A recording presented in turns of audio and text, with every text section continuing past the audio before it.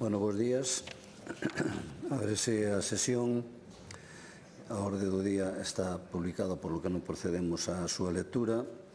Xustifican inasistencia e hai tamén delegación de voto Alexandra Fernández Gómez, que xustifica a súa inasistencia e delega a emisión do seu voto para esta sesión plenaria na deputada doña Ana Pontón Mondelo, conforme o disposto no artigo 84.3 e 4 do regulamento da Cámara.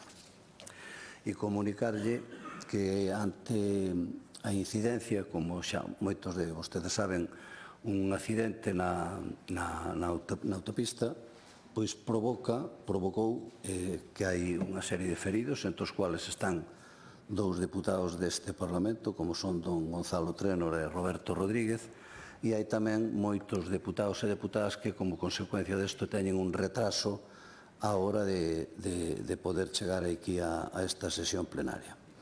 Entón, bueno, o primeiro, desexar unha pronta recuperación aos afectados, a todos os afectados neste accidente, e logo isto nos leva a unha, digamos, alteración xa pactada e falada entre os portavoces, que consistiría en primeiro lugar, vamos a darlle a toma de posesión á nova deputada, logo votaríamos, tal como estaba no orden do día, a proposta de secretario ou secretaria da Mesa do Parlamento, logo procederíamos á comparecencia do conselleiro e, posteriormente, sustanciaríanse as mocións, co cual queda no aire o que é o texto legislativo. E entón, se lles parece, comezamos co primeiro punto, que é prestación de promesa ou xuramento de acatar e guardar fidelidade á Constitución e ao Estatuto de Autonomía de Galicia da nosa deputada, da nova deputada, doña María Nazaret Cendán Galloso. Todo elo facemos dando cumprimento ao previsto no artigo 7.1 do Regulamento da Cámara, por o cual procedo a solicitar a prestación de promesa ou xuramento de acatar e guardar fidelidade á Constitución e ao Estatuto de Autonomía á nova deputada. Según o procedimento, a fórmula é de contestar si xuro ou si prometo á pregunta de esta presidencia. Prégolle que responda desde o escano á pregunta que lle vou a formular. Doña María Nazaret Cendán Galloso, xura ou promete acatar e guardar fidelidade á Constitución e ao Estatuto de Galicia? Xuro. Gracias. Pois unha vez prestado o xuramento, adquire vostede a condición plena de deputada. Benvida ao Parlamento.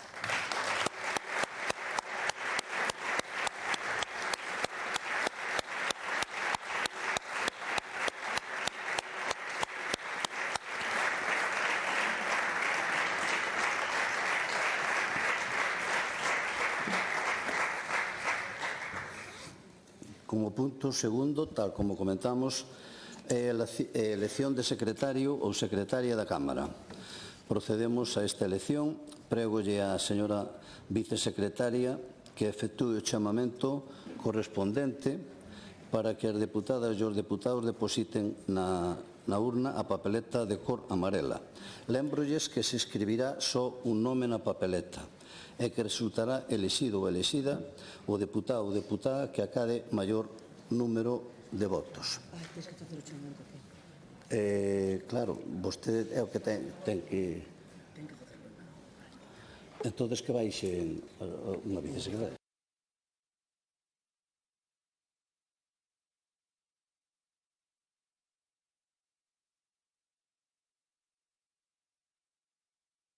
Tamén temos que votar nosotros.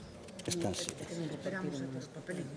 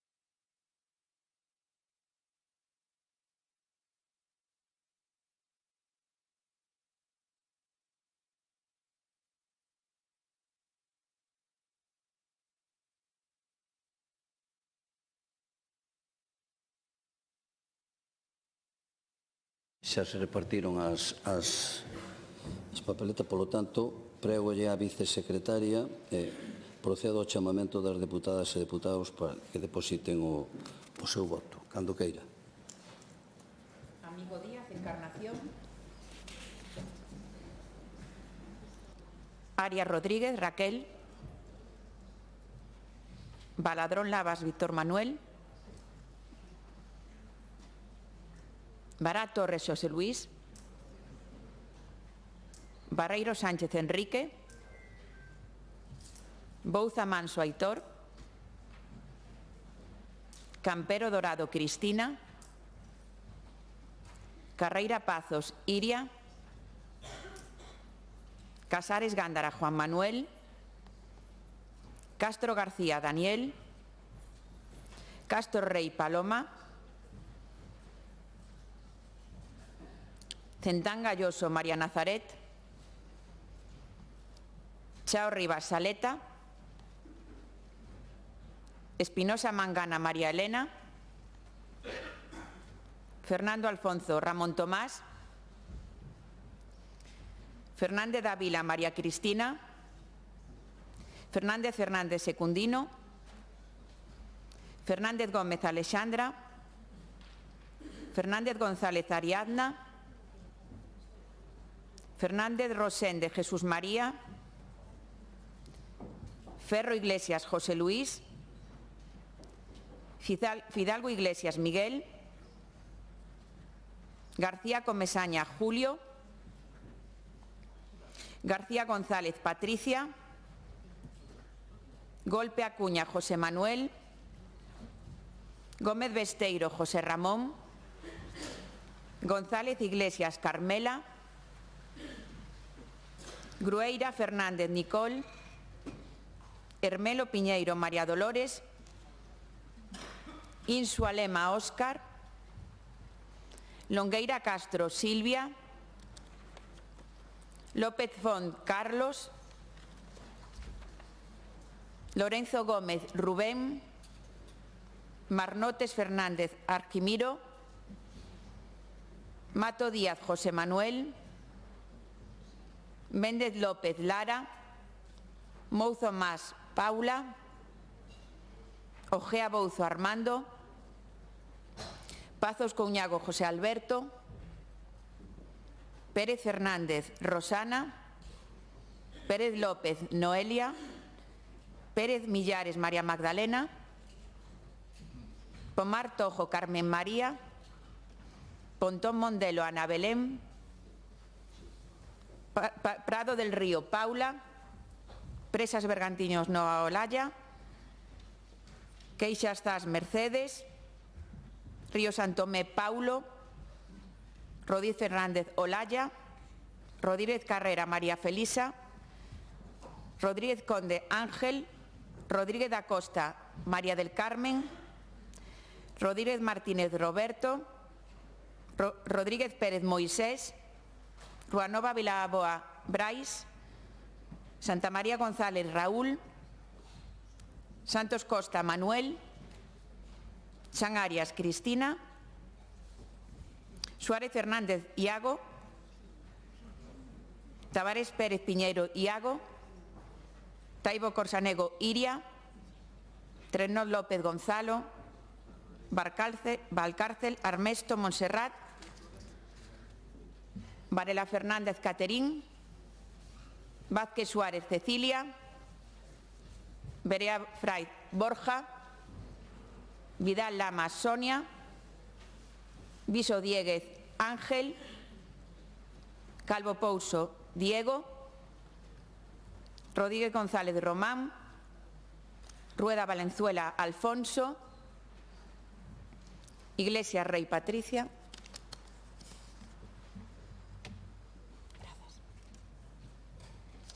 Prado Cores, María Montserrat. Candias López, María Elena. E Santalices Vieira, Miguel Ángel. Bueno, gracias. Todos los deputados e deputadas votaron. Vale, pues procedemos ao reconto.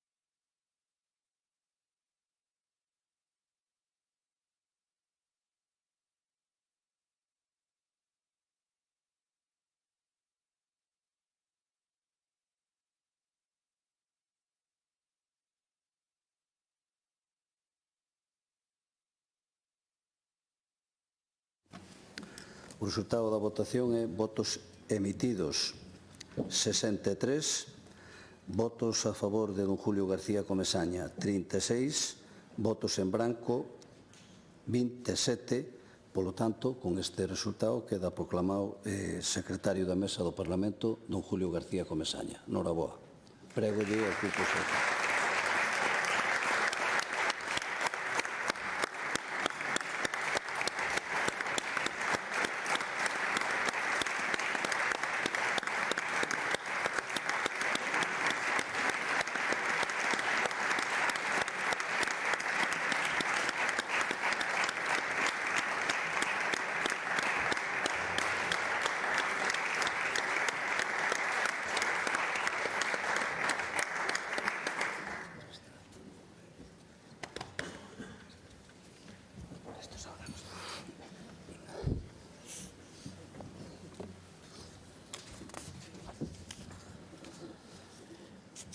Bueno, e entón, ora, tal como comentamos, pasamos a sustanciar a comparecencia, neste caso, do Conselleiro de Facenda e a Administración Pública por petición propia para dar conta do último Consello de Política Fiscal e Financeira celebrado o pasado 14 de xaneiro de 2026. Para elo ten a palabra o Conselleiro de Facenda e a Administración Pública, don Miguel Corgos López Prado.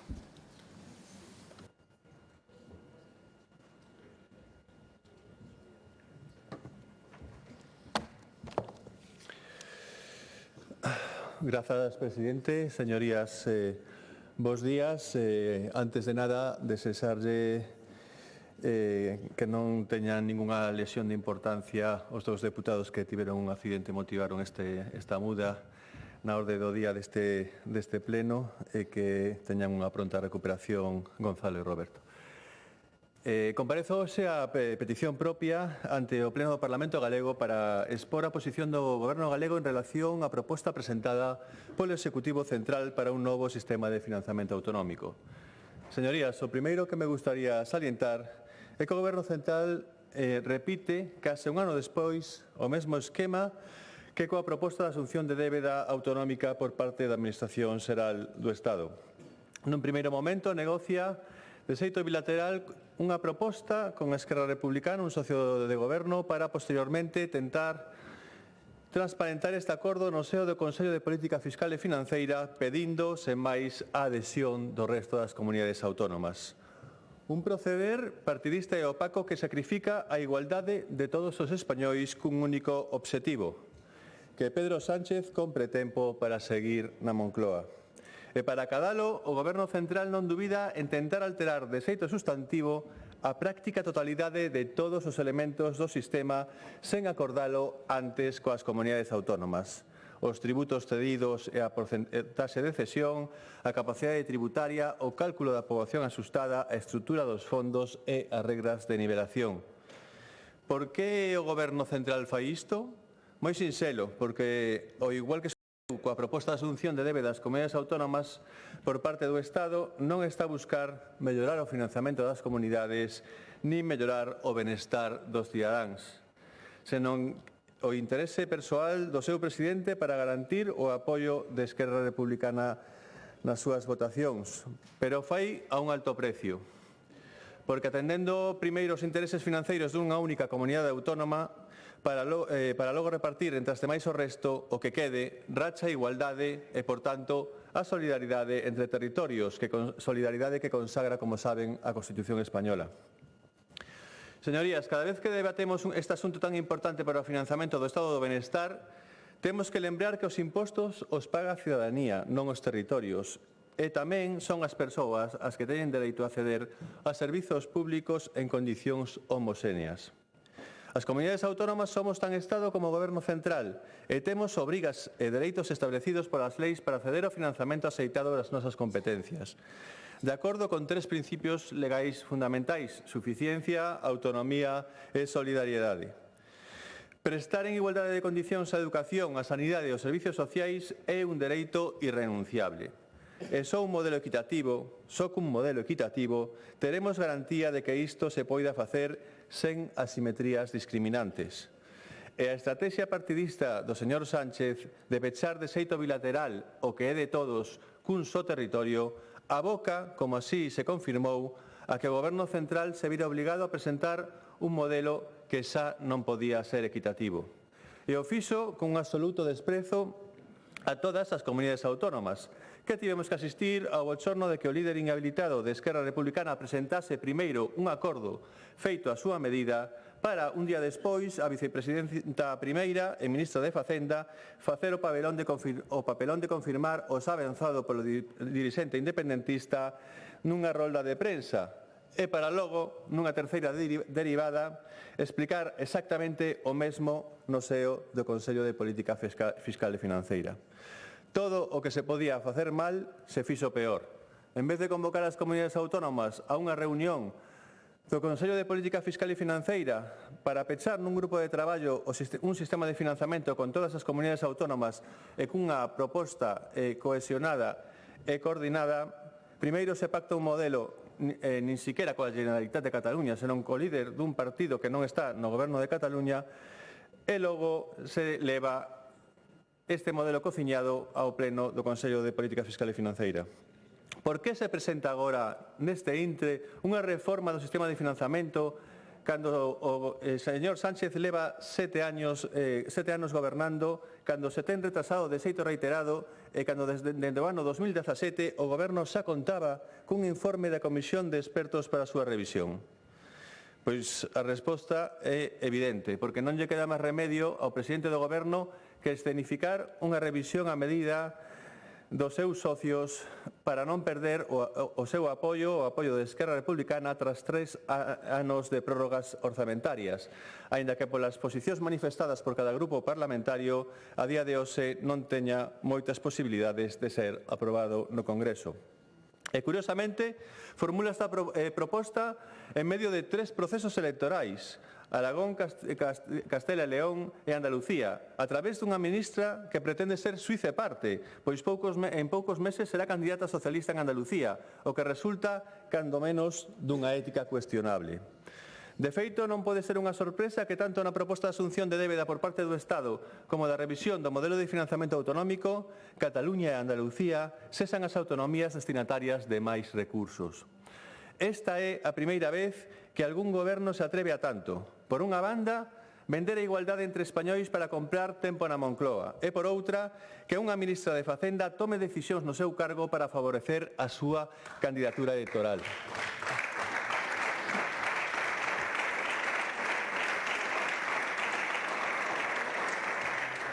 Como digo, é algo inaudito, sen precedentes na historia do Estado das Autonomías, que rompe os equilibrios do deseño do financiamento das comunidades autónomas que deseña a Constitución e a LOFCA. E claro, estes procedementos estaban así por algo, porque unha negociación bilateral previa condiciona o resultado final de este financiamento. E, por tanto, a ninguén pode extrañarlle que tamén sexa a primeira vez que todas as comunidades autónomas, independentemente da cor política, todas, insisto, as comunidades autónomas rexeitemos en bloque esta proposta de modificación do sistema de financiamento autonómico, todas agás unha, evidentemente.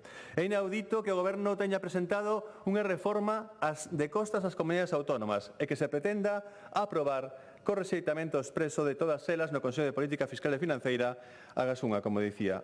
A bilateralidade non é o camiño aceitado, non é a primeira vez que o dicimos. Así lo deixamos claro todos os conselleiros de Facenda a ministra na última reunión do Consello de Política Fiscal e Financeira, convocada sen interese ningún de chegar a ningún acordo, sen achegar datos novos, ningún só número, e logo de anunciar días antes a reforma en rolda de prensas. Sí, señorías, no pleno do Consello de Política Fiscal e Financeira, aos representantes das comunidades autónomas, aos legítimos representantes, aos conselleiros de Facenda, non se lle achegou ningún número, ningún dato adicional aos manifestados na rolda de prensa do venres previo. A bilateralidade non foi o camiño aceitado na proposta de asunción de débeda por parte das comunidades autónomas polo Estado e tampouco na revisión do sistema de financiamento autonómico. Por tanto, señorías, esta postura unánime en contra non é a consigna dun partido, como pretende facer ver a ministra. É o resultado previsible dunha proposta, reitero, feita a medida dun socio de goberno que, lóxicamente, supón un agravio para todas as demás comunidades autónomas de réxime xeral que se deixan aparte como un segundo plato. Porque o que de todos tense que repartir entre todos, con criterios de equidade, nivelando recursos e blindando a solidaridade interterritorial, para que calquera español, con independencia do seu lugar de residencia, poida acceder a uns servizos públicos en igualdade de condicións. Fronte a isto, e por primeira vez na historia da nosa democracia, o Goberno central substitúe a solidaridade pola ordinalidade. E isto que supón? Cando estamos a falar do financiamento autonómico, que as comunidades autónomas reciban recursos en proporción á súa capacidade tributaria, á súa capacidade para recardar impostos por primeira vez, insisto, na historia do sistema de financiamento. E isto que implica? Pois isto implica que as comunidades autónomas máis ricas deberían seguir tendo máis recursos per cápita que as menos ricas, independentemente das súas necesidades, algo que xerará máis desigualdade entre as comunidades que precisan máis financiamento, como é o caso de Galicia. Un argumento tan progresista que a ministra Montero non foi quen de explicar e que despachou cun discurso contraditorio no que tivo que recoñecer que a proposta do Goberno non recolle o principio de ordinalidade explícitamente, pero que vai cara á ordinalidade e que este principio beneficia a Cataluña e non beneficia ao resto das comunidades autónomas. Bueno, quen quera entendelo, que entenda. E que tratou de tapar coa promesa de máis recursos para todas as comunidades autónomas, algo que, por certo, non é ninguna novidade, pois se garantiu en cada un dos novos sistemas de financiamento autonómico aprobados ata a data de hoxe. Este é o resultado lóxico cando un goberno ten como socios a uns partidos soberanistas aos que non lles importa o máis mínimo, máis ben ao contrario, os mandatos constitucionais e as regras de financiamento das comunidades autónomas de réxime xeral, que fixan os principios de igualdade e solidaridade e que supón que o financiamento das comunidades autónomas se debe deseñar no seo do Consello de Política Fiscal e Financeira, como ten acreditada a xurisprudencia do Tribunal Constitucional.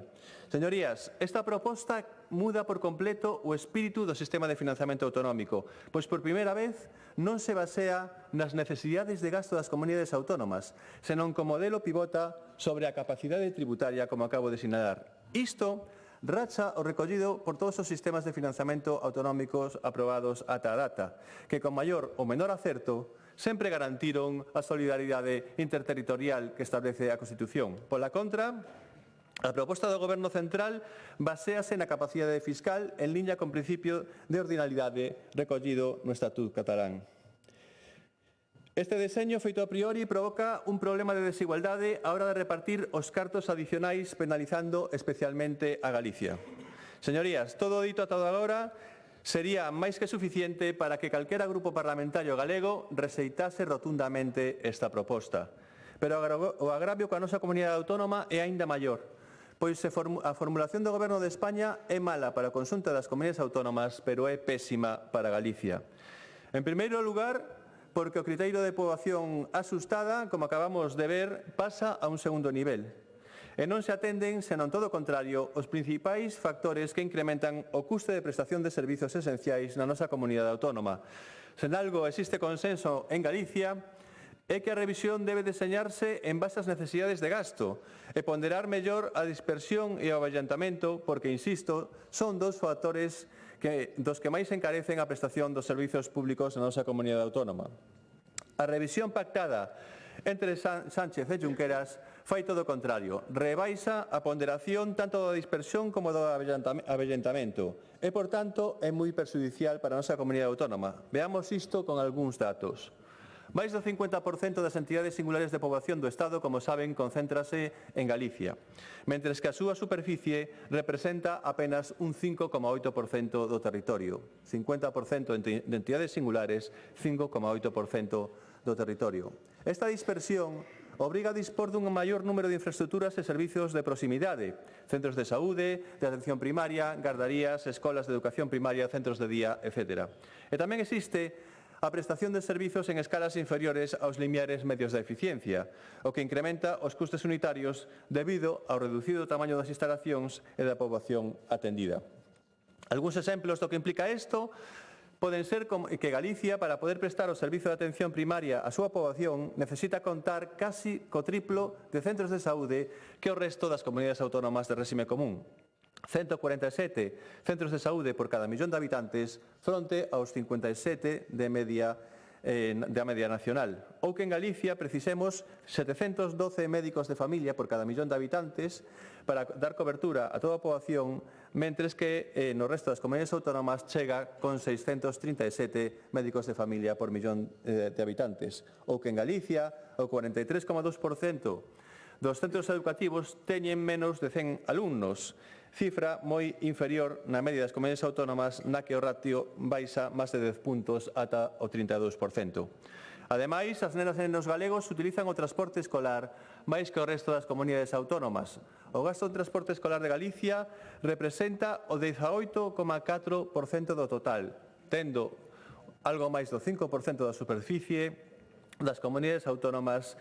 O gasto en transporte escolar representa máis do 18% do gasto total, cifra que multiplícase ao doble, alo menos, nas provincias do interior de Lugo e Ourense. Outro sobrecuste que presenta Galicia na prestación de servizos públicos da súa competencia respecto ás comunidades autónomas é que a súa poboación, como é sabido, está moito máis avellentada. Mentres no resto das comunidades autónomas de réxime común a porcentaxe de persoas maiores de 65 anos sobre o total representa o 20%, en Galicia dita ratio elévase o 26,9%, case 7 puntos máis. Este maior envellecemento relativo da poboación provoca un evidente sobrecuste, sobre todo en todos aqueles servizos relacionados coa sanidade e dependencia, competencias exclusivas da comunidade autónoma, como saben. Vexamos aquí tamén algúns exemplos de maiores custes que será este avellentamento. O gasto en farmacia dos maiores de 65 anos supón un custe 6,2 veces superior ao xerado polos menores de 65 anos e o gasto dos maiores de 75 anos supón un gasto 7,4 veces superior ao dos menores de 65 anos.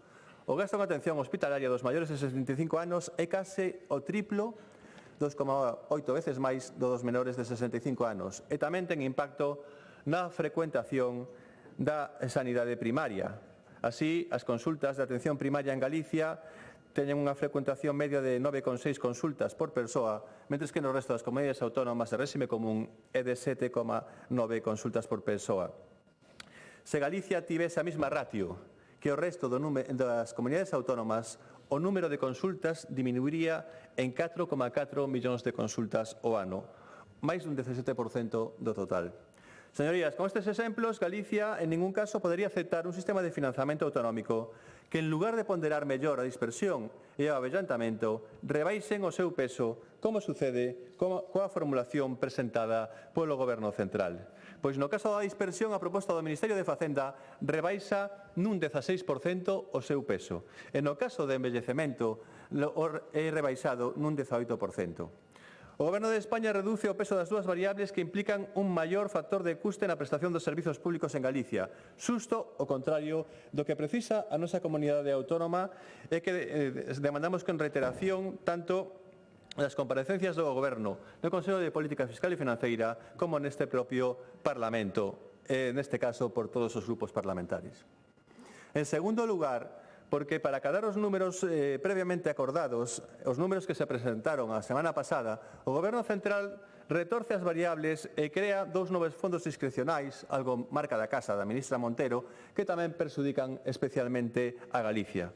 Así sacase da manga un fondo vencellado ao cambio climático, no que 2/3 partes dos recursos previstos van ás comunidades mediterráneas, como se aquí non tivésemos problemas de cambio climático. E hoxe é un bo día para exemplificar isto.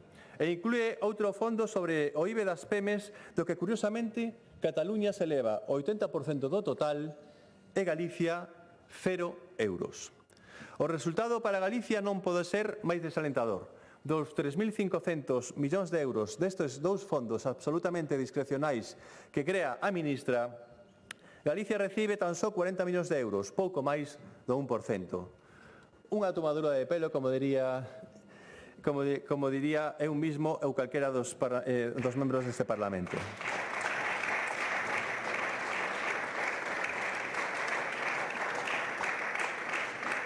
En terceiro lugar, é unha proposta que non achega suficientes recursos para Galicia, xa que os anunciados 587 millóns de euros que se prevé para a nosa comunidade autónoma supoñen tan só o 2,8% dos ingresos adicionais totais, 20.975 millóns de euros, cando Galicia supón o 6% da poboación das comunidades de réxime xeral ou o 6,5% da poboación asustada destas comunidades de réxime común, perdón. Por tanto, a conclusión é que achega menos da metade de recursos que nos correspondería no propio escenario formulado polo Goberno Central, que, como decía antes, non nos gusta nada. E cun engadido, pois estes 587 millóns de euros non serían na súa totalidade adicionais, novo trampantojo da ministra, xa que algúns xa proveñen de impostos que están hoxe nos orzamentos que aprobamos este ano, financiando a sanidade, a educación e as políticas sociais. Estou me referir aos impostos de patrimonio, de depósito de residuos e vertedoiros, a incineración de residuos, o IDIRES, o imposto sobre o xogo online e o imposto sobre depósitos bancarios. Uns impostos que suman en total 182 millóns de euros na nosa comunidade autónoma, polo que, descontada esta contía, que non é adicional, que xa está hoxe nos orzamentos da comunidade autónoma financiando as políticas de gasto autonómicas, o incremento real para o ano 2027 non sería nin sequera eses 587 millóns de euros, senón que apenas acadaría os 400 millóns de euros. Señorías, para facernos unha idea da insuficiencia de recursos esa proposta, eses 400 millóns de euros calculados non para este ano, senón para o ano 27, serían unha contía inferior ao custe de aplicación dos acordos retributivos acordados polo Goberno Central a finais do mes de decembro para os anos 25, 26 e 27, que son, como saben, normativa básica e debemos aplicar. Pois apenas chegan eses 400 millóns de euros para pagar simplemente este incremento da masa salarial. Con que imos a financiar o aumento da prestación dos servizos da dependencia ou os sobrecustes que supón a sanidade pública galega? Outro claro exemplo de que Galicia non pode aceptar esta formulación do Goberno Central é o cuarto punto que vou sinalar, que tampouco é unha proposta xusta en definitiva para a nosa comunidade autónoma, posto que pasaría de estar nunha posición algo mellor que a media actualmente, en términos de financiamento por habitante asustado, a estar a cola do financiamento por habitante asustado de todas as comunidades autónomas. E isto tamén é unha novidade de un sistema. Nunca na historia do Estado das Autonomías, Galicia tivo un financiamento por habitante inferior á media das comunidades autónomas. Co actual modelo, Galicia está no índice 103, 104, cando sobre unha media de 100. Lixeiramente por enriba desa media. De feito, a comunidade autónoma que está máis próxima á media. E pasaría as últimas posicións, un 96-97% con esta proposta. E a estas 4 cuestións que penalizan especialmente a Galicia, primeiro, menor peso na ponderación da dispersión e avellentamento, segundo, creación de 2 fondos discrecionais dos que Galicia apenas recibe a 1%, terceiro, recursos insuficientes e menos dos que se din, e cuarto, pasar de estar cun financiamento levemente superior á media por habitante asustado a estar nas últimas posicións, hai que engadir que esta previsión se está a facer nun bo momento recadatorio. En cifras récord, como diría a ministra, co risco certo de que cando mude o ciclo e estes recursos, estes ingresos se moderen, estes apenas 400 millóns de euros para o ano 27 que anuncia a ministra muden nunha contía negativa para financiar os servizos públicos fundamentais, porque este financiamento non se achega con ningunha fonte adicional de financiamento, senón simplemente cos maiores recursos que trae o ciclo económico, como tamén dixo a ministra. A conclusión é que Galicia, coa proposta do Goberno Central, pasaría a estar peor financiada que nunca. Insisto, pasaría por primeira vez na historia das comunidades autónomas a estar na cola do financiamento por habitante asustado.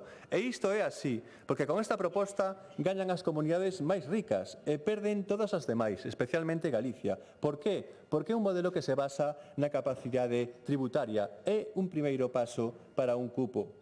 Deste xeito, situaríanse por enriba da media os territorios con maior potencia recadatoria, Cataluña, Madrid e Baleares, o que implicaría que estaríamos ante un primeiro paso para un sistema de financiamento a repartir exclusivamente por ingresos, o que, como dicía antes, o máis próximo ao que se chama un cupo.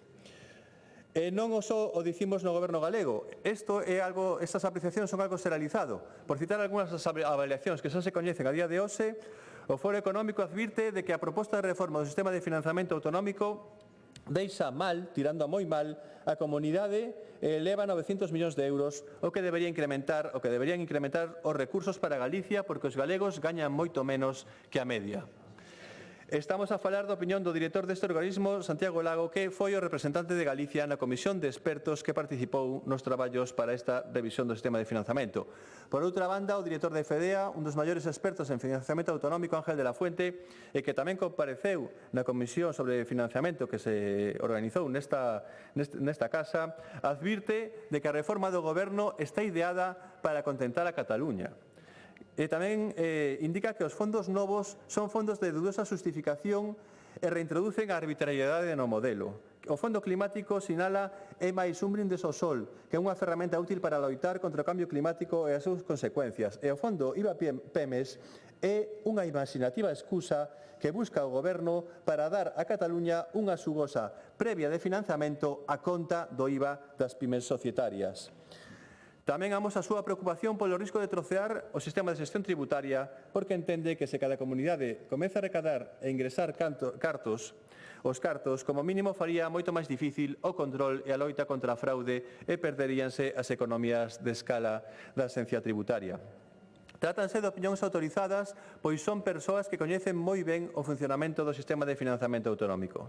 Porque, señorías, perante esta situación todos temos que retratarnos. No Goberno galego o temos claro, rexeitamento absoluto dunha proposta que supón un agravio para a nosa comunidade autónoma e que non garante un financiamento suficiente para prestar os servizos públicos da nosa competencia. Cal é a posición dos grupos da oposición? Os socialistas galegos, ao igual que fan sempre, nun primeiro intre non dubidaron en poñerse do lado do señor Sánchez antes que defender a Galicia. Desgraciadamente xa estamos acostumados. Pero claro, co paso dos días, e unha vez que todos puidemos analizar os datos con máis calma, ao PSDG non lle quedou máis remedio que enmendarse a sí mesmo. E agora xa falan de que se pode mellorar as contías ata case o doble. Sexamos serios. Os cartos son os que son, e todas as comunidades autónomas, se todas as comunidades autónomas puideran doblar a proposta anunciada, non daría para todas, señor Besteiro. Señor Besteiro, é un modelo no que Galicia ten unha capacidade de mellora mínima, precisamente porque está totalmente condicionado polas existencias da Esquerra Republicana. Como dicía antes, primeiro se fixou a contía por Esquerra e logo, a partir de aí, hai un xogo de suma cero e lle tocan os restos ao resto das comunidades autónomas. Ademais, a propia arquitectura do modelo, cos fondos discrecionais que acabo de sinalar, fan moi difícil estes cambios, por non dicir case imposible. Por tanto, non se trata de xogar a ver quen di unha cifra ou outra, senón de retirar unha proposta que naceu para garantir só unha cifra e deseñar unha nova proposta que sexa válida para todas as comunidades autónomas.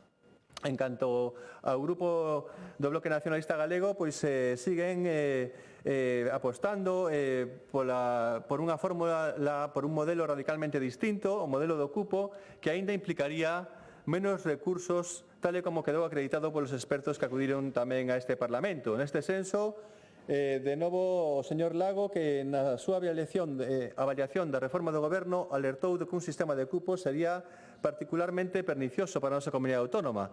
Ao respecto, quero lembrar que os cálculos dos expertos sinalan que de se realizarse o modelo de cupo en España, Galicia non só non gañaría recursos, senón que podería perder ata 2.000 millóns de euros ao ano. Ante este escenario, o Goberno galego fixo o que tiña que facer. Acudimos ao Consello de Política Fiscal e Financeira a expoñer a opinión de Galicia en relación ao financiamento autonómico e o fixemos defendendo a posición de país pactada neste mesmo Parlamento, defendendo os intereses dos galegos e das galegas. Trasladamos á vicepresidenta e ministra de Facenda neste foro que esta proposta é inaceptable para a nosa comunidade autónoma porque perxudica a evolución futura dos recursos que precisamos para prestar en igualdade de condicións os servizos públicos da nosa sanidade, da nosa educación e das nosas políticas sociais.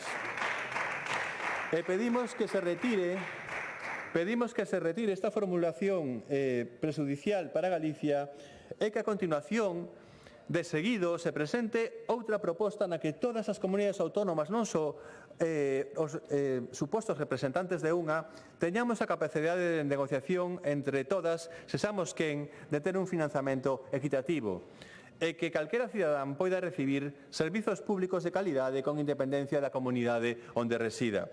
E para que isto sexa posible, non se pode chegar a aprobar o pacto de Sánchez e o señor Junqueras, que racha a igualdade e a solidaridade e que, insisto, perxudica en especial a nosa comunidade autónoma. Por iso reitero que é preciso que o Goberno Central rectifique, que retire unha proposta que conta co rexeitamento total das comunidades autónomas que son as que teñen que garantir a prestación dos servizos públicos que fundamentais e non fundamentais, como vimos este mesmo verán.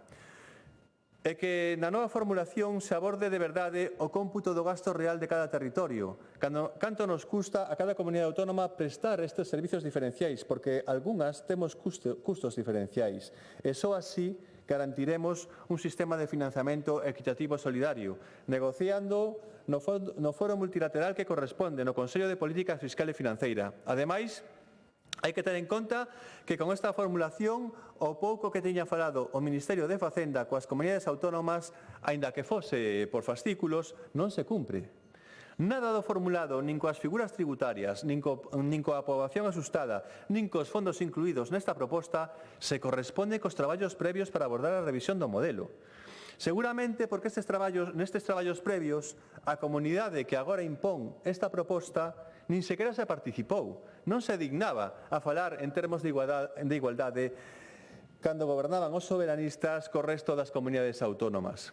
E por suposto que sí que nos podemos poñer de acordo as comunidades autónomas. Por suposto que todas teremos que ceder. Temos o exemplo propio da Declaración de Santiago. No ano 21, 8 comunidades autónomas, Galicia, Asturias, Aragón, A Rioxa, Cantabria, Castela e León, Extremadura e Castela-A Mancha, con diferentes partidos gobernando en cada territorio, fomos quen de con xenerosidade e altura de miras pactar uns mínimos comuns a favor dun ben común superior.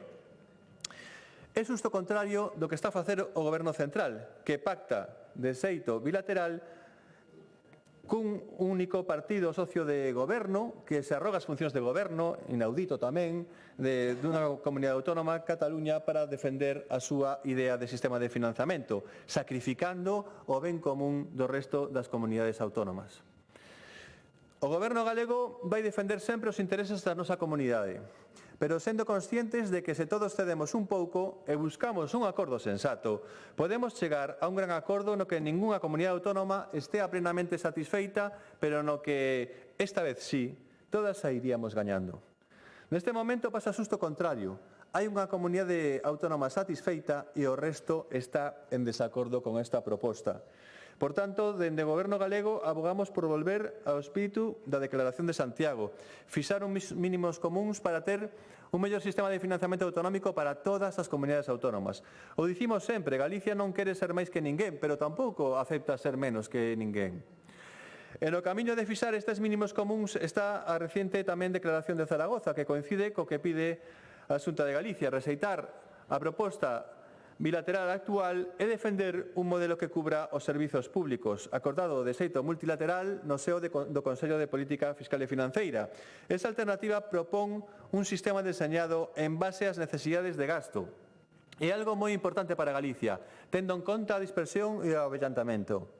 Os dous factores que máis encarecen a nosa comunidade autónoma na prestación de servizos públicos e que a proposta do Goberno Central rebaixa, como xa expliquei. E cal é a situación agora? O que está claro é que Galicia e o resto das comunidades autónomas precisan un novo sistema de financiamento autonómico con máis recursos. e que naza dun principio fundamental e irrenunciable, tendo presente que o que é de todos os españois tense que repartir entre todos os españois, mudando a bilateralidade por multilateralidade, mudando a ordinalidade por solidaridade e mudando a chantaxe por negociación.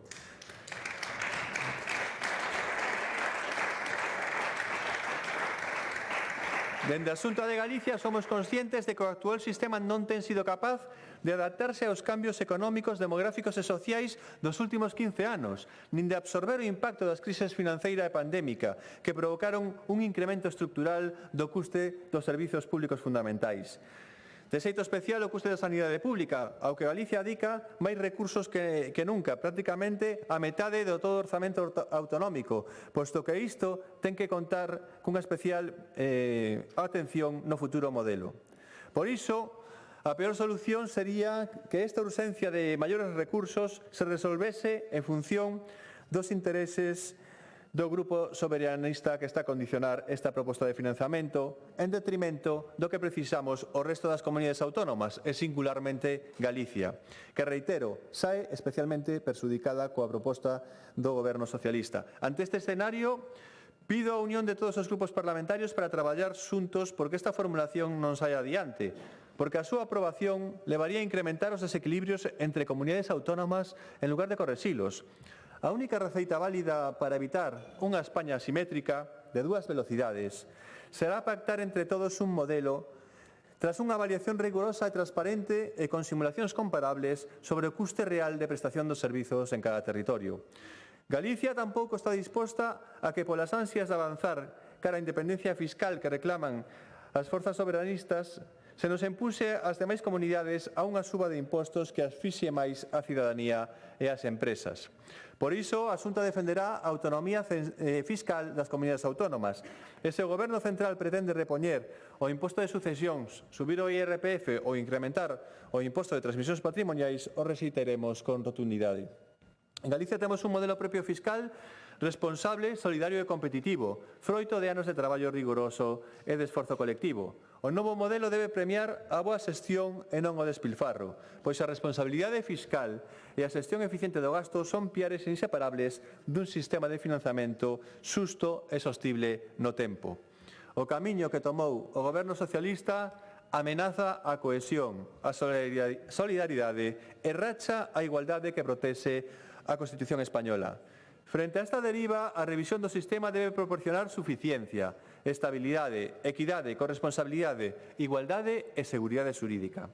Ao contrario de Pedro Sánchez, o Goberno galego aposta por o traballo de todas as comunidades autónomas, iso sí, en pé de igualdade e con cooperación. Para que isto sexa posible, o Goberno central ten que rectificar, escoitar a opinión de todas as comunidades autónomas e respostar a todas as súas demandas, non só as dun territorio.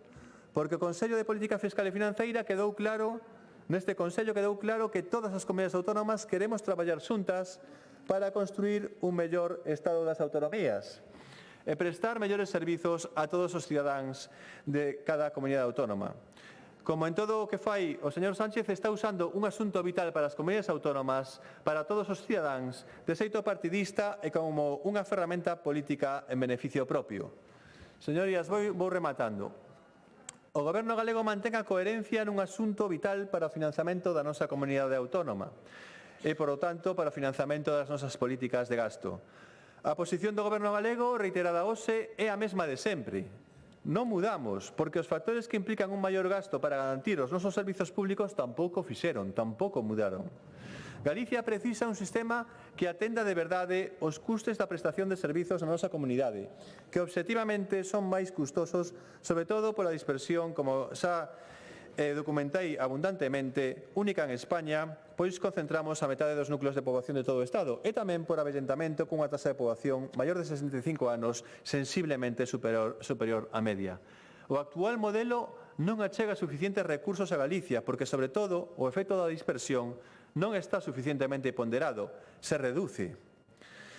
Dito isto, o obxectivo común ten que ser contar cun mapa de servizos e cuantificar ben o custe en cada territorio e que o resultado permita que calquera cidadán, con independencia de onde resida, reciba un financiamento equivalente. Porque, como teño dito moitas veces, hai que financiar persoas, non territorios. Iso sí, somos conscientes de que hai que buscar alianzas e favorecer consensos, porque non queremos un financiamento á carta para ningún territorio. Neste escenario, desde o Goberno galego mantemos unha folla de ruta clara, da que non nos afastamos e que é a que maioritariamente defenden os expertos que teñen pasado pola comisión creada ao efecto por este Parlamento. E o facemos convencidos de que este é o camiño, porque non queremos que haxa gañadores e perdedores, senón un financiamento, insisto, equivalente, que cubra a prestación de servizos en cada territorio coas súas características de xeito estable e suficiente. Señorías, entenderán agora por que na miña comparecencia de marzo do ano pasado reclamaba desde Galicia un cambio de rumbo ao Goberno central para priorizar o importante e inverter a orde de asuntos a tratar. Primeiro, a revisión do sistema de financiamento autonómico, máis recursos para financiar as políticas públicas de Galicia e despois unha posible solución para as comunidades autónomas máis endebedadas como elemento de peche para que todas se poidan financiar nos mercados. 10 meses despois, demóstrase que Galicia tiña razón, porque estas dúas decisións do Goberno central, motivadas por interese partidista e para contentar os seus socios soberanistas, perxudicaron en especial a nosa comunidade autónoma. O resultado numérico é moi revelador. Os galegos aumentan a súa débeda global grazas a esta proposta de asunción de débeda en 600 millóns de euros. Pola contra, aos cataláns rebaixanlle a súa débeda global en 3.300 millóns de euros. E agora ven a segunda fase, logo de entregar a nosa solvencia financeira en forma de menos endebedamento, agora nos laminan o financiamento. En Galicia pasamos a recibir 305 millóns de euros menos que a media, e Cataluña, por exemplo, pasa a recibir 1.561 millóns de euros máis de financiamento autonómico sobre a media. En total, 4.861 millóns de euros de saldo positivo para Cataluña e 905 millóns de euros de saldo negativo para Galicia. E logo temos que oír que se trata a todas as comunidades autónomas por igual.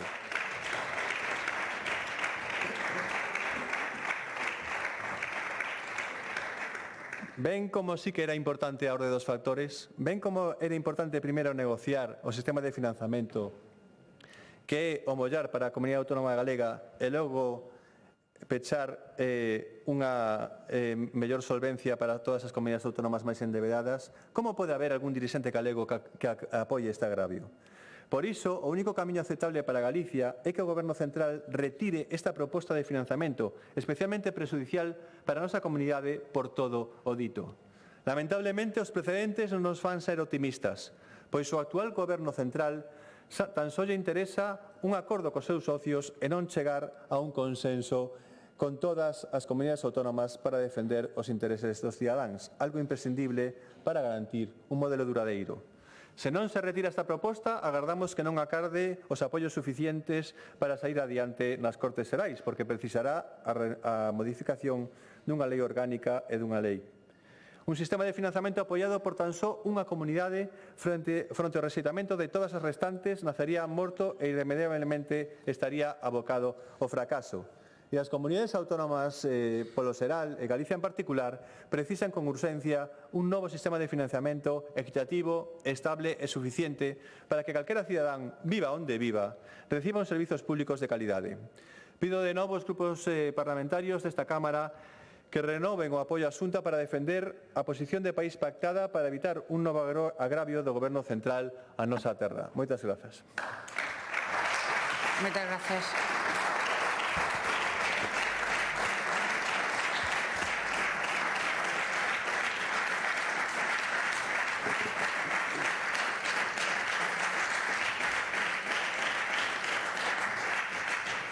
Moitas gracias. Continuamos ca rolda de grupos. Infórmame o voceiro do Grupo Parlamentario Mixto que renuncia á súa intervención e pasamos entón á voceira do Grupo Parlamentario Socialista de Galicia, a señora Iglesias.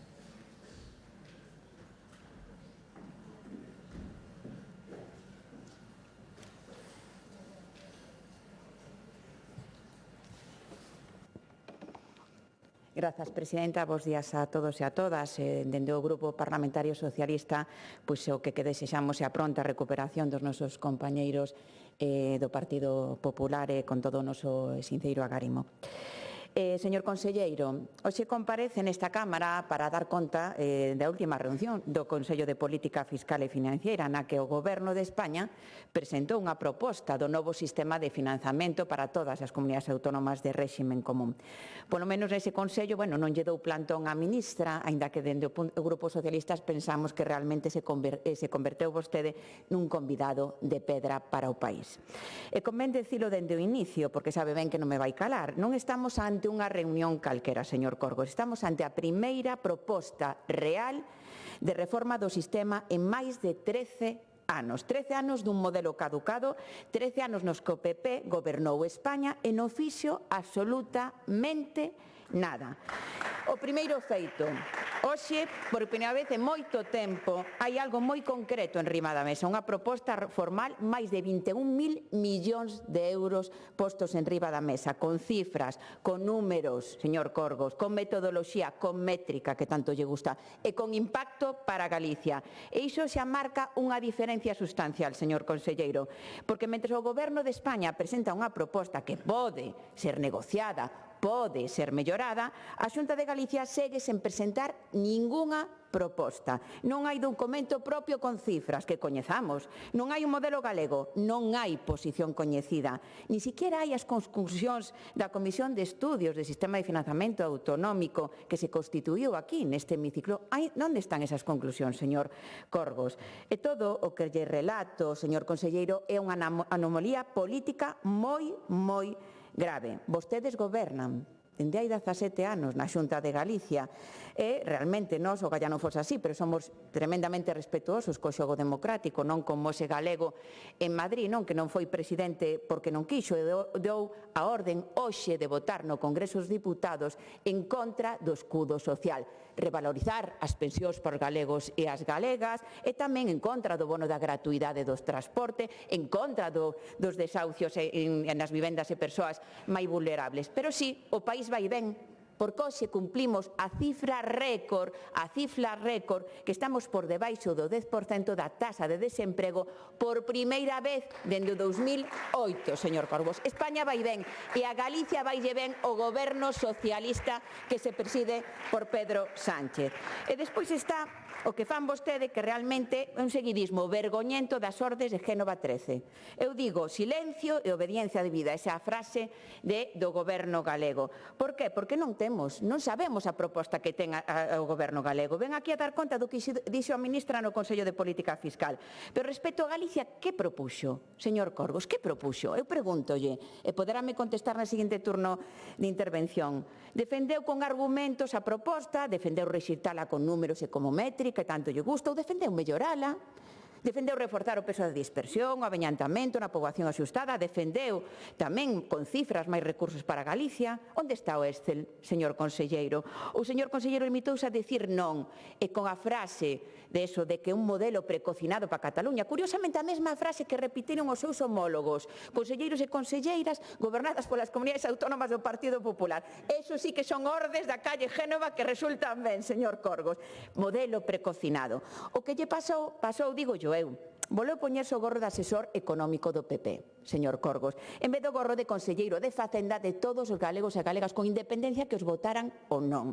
Por iso que a sensación que queda é algo moi grave. Galicia quedou sen voz no Consello de Política Fiscal e Financiera e o goberno galego sen proposta. E iso é moi grave, como lle digo. Logo está esa incoherencia histórica, porque cando o PP goberna o goberno de España, eso sí, pactan. Cinismo, saquemos a careta de hipocresía. Negociouse o sistema da reforma do financiamento en 2001, cando gobernaba Aznar, recorda, señor Corgos, Aznar falaba catalán na intimidade, e Aznar pactou con Pujol o pacto de Majestic. Pactou cos vascos e os catalás e non pasou nada. non pasou nada, España non se rompeu, o Estado non se afundiu, pero agora, cando o PP non goberna e cando quen presenta unha proposta ao goberno socialista, negociar convértese en traizón para o país. Eso é incoherencia, é oportunismo político de libro. Pero vamos a ser serios. Que propón o goberno de España nesta proposta en riba da mesa con números e cifras, señor Corgos? Pois, mira, voulle dicir, máis cartos, 21 millóns de euros máis para o conxunto das comunidades autónomas de réxime común. Ningunha comunidade autónoma perde recursos respecto ao sistema actual. É un sistema solidario e equitativo entre territorios. Redúcese a metade as diferencias de financiamento por habitante entre territorios. Refórzase o autogoberno fiscal das comunidades autónomas, aumentando a cesión dos impostos do IRPF do 50 ao 55 do IBE. Pasamos ao 56,5% na recaudación. E non hai concerto económico, señor Corgos. Espero que xa este descartado, como dicían nas súas comparecencias fai 2 meses que falaba. E onde está a ordinariedade, señor Corgos, na proposta do Goberno de España? Porque non a vin. Eu non a vin, señor Corgos, non sei se veu vostede algo diferente. Incluso se propón, sabe ben, desvincular as entregas a contas a Galicia se se acolle o sistema de caixa compartida. Que van facer? E fará, se se acollen, os ingresos do IRPF poderán recibir Galicia de maneira simultánea e non esperar 2 anos a liquidación dos anticipos a conta. Que vai facer? Vai aceptalo, señor Corgos.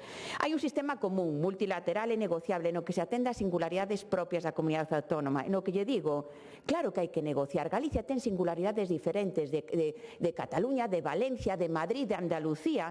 Somos diferentes, hai que gobernar e sentarse cara a cara. O señor Rueda tense que sentar cara a cara e negociar as singularidades nosas propias do noso país. Que supón para Galicia esta proposta? Pois para a proposta, con datos, 586 millóns de euros máis respecto ao sistema vixente. Unha poboación axustada un 7,6% superior á real, o que equivale a 205.000 habitantes máis a efecto de financiamento. Galicia é unha comunidade autónoma das máis beneficiadas pola variable da dispersión.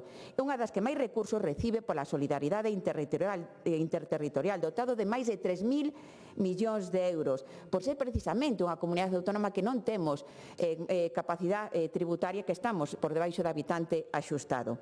E lembremos algo importante, señor Corgos. Fai 2 meses, o presidente Rueda e vostede mesmo, está aí a hemeroteca, falaba de que Galicia necesitaba 500 millóns de euros máis para o financiamento. Hoxe, 587 millóns postos en riba da mesa. E din que non. Quen é o que non ten aquí credibilidade, señor Corgos, como afirmaba na prensa escrita a toda a páxina este fin de semana? Eu digo o que non ten credibilidade é vostede. Hai marxe de mellora? Sí, pero hai que negociar. Hai que negociar, e os socialistas de Galicia decímolo claro, con coherencia, con valentía, dende o minuto 1 nesta legislatura. O modelo mellor que o actual, pero non é perfecto. E precisamente por eso hai que negociar, pero o presidente non lle é besteiro. O gallá, fora besteiro. Señor Corgos, a cousa seguramente outro galo cantearía para os intereses de Galicia. Pero o noso voceiro xa dixo que pode haber marxe real para mellorar a posición de Galicia, reforzando o avellantamento, especialmente na poboación maior de 85 anos, reforzando aí máis a dispersión territorial, tendo en conta o custo real dos servicios, o aproveitamento do Fondo de Compensación Interterritorial, señor Corgos, que evidentemente vai favorecer a Galicia que diminúa as diferencias entre as provincias do Eixe Atlántico de Lugo e de Ourense. 0 euros para a provincia de Lugo no último Fondo de Compensación Interterritorial fiscalizado polo Consello. 0 euros por parte da Xunta. Con negociación seria, Galicia pode chegar a mellorar o seu financiamento. Para iso hai que negociar, hai que practicar política da boa, non política raquítica, que é o que vostedes practican, porque baixan a cabeza e obedecen as siglas do partido. Outra gran incoherencia, a quita da débeda. Ninguén entende porque non aceptan a quita da débeda de 4.000 millóns de euros, a casilla de saída para negociar o sistema de financiamento. Boa para a estabilidade financiera, boa para reducir xuros que se pagan por elas. Din non porque, outra vez, defender as consignas de Génova 13. Outra incoherencia, o dumping fiscal. Mentre rexeita máis recursos do Estado, a Xunta practica ese dumping fiscal de agasallos fiscales. Porque unha das bóvedas, e vostede o dixo, do novo sistema de financiamento é precisamente dotar as comunidades autónomas de máis capacidade fiscal, que vostede rexeita.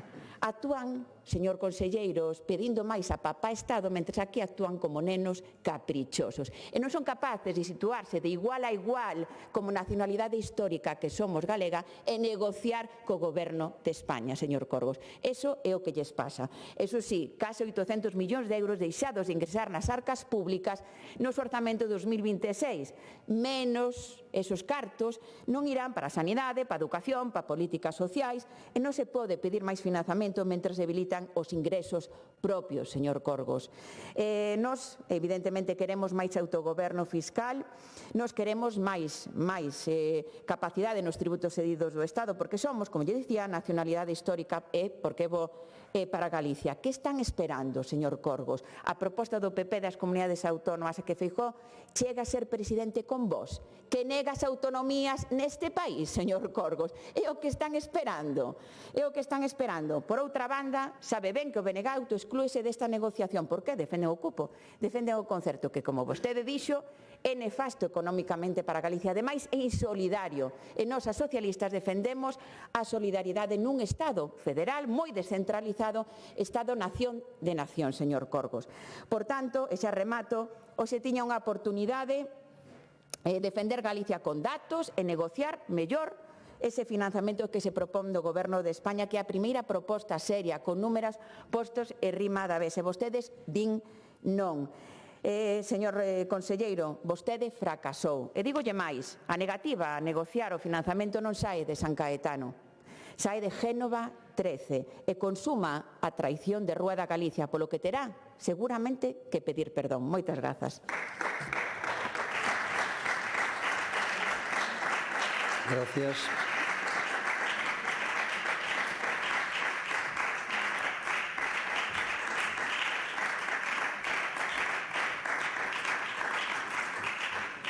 Grupo Parlamentario do Bloque Nacionalista Galego, señora Presas.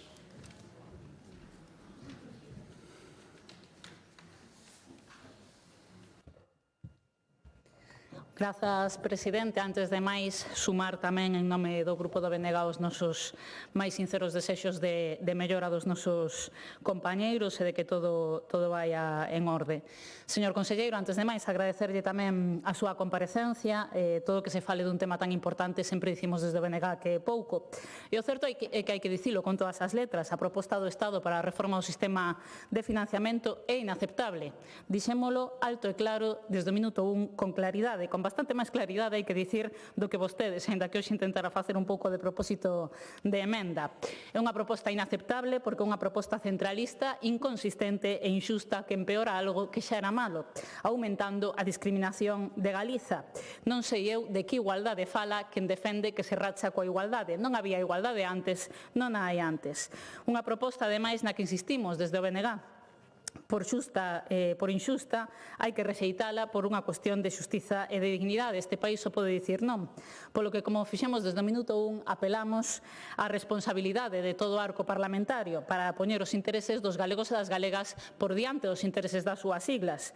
Os próximos meses van ser decisivos e vostedes, uns e outros, teñen que decidir. Van estar de lado de Génova e de Ferraz ou van estar de lado dos galegos e das galegas? Eu asegúrolle que o BNG vai estar onde sempre estivo, coas mans libres para defender os intereses de Galiza e reclamar que teñamos a chave dos nosos cartos. Imos defender con unllas e dentes un trato xusto. Galiza merece máis e o BNG non lle vai fallar os galegos e galegas nesta cuestión.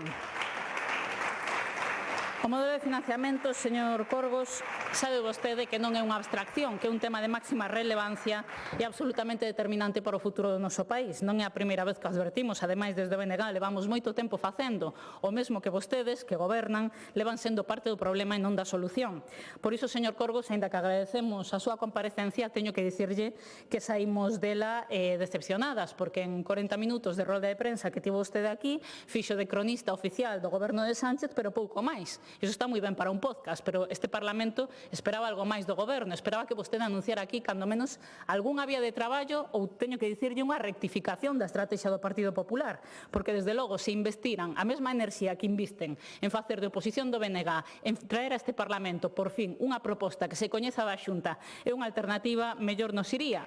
En esta batalla, xa lle temos dito, nós somos un aliado, porque se algo demostrou a forza do BNG en Madrid é a utilidade para os galegos e galegas. Grazas a nós ten vostede en riba da mesa unha proposta histórica de quita da débeda. Unha proposta histórica que aínda non deu argumentos racionais para rexeitar. Unha quita sen precedentes para un goberno que triplicou a débeda deste país. Nós xa fixemos o seu traballo. Non sei se quere que tamén nesta cuestión lle faga o BNG o seu traballo, pero están demostrando que aquí vostedes son parte do problema. Son parte do problema de financiamento. Din non a quitada a débeda e agora non traen unha alternativa para o financiamento porque están vostedes coas mans atadas. É que este debate se demostra algo e que o Partido Popular de Galiza ten as mans atadas. As mans atadas pola sumisión a Génova e as mans atadas pola súa incapacidade política.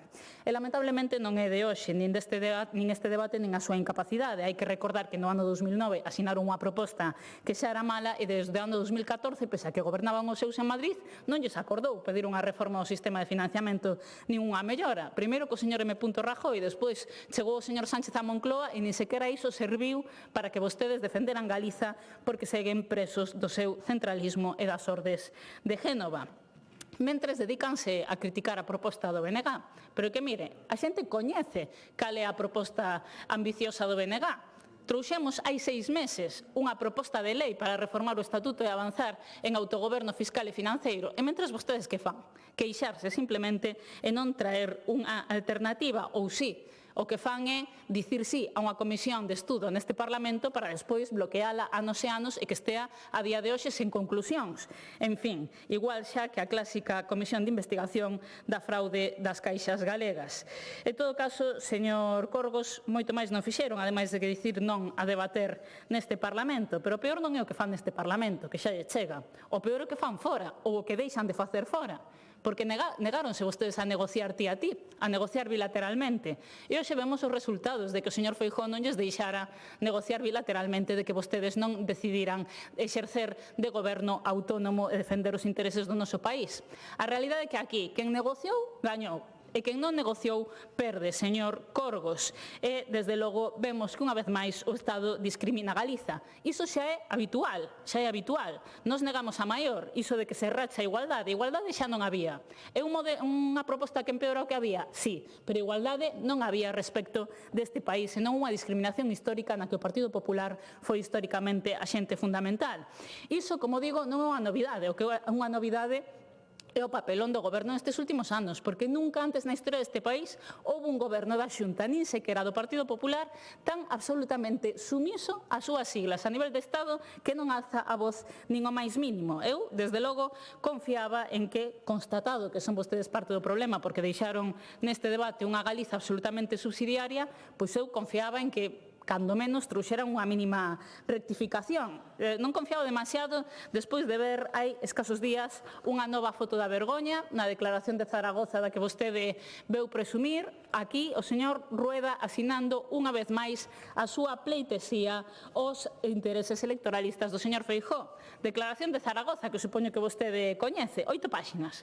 8 páxinas. Cantas mencións a Galiza? Cantas alternativas para Galiza nesta declaración de Zaragoza? 0, señor Corgos. 0, unha vez máis. Por qué? Porque cando se trata de escoller entre o Partido Popular ou entre Galiza, o señor Rueda sempre escolle o Partido Popular. Non está aquí Galiza, nin se lle espera. Mire, nós pensamos que urxe reaccionar de forma unánime a esta proposta absolutamente injusta, sí, pero que para iso é imprescindible que vostedes cambien algo da súa estrategia porque foron incapaces de defender os nosos intereses. O Goberno Central empeora con esta proposta un modelo que xa era malo, en primeiro lugar porque afonda no centralismo e na falacia, nesa gran falacia que une sempre históricamente a PP e PSOE, que é a da Galiza pobre. Non supón ningún só avance en materia de autogoberno, ni en capacidade real de xestión nin de decisión, e hai que dicir que os incrementos do IRPF e do IBE son absolutamente anecdóticos, non compensan nin por asomo o espolio fiscal que sofre o noso país ano a ano por parte do Estado. Son un dato, segundo os últimos datos da liquidación do sistema no ano 2022, recaudou en Galiza 15.385 millóns de euros e só recibimos pouco máis de 10.000, unha diferenza de máis de 5.300 millóns de euros que, aínda tendo en conta as escasas competencias e servizos que nos presta o Estado, señor Corgos, sería insuficiente, desde logo, o que se transfire. Non é Galiza quen vive do Estado, é o Estado que fai caixa con Galiza. En segundo lugar, nos rexeitamos esta proposta porque empeora criterios que estaban xa insuficientemente ponderados para Galiza, como o avellentamento ou a dispersión, e non introducen outros novos. Podía vostede hoxe facer algunha proposta respecto a algún destes tres aspectos, ni sequera iso fixo, porque vostede concorda co fondo da cuestión, que é un modelo de reparto de migallas. Ese é o problema que hai nesta cuestión. E non se resolve o infrafinanciamento no conxunto, porque o aumento global, como xa temos dito, é absolutamente mínimo. Galiza recibiría só o 2,8% dese incremento global fronte a cantidades moito máis superiores por parte de outras comunidades. En total, menos de 600 millóns de euros, cando o propio Consello de Contas estima en 1.500 millóns de euros anuais o déficit de financiamento e xa sen ter en conta o déficit acumulado. Cal é o problema, señor Corgos? Que claro, vostedes teñen unha hemeroteca e un historial. Teñen unha hemeroteca na que uns meses estiveron saindo a dicir que nos facían falta 500 millóns de euros, outros meses elevaron un pouquiño a cifra, pero claro, o problema é que se temos un goberno que vai negociar xa con 3 veces menos do que lle di o seu Consello de Contas, que é o déficit de financiamento dos servizos públicos deste país, e que evidentemente quen ten a tixola polo mango, pois o que fai é discriminar unha vez máis, porque non ten diante un goberno que lle diga as cousas as claras. En terceiro lugar, temos que dicir tamén que rexeitamos esta proposta porque empeora un sistema que xa era malo, porque xa era discrecional, e agora afóndase nesa discrecionalidade, unha discrecionalidade que non é nova nin allea a este sistema, que o propio resumo dos expertos sobre o anterior sistema recollía que un dos problemas era efectivamente esa discrecionalidade e falta de transparencia, pero non só se afonda no fondo statu quo, senón que se introducen novas discriminacións. Singularmente é escandaloso e injustificable ese fondo climático, xa non porque de partida atribúa menos bolsa de cartos a que pode competir Galiza, senón que nin sequera introduce criterios científicos e obxectivos, senón que se limita a perpetuar a discriminación da poboación axustada. Polo tanto, estas cuestións que eu resumín levanos a unha conclusión moi clara. Compartimos unha parte importante da crítica, compartimos a necesidade de opoñerse a este sistema, mas é evidente que para iso é necesario un cambio de estrategia do Goberno da Xunta, señor Corgos, porque vostedes son e foron parte evidente do problema. Depende de vostedes non seguir sendo a futuro, porque o que demostra todo este debate é o seu fracaso, o fracaso da Xunta, e demostra tamén que o centralismo é o peor inimigo deste país e dos intereses do noso país. Polo tanto, para que Galiza non siga perdendo, non abonda queixarse, é urxente un cambio de estrategia. Teñen que escoller vostedes de que lado van estar, se de lado das súas siglas partidistas a nivel de Estado, se de lado da estrategia centralista do Partido Popular, ou van estar por unha vez na historia del lado de Galiza. Se cambian de posición, nos estaremos aí demandando unha negociación bilateral, demandando medidas xustas para Galiza e demandando avanzar nunha liña que garanta que a futuro este país teña a chave dos seus cartos. Nos pensamos que Galiza merece máis. Se están de acordo, demóstreno e cambien de estrategia, negocien por este país e sexan dignos de ser nomeados como Goberno de Galiza. Nada máis e moitas gracias. Gracias.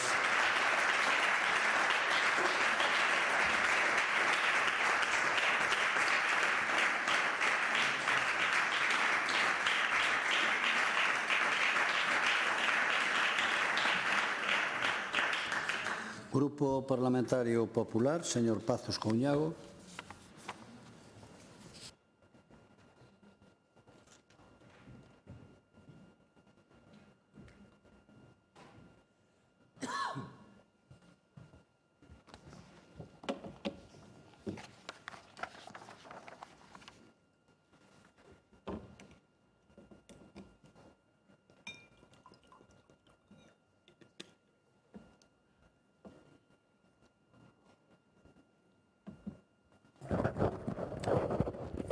Se me permiten, antes de entrar en materia, eu creo que os galegos lle gustará saber que, polo menos dende que eu son diputado, pero creo que de sempre neste Parlamento, cada vez que hai un problema persoal, se antepón o interés das persoas a calquera outra consideración, e hoxe que o temos e o sufrimos, quero agradecer sinceramente a xenerosidade da oposición para alterar a orde deste día, para poder atender primeiro os nosos compañeiros por encima de calquera outra consideración, e como ese é o modo de actuar dos galegos, estou seguro de que lles gustará saber que neste Parlamento os seus representantes actúan como farían eles mismos. Así que moitas gracias, sinceramente.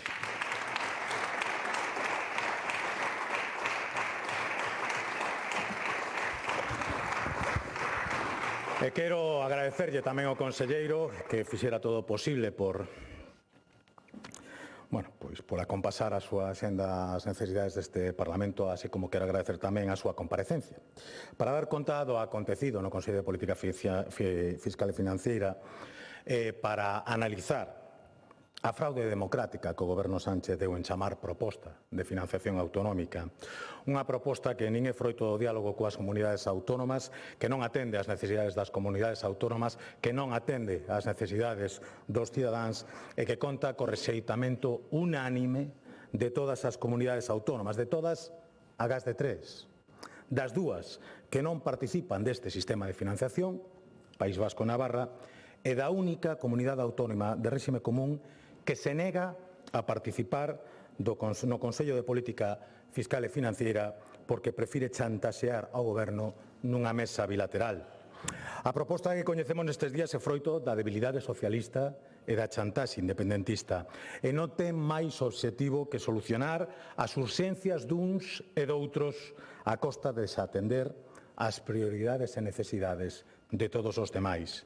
Sánchez busca prolongar a desesperada súa estadía en Moncloa e, de paso, tentar consolidar o goberno da Generalitat.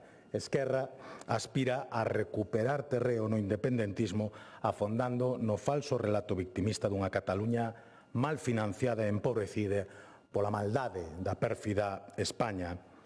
E baixo esas falsas premisas se elabora unha proposta de financiación autonómica triplemente vergoñenta.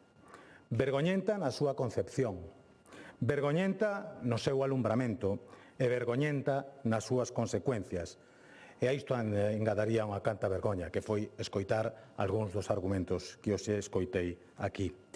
Vergoñenta na súa concepción porque compre recordar que esta proposta nace non para resolver os problemas de financiación autonómicos, senón para investir presidente da Generalitat a Salvador Illa.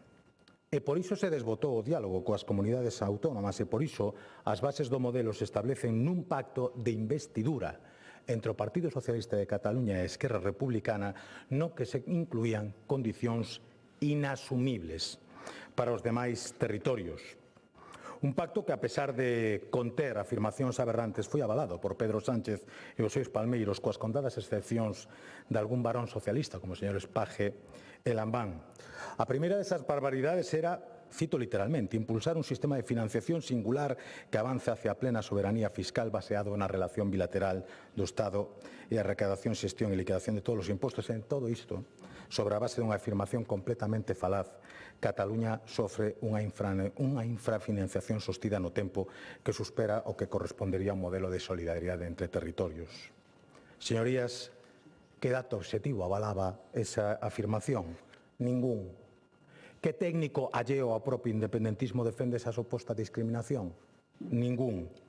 Pero en embargantes, esa falsa afirmación sirve de base para rachar cos principios de multilateralidade e de solidaridade, sirve para sacar a Cataluña do Consello de Política Fiscal e Financiera e sirve para que, ademais, os únicos que non aceptan sentarse na mesa común impoñan os seus criterios a todos os demais. E vostedes, señorías, tragan, porque moito se ten falado de que Cataluña vai seguir aportando a solidaridade dos territorios, pero apenas se falou da cuantía aportada, que pasaría dos actual 2.266 millóns a apenas 810 e aínda menos das condicións nas que se pretende exercer esa suposta solidaridade. Naquel pacto se recollían dúas.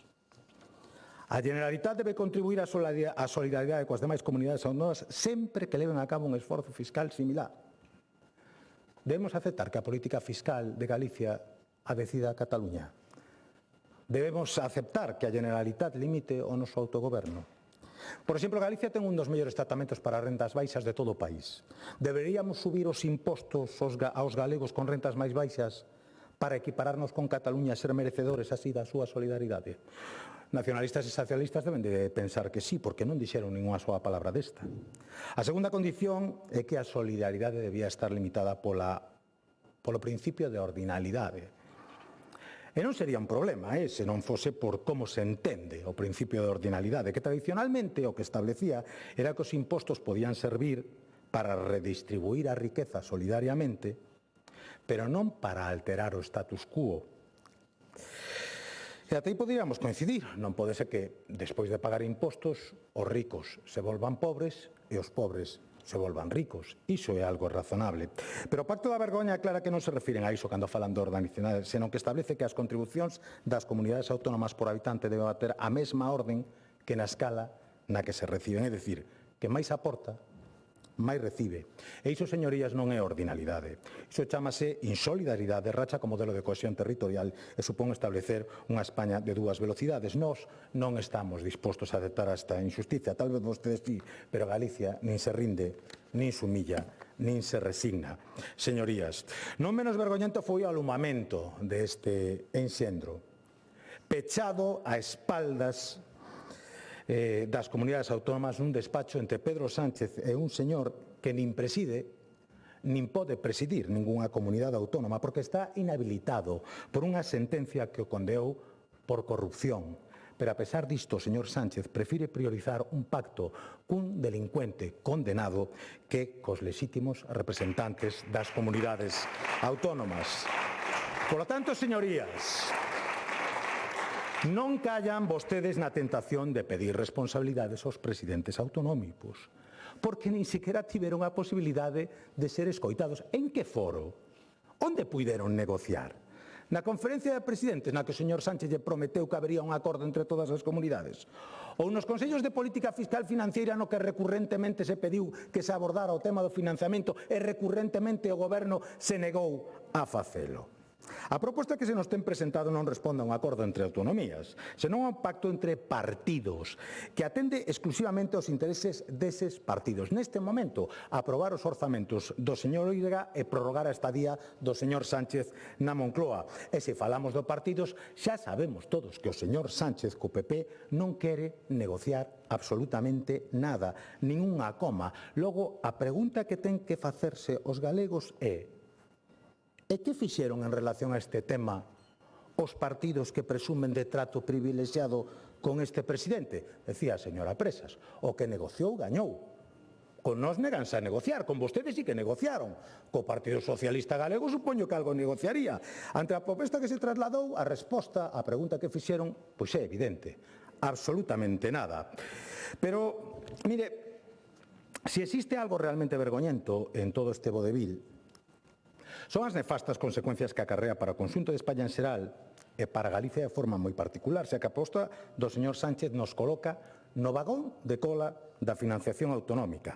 Acaba de explicalo con total nitidez o conselleiro e a súa análise, por certo, é compartida pola totalidade de expertos que se teñen pronunciado, incluso aínda que coa boca pequena por vostedes mesmos, que, iso sí, amosaron maior interés en culpabilizar a Rueda que en defender a Galicia.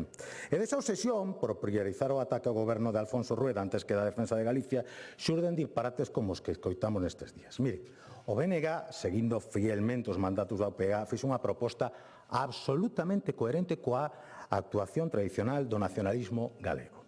Ante unha proposta do goberno de España que nos sitúa ao borde do abismo, a señora Pontón e os seus compañeiros o que nos propón é saltar o vacío. Son vostedes a Telma e Luís do nacionalismo patrio. Se o señor Sánchez realiza unha oferta que, según os expertos, nos privaría de 500 millóns ao ano, o BNG nos invita a que reclamemos un concerto económico que, según eses mesmos expertos, nos privaría de ata 2.000 millóns de euros ao ano. Porque a prioridade do BNG non é o benestar de Galicia, é a independencia de Galicia. E para alcanzar ese objetivo que a maioría dos galegos, por certo, non comparten, non importa sacrificar os intereses de todo en beneficio da ideoloxía duns poucos. Señorías, pregúntolle, de que serve ter as chaves da caixa se non hai cartos no seu interior? Cal é a utilidade de ser o dono dun banco quebrado? Para que queremos os galegos ter a propiedade da neveira se resulta que non poden poñer alimentos dentro dela. Eu gustaríame que alguén explicara isto, porque ata ahora o nacionalismo non foi capaz de facelo e simplemente confunde independencia con democracia. E non, señorías. A democracia non depende de que as súas realidades independentistas se faga realidade. España xa é unha democracia. E Galicia xa é unha democracia. E os galegos xa somos donos do noso futuro. O que queremos non son caixas baleiras, o que queremos son cartos, os que nos corresponden, para poder convertir as nosas aspiracións en realidade. Iso é o que queremos. E se a postura dos nacionalistas é ridícula, pois non queda atrás a do Partido Socialista. Señor Besteiro, como é posible que considere positiva unha proposta que, según os seus propios cálculos, debe ser corrixida en máis de 300 millóns de euros anuais? Como é posible que considere positiva unha proposta que achegue a Galicia a metade da financiación que nos correspondería por poboación asustada? Como é posible que considere positiva unha proposta descalificada polo presidente Barbón, polo presidente Paje e polo presidente Touriño? Estes tamén obedecen órdenes de Génova. Como é posible que considere beneficiosa unha proposta calificada como prexudicial para Galicia polo Foro Económico de Galicia do que forman parte o presidente González Laxe, o señor Leiceaga ou o señor Lago? Como pode decir que é importante da proposta son os criterios cando perden peso a dispersión o envellecemento que eran os que reclamamos unánimemente deste Parlamento? Está vostede de acordo con que a poboación de menos de 24 anos pondere un 20,5% e os maiores de 65 un 7%. Vostede avala ese disparate.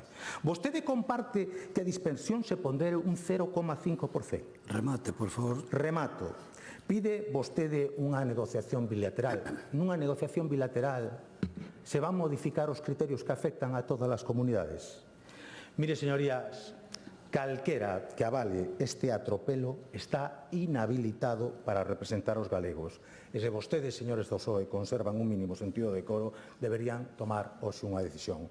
Ou abandonan o seu discurso ou abandonan esta Cámara. Por agora, máis nada, moitas gracias. Gracias.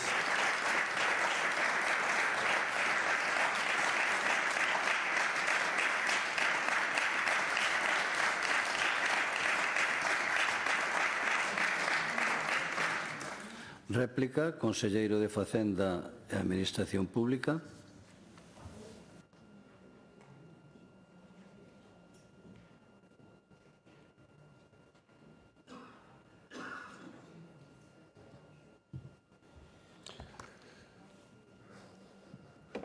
Grazas, presidente. Bueno, pues vou tentar un pouco respostar ás apreciacións dos voceiros dos diferentes grupos, comezando pola señora Iglesias, que, vendo que adicou gran parte da súa intervención a falar do que se votou hoxe no Congreso dos Diputados, do escudo social e de Vox, e non falar nada de ningún elemento sustantivo da proposta, pois mostra ben as claras cal é a súa opinión sobre o sistema de financiamento, mala que non lle deixan dicir.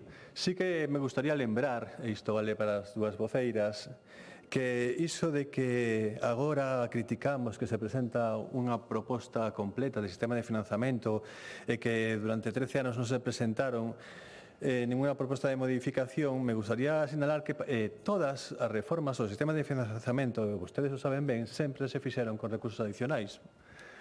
Para que haxa recursos adicionais ten que haber recaudación adicional. E como ben saben, este país no ano 2008 comezou unha crise financeira que afectou especialmente aos ingresos públicos e da que non se recuperou en términos de ingresos fiscais sobre o PIB ata o ano 17. Curiosamente, no ano 17, antes incluso de que se recuperara esa recaudación, é cando se conforman os grupos de traballo para avaliar o funcionamento do sistema de financiamento e revisalo, no que participou Galicia, e aí están as súas propostas, Con estes grupos de traballo, logo se pasa a conformar un grupo de expertos, ese grupo de expertos e grupos de traballo do que dicía que o goberno soberanista de Cataluña, ese que agora condiciona o modelo, non quiso participar en termos de igualdade coas restantes comunidades autónomas. Por tanto, cando non se podía facer unha proposta porque non había recursos, e isto o recoñeceu así a semana pasada tamén a propia ministra,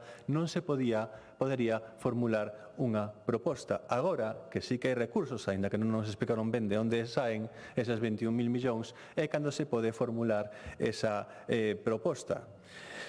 E todos estamos dispostos a falar desa proposta en termos de igualdade en base aos documentos e información na que fomos traballando neses grupos de traballo no seo do Consello de Política Fiscal e Financeira en termos de igualdade. Non é certo, señora Iglesias, falla a verdade cando vostede di que temos números, cifras e métrica. Non temos, o único número que temos é 589 millóns de euros máis. O único número que temos da proposta do novo sistema de financiamento. Non hai ningún número máis, nin métrica, nin tabuas, nin ninguna información adicional. Por tanto, por favor, teñamos un debate serio e digamos a verdade das cousas, porque o único que temos é o PowerPoint da rolda de prensa da señora ministra que nin siquiera fixo unha fotocopia para entregárnosla no pleno do Consello de Política Fiscal e Financeira. Isa é a verdade.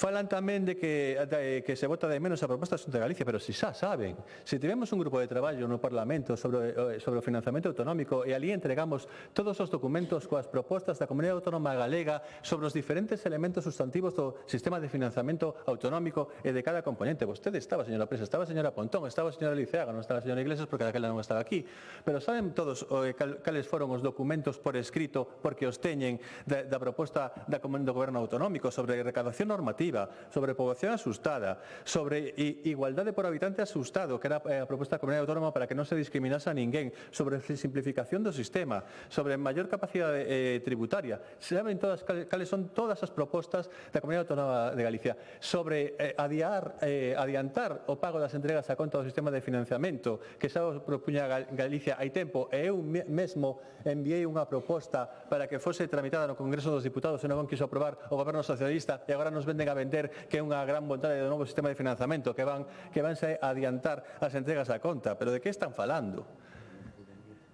Di que falaba logo de algunha expresión que utilicei eu, utilicei un modelo precociñado e un sistema precociñado é unha expresión que utilizaron todas as comunidades autónomas, señor Iglesias, todas.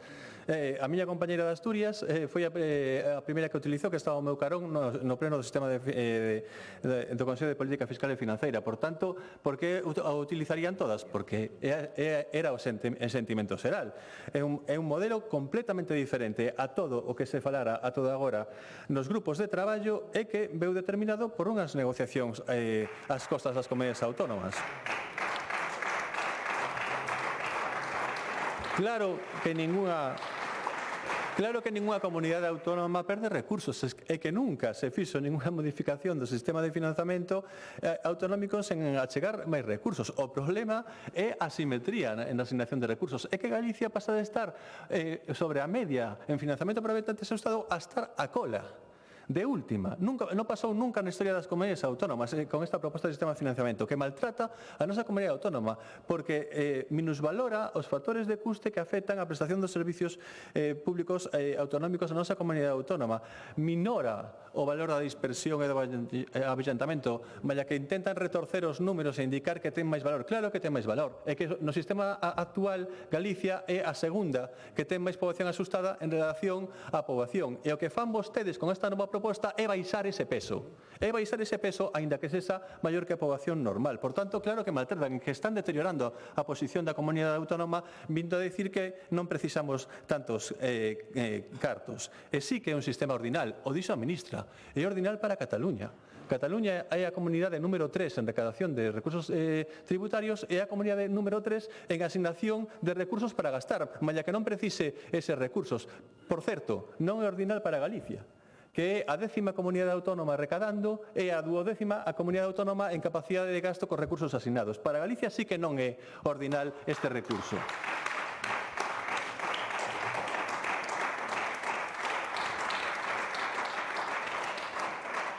Finalmente, sobre os 500 millóns de euros, indicar o que dicía antes. Non é certo que, aínda por riba, que a única cifra que dan é falsa. Non é certo que o sistema achegue 500 millóns de euros adicionais de financiamento, porque 185 millóns de euros xa os temos agora nos tributos propios totalmente cedidos á Comunidade Autónoma que sinalei antes, patrimonio, xogo online, o IDIRES, o imposto sobre depósitos bancarios. Por tanto, se xa contamos con eles, non son recursos adicionais para financiar a Comunidade Autónoma. Apenas chega a 400 millóns. E esos 500 millóns dos que falábamos cando facíamos unha estimación do que precisaba Galicia estaban referidos ás normas de funcionamento do sistema de financiamento autonómico respecto da última liquidación de cando falamos destos 500 millóns que era o ano 2002. Evidentemente, se agora se modifica esas normas, claro que haberá que revisar o que lle corresponde a nosa comunidade autónoma e son bastante máis deses 500 millóns de euros para situarnos nunha situación equitativa, sin ser máis que ninguén, pero tampouco menos que o resto das comunidades autónomas. Que diga que temos que negociar o sistema, vostede e a señora Presas, é sintomático de que non saben ben como funciona o sistema. Porque este sistema basease nun conxunto de reparto por comunidades autónomas de bolsas de xogo cero. É dicir, que se eu teño que duplicar o meu peso, alguén deberé retirarlle eses recursos. Se quero ponderar axeitadamente o avellentamento, claro, pois entón, sabendo como funciona o sistema, sabe de sobra que é unha trampa, e que non se vai poder negociar porque temos as cartas marcadas polas órdenes de Esquerra Republicana de Cataluña, señora Presas. Entón, non mande a Galicia a negociar coas mans atadas ou coas cartas marcadas. Non temos texto legal, non temos a letra pequena, non temos ningún só cadro e sabemos que estamos nun xogo de son a cero. Que imos a ir a negociar allí? Imos a ir a facer o parvo. É o que imos facer.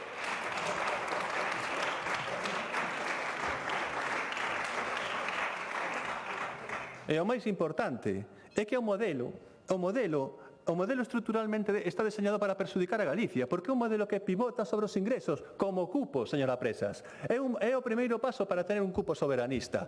E se este é unha desgracia para Galicia, imagínese onde terminaríamos se se perfeccionase este cupo. Se en vez de estar estes porcentaxes raquíticos de cesión, chegáramos a un 100% de cesión e pagar os ingresos ao Estado. Voulle facer ben as contas dos ingresos tributarios porque sempre se esquecen delas. Sempre se esquezan do custe dos servizos que presta a Administración Xeral do Estado en Galicia. Efectivamente, no ano 22 en Galicia tivemos uns ingresos tributarios de 13.361 millóns de euros. E a liquidación do sistema de financiamento autonómico nese ano 22 foi de 9.349 millóns de euros. Total, 13.000 menos 9.000, quedan, según vostede, 4.000 millóns de euros que nos está furtando o Estado asaballador español a todos os galegos.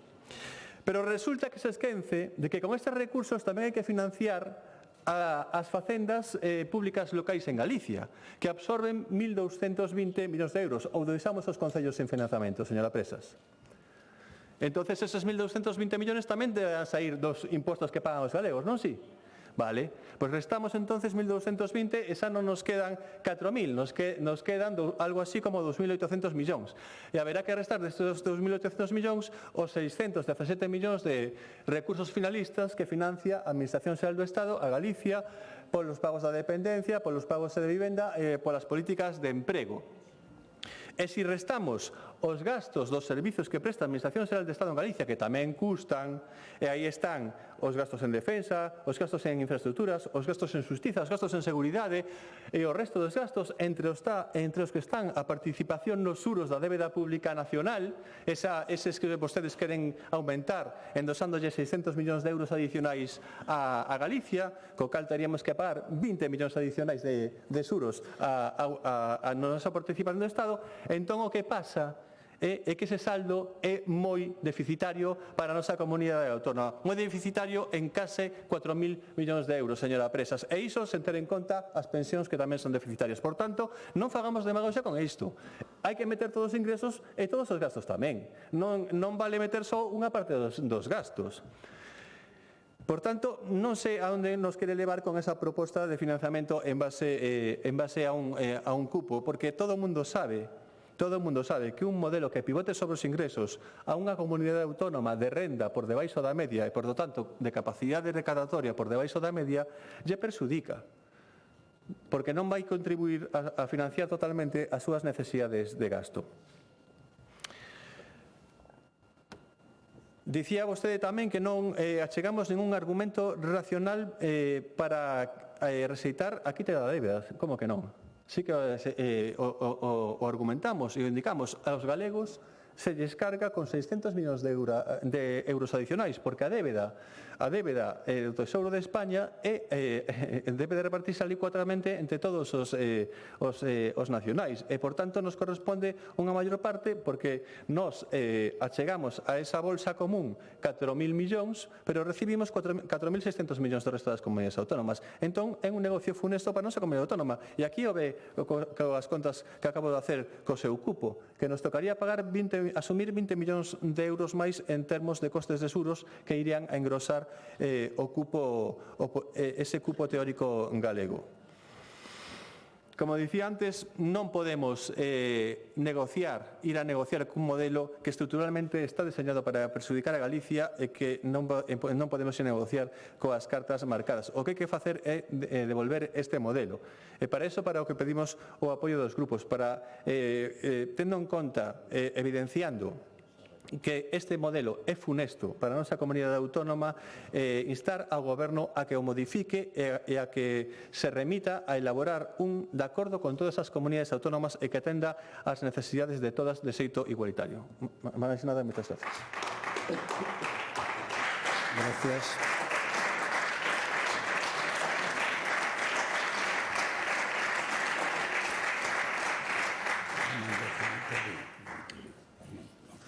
Grupo Parlamentario Socialista, señora Iglesias.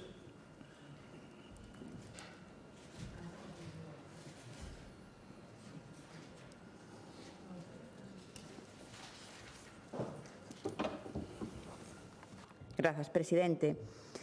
Bueno, señor conselleiro, de que falou vostede? Falou de Galicia? Eu penso que tampouco falou de Galicia, non falou dunha proposta, señor conselleiro. Nos 7 últimos anos no que temos un goberno de España, como decía con Pedro Sánchez da Galicia, vaille ben, pois recibiu máis dun 40% de entregas á conta.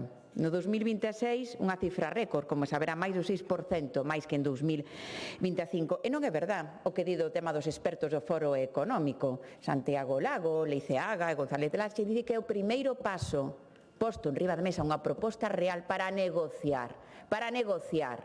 Ten luces e sombras, como dixemos nós, negociar para mellorar. Eso é a política, señor Corgos. Xa sei que se sente moi ben nos Exceles nas cifras, pero hai que facer política, hai que negociar para acordar. En iso consiste tamén ser conselleiro de Facenda de todos os galegos e as galegas, señor Corgos. E dígolle máis, Galicia segue sen proposta propia. Respecto a esta proposta, falou de que xa propuxemos, bueno, reactiven dende a bancada popular Comisión de Estudios, esos informes de expertos, e formulemos unhas conclusións xuntos os grupos parlamentarios para reclamar ao Goberno de España un sistema de financiamento. Que pasa que non queren acordar, señor Corros. Non queren acordar porque as ordes venían de Génova 13 e dese Feijóo que está ansioso por chegar ao Goberno de España con vos, que, como yo decía, nega as autonomías e nega a nacionalidade histórica do noso país, señor Corgos. Esa é a realidade. A declaración de Zaragoza, que foi Rueda primeiriño en sentarse ali de primeiro a asinar, hai algo atribuído a Galicia? Hai algún número, señor Corgos, para Galicia? Vergonza hai na declaración de Zaragoza para Galicia. Eso que hai. Eso é o que hai, señor Corgos. E voulle dicir claro, nós sabemos que teñen que negociar, sodes os que estades na Xunta de Galicia. Polo menos, non sei, decía vostede, vamos facelo parvo. E de facelo parvo, pero negocien. E dígolle máis, no PSDG témolo claro, e cal é a nosa posición, porque somos a esquerda que pode, e sabe o ben, señor, con coherencia, con rigor. Galicia necesita máis financiamento, evidente, 586 millóns de euros que rexeitan, sen atender as nosas singularidades, avellantamento, dispersión, criterios reais do custo dos servicios públicos. O modelo do Goberno de España é unha base para mellorar o actual, é o punto de partida, e hai marxe de mellora se negocia con inteligencia, señor Corgos, pensando para Galicia. E hai que aceptar a quita da débeda. Que argumento absurdo da mutualización. O O exemplo, poño un exemplo. Entonces, o tema dos fondos, a mutualización, as operacións de crédito da Unión Europea dos 27 Estados, perdemos os galegos. Perdemos os galegos con esa mutualización dos fondos que recibimos do Goberno de España, os préstamos tamén da Unión Europea que se reciben en Galicia. É o seu mesmo argumento, señor Corgos, é o seu mesmo argumento, pero que absurdo é. Dase conta, dase conta. Bueno, pero non se dá conta. E despois o tema decía que pivotaba, cambiaba o tema da bóveda do novo sistema de financiamento. Claro, máis capacidade fiscal, como eu dicía, somos nacionalidade histórica. E vostedes que fan ca capacidade de ingresos que teñen os tributos cedidos por Estado? Agasallos fiscais, señor Corgos. Cerca de 800 millóns de euros nos orzamento de 2026. E sabe ben tamén que o BNG autoexclúese, como decía, porque defenden o concerto económico que é insolidario, e nos socialistas somos solidarios co resto dos territorios das comunidades autónomas e é nefasto en termos económicos para Galicia. E dígolle máis, nós defendemos a socialdemocracia, falamos de servicios públicos, de sanidade, de educación, de dependencia pública, de vivenda pública, de igualdade territorial entre o urbano e o rural. 586 millóns de euros, e pagamos a tabla de equivalencia do que lle importan os galegos do día a día, das cousas do comer. Poderíanse construir 30 centros educativos, centros de saúde, contratar a 100 profesores, 100 impresores de apoio a nenos con necesidades educativas especiais que se recortan anos tras anos. O señor conselleiro podía rematarse a autovía da Costa da Morte, esa que le van prometendo 17 anos, ou 200 vivendas públicas. Van rexeitar 587 millóns de euros ou van sentarse a negociar, inda que sexa para facer o parvo, como vostede dicía. A negativa a negociar o financiamento, señor Corro, non sae de San Caetano, xa yo digo, sae de Génova 13, do seguidismo vergoñento que practica o señor Rueda e vostede como conselleiro. E vaille sair caro esa negativa. E como dicía o señor Pazos, seguramente esa negativa a sentarse a negociar de cara a cara co Goberno de España, que, como decía, somos nacionalidade histórica, a mesma altura que o País Vasco e Cataluña, recoñecida na Constitución, negocien de cara a cara co Goberno de España. Ou créense menos? Ou créense menos, señor Corgos? Como dicía o señor Pazos, se non fai eso, o señor Rueda, cando sexa convocado esa reunión bilateral que se vai a convocar a todas as comunidades autónomas, seguramente quedará inhabilitado para ser presidente da Xunta de Galicia. Moitas grazas. Gracias.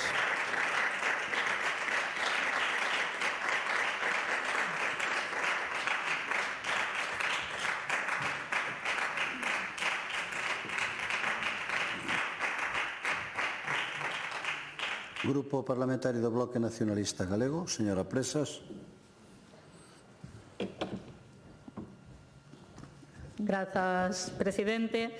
Señor Corgos, uns marcaranlles as cartas, pero outros atanlles as maus. Por iso vostede ten que centrar a súa segunda quenda de intervención, en criticar o BNG no lugar de facer as súas propostas. Para trampa súa, remitirse á documentación e os posicionamentos que tiña a Xunta na defunta Comisión do Sistema de Financiamento. Mire, para comezar, recordará vostede, como a min, que o grosso desa comisión se centrou, ademais de en facerlle oposición ao BNG, en falar da proposta de reforma respecto da poboación axustada que había no seu momento. Onde quedou iso? A cuestión é que vostede non fai propostas concretas hoxe porque ten as mans atadas. Por iso hoxe non estamos debatendo ou posicionándonos respecto de ser positiva ou negativa a proposta que ten a Xunta canto a porcentaxe de peso que ten que ter o avellentamento. E iso é así, sabe perfectamente vostede por qué? Porque hai unha tarta, este sistema de migallas vai de que hai unha tarta que hai que repartir entre todo o mundo. Entón, se vostedes fan unha proposta para que Galiza teña máis peso, efectivamente, alguén ten que perder, entre eles comunidades do Partido Popular que teñen máis peso político dentro do Partido Popular do que ten Galiza, e por iso vostedes non poden ter máis ambición, porque teñen as mans atadas polo seu doble centralismo. Centralismo respecto á súa posición no Estado e centralismo respecto á súa posición interna no Partido Popular. É así de simple, e por iso a súa estrategia é atacar a nosa proposta tamén con un grado de demagoxia que en fin, logo para que nos acuse a nós. Ven aquí a dicirnos que efectivamente habería que contar o custo das actuacións no Estado. Evidentemente, eu xa dixen na miña intervención e xa o dixemos por activa e por pasiva cando temos traído esta proposta do BNG desagregada. Agora ben, non veñan vostedes con discursos demagogos facéndolle creer a este país que Galiza teria que pagar o triple ou o cuádruple do que paga Euskadi polo cupo, por exemplo. Ou non faga, por exemplo, a trampa de que nos ingresos haberá que abrir debates neste país, como se indo a un modelo de autorresponsabilidade fiscal terá que ter Galiza competencia e soberanía nos impostos de ámbito estatal como de sociedades. Digo eu, ou que imos asumir todos os gastos e non negociar os ingresos? Se vai negociar o Partido Popular, igual sí.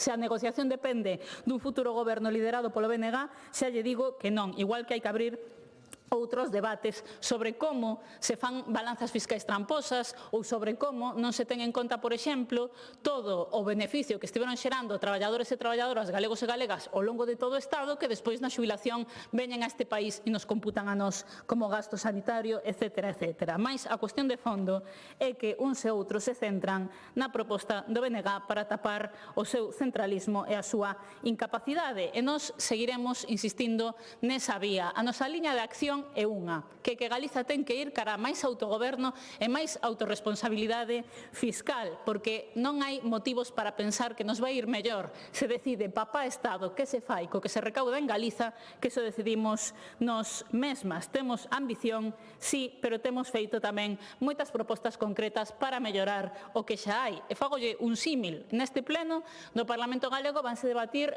unhas iniciativas do BNG respecto ao canon eólico. Non é o noso modelo. O modelo do BNG é o de participación pública e directa no sistema enerxético, como demostramos no seu día desde o Goberno. Agora ben, aínda co modelo actual, hai marxe de mellora para beneficiar a xente por riba das eléctricas. Polo tanto, aí estará o BNG, pese a demagoxia das forzas estatais, defendendo propostas no curto prazo tamén que melloren a situación de Galiza. Son vostedes que non queren ir por esa vía. Por que non estamos debatindo, por exemplo, cal é a porcentaxe que deberíamos recibir de IRPF? Pois debatamos sobre iso, pero para vostedes é moito máis cómodo irse a unha esquina e dicir que aquí todo iría peor se dependera do BNG. Mais a historia recente demostra que onde está o BNG con capacidade de negociación hai avances en positivo para Galiza. E si, a oferta dunha quita que inclúa tamén o noso país é algo positivo para este país, en que vostedes non o queiran recoñecer. A cuestión, señor Corgos, é aproveitar esas oportunidades no lugar de defender as súas siglas, porque demostraron hoxe aquí, falando máis de Cataluña que de Galiza, ese é o seu mellor espello, que realmente son un goberno sin iniciativa, un goberno cuxa única postura é dicir sí o que ordena o señor Feijóo desde o ámbito do Estado é baseado simplemente en facer de oposición da oposición. Xa o que me cumpría por escoitar nesta Cámara é que onde puideron negociar. Oigan, señor Pazos, son un goberno, plántense, negocien. Tiveron consellos de política fiscal financeira dos que se levantaron. Tiveron oportunidade, supoño que o señor Rueda, de levantar o teléfono e pedirlle reunións ao señor Sánchez. Plántense vostedes e negocien por este país. En conclusión, porque se me remata o tempo, concordamos con que a proposta do Goberno do Estado efectivamente é inaceptable, sen ningún tipo de paliativo, e non pode ser aceptada por este país, nin pode ir adiante. Estaremos de lado de quen defenda que non pode ser así. Agora ben, se este país quere ter credibilidade, se este país non quere seguir perdendo nos debates do sistema de financiamento, é necesario que vostedes poñan algo da súa man, señor Corgos, e que cambien de estrategia, que defendan este país cunha negociación bilateral, que defendan este país con propostas concretas para avanzar, e evidentemente que Galiza avance vai implicar que outros perdan, pero non seguiremos insistindo en que primeiro temos que compensar o desinvestimento das últimas décadas, temos que compensar os anos de déficit deste sistema de financiamento e temos que camiñar para ter máis capacidade de decisión sobre os recursos que temos e que emiten os galegos e galegas, porque somos un país que merece e pode ser maior de idade. Polo tanto, o BNG vai estar á altura e vai negociar e vai defender este país sen ataduras de ninguén. Que van facer uns e outros que se deben os seus xefes en Madrid? Pois o tempo porá a cada un no seu sitio. Nada máis e moitas gracias. Gracias.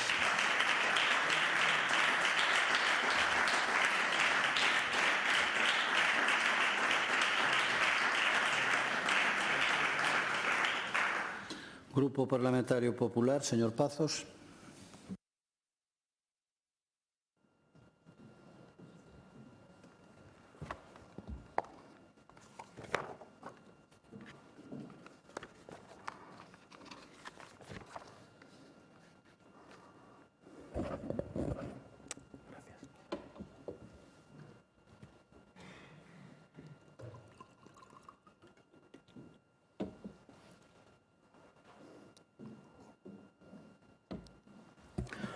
Gracias, presidente. Señorías, é imposible falar en serio con vostedes. Digo de verdad, é imposible. Mire, eu creo que saiban todos os galegos, por si non o coñecen, cal foi o profundo estudio e a documentación facilitada polo Goberno de España para decirnos como se nos vamos financiar o conxunto de españoles nos vindeiros anos. É isto, Quero que o miren ben, En base a estes, 10 folios, temos que adiviñar a xustiza da proposta, a seriedade e o rigor con que se analiza e veñen aquí todavía a sacar peito do traballo realizado. Eu non sei como non lles cae a cara de vergoña. Mire, señora Presas, creo que non entendeu vostede ultimamente o que está pasando neste país. O conselleiro levantouse, entre outras cousas, o negouse a sentarse un Consello de Política Fiscal e Financiera, entre outras cousas, porque o Goberno se negaba a incluir na orde do día os temas que solicitaban as comunidades autónomas, entre elas abordar entre todos a financiación do novo modelo de financiamento. Ou non escoitou vostede isto, pero vostedes prefiren a falacia. O Estado fai caixa con Galicia. Mire, nós queremos un modelo baseado en datos, non en falacias. Mire, a capacidade recadatoria de Galicia do 80% e a necesidade de gasto do 110%. Non o digo eu, o di o Foro Económico de Galicia, que para vostede tamén era unha fonte de referencia. Como vostede resolve ese gap, esa diferencia do 30%? Vostede con ideoloxía, con demagoxia, con mentira. Nós o que reclamamos é xustiza social e solidaridade. Mire, preguntan pola proposta de Galicia. Enviamos un experto designado por este Parlamento a participar nos traballos técnicos e iba consensuado o experto e iban consensuadas as bases que tiña que defender. Claro que se avanzou no modelo de financiamento durante o goberno de Mariano Rajoy. Houbo un acordo técnico que o señor Sánchez primeiro meteu nun caixón e despois tirou ao cubo de lixo. E por qué? Porque dese acordo a única que non participou foi Cataluña e por iso agora se acepta a chantaxe de quen se negou a negociar e se impón o criterio por enriba do acordo das 14 comunidades autónomas que sí fixemos o noso traballo. Mire, señora Iglesias, vostede fala do tamaño da tarta para non falar do reparto da tarta. Mire, os ingresos do Estado de calquera administración fluctúan. Haberá momentos de maior recaudación e haberá momentos de menor recaudación. Iso é lógico e por iso é fundamental que establezamos como se van a repartir eses ingresos en época de vacas flacas e en época de abundancia, para que haya un reparto xusto. Por iso é unha chorrada, vaime permitir que yo diga, que nos recorda aquí que pedíamos 500 millóns. Claro, pedíamos 500 de millón cando nos decían que se iban a repartir 14.000. Ahora vanse repartir 21.000 millóns. Que quere? Que quedemos exactamente cos mesmos nós, porque xa lle dixo o conselleiro que ni sequera son 587, son 400 millóns de euros. Duplícase a cantidade que se aporta e a Galicia se lle minora a cantidade que recibe. E a vostede parecelle ben e di que vayamos a negociar. É unha cousa asombrosa, digo yo de verdad. Non teño moito tempo para falarlle de cousas como as que mencionou aquí, como dumping fiscal. Señoría, o reparto da financiación faise en base á recaudación normativa, en base á recaudación que cada comunidade ten para recaudar, sí, aquí tamén. E a autonomía consiste en despois cada comunidade autónoma, autonomamente, vale a redundancia, decida cal é a súa política fiscal. Vostedes o que queren é impoñela. E nin sequera desde o Estado, queren que non la impoña a Generalitat de Cataluña. É unha cousa asombrosa. Mire, a realidade que unha vez máis un goberno socialista pretende disfrazar de acordo o que non é máis cunha chantaxe. E a realidade unha vez máis é que BNG e PSDG empatizan máis co chantaxista que co chantaxeado. A Xunta de Galicia leva anos pedindo unha negociación multilateral para construir un modelo de financiación consensuado. E iso que ofreceu o señor Sánchez é unha proposta pechada, innegociable e nefasta. Mire, cal é a marxe de negociación que se nos deu ás comunidades autónomas? Pois eu creo que está resumida nun aforismo que coñecemos todos. Susto ou morte. Ou aceptas o reparto inxusto dos 21.000 millóns de euros adicionais ou renuncias a recibir nin un só euro deses 21 millóns. Que oferta tan xenerosa, que cabal. Oiga, se non lle gusta a vostede o novo modelo de financiación, simplemente, pois non participe del e quede co que ten. É maravilloso. Mire, se a súa señoría considera que isto é unha fórmula aceptable de negociación, tal vez poidamos aplicala en Galicia. Mire, acabamos de pechar un acordo coas FEGAM para mellorar a financiación do SAF. O BNG non está de acordo, montou un lío con todo isto. Pregunto, señorías, podemos facer que sea da adscripción voluntaria? Se non lles gusta, queden vostedes coa financiación que teñen agora. Lles parece unha proposta razonable? Home, polo que escoitei eu aquí hai a quen sí, aunque moito me temo que se facemos esa proposta estarían vostedes convocando manifas antes de que acabara este pleno. Pero podemos facer o mismo coa financiación local, que temos que abordar en breve. Supoño que compartirán que traslademos o acordo de financiación aos concellos galegos con esas mesmas premisas que vostedes defenden para abordar a financiación autonómica.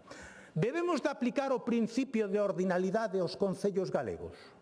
Vostedes creen que aqueles concellos que pagan máis per cápita teñen que recibir maior financiación per cápita ou alo menos a mesma? Consideran que os concellos que máis aportan por cidadán deben recibir máis por cidadán? Consideran que debemos ponderar en maior medida o número de rapaces en edade escolar que vive en cada concello ou o número de maiores que habitan eses concellos? Debemos negociar ese acordo cos representantes da FEGAM ou tal vez deberíamos facelo solo con aqueles que nos garanten a permanencia no goberno? E supoño que aprobarán vostedes que se algún concello non comparte a proposta que presente a Xunta, sempre pode renunciar ao novo modelo e manter a súa financiación actual, ou, se prefire, seguir os consellos da señora Pontón e do señor Besteiro e tentar negociar bilateralmente coa Xunta de Galicia. Vostede cree que unha negociación bilateral dos concellos galegos cun goberno presidido por Alfonso Rueda van a ter vostedes mellores prestacións que nun modelo consensuado entre todos? Eu creo que non. E supoño que vostedes tampouco. O que pasa é que vostedes veñen aquí a debatir coas cartas marcadas, porque saben que afortunadamente para os concellos e para os galegos en Galicia sí distinguimos perfectamente o acordo da extorsión. E a gran ventaxa que teñen os galegos é que temos un presidente que a chantaxe nin a acepta nin a practica. Ogallá pronto poidamos decir o mismo do presidente de España. Desgraciadamente, hoxe non. Gracias.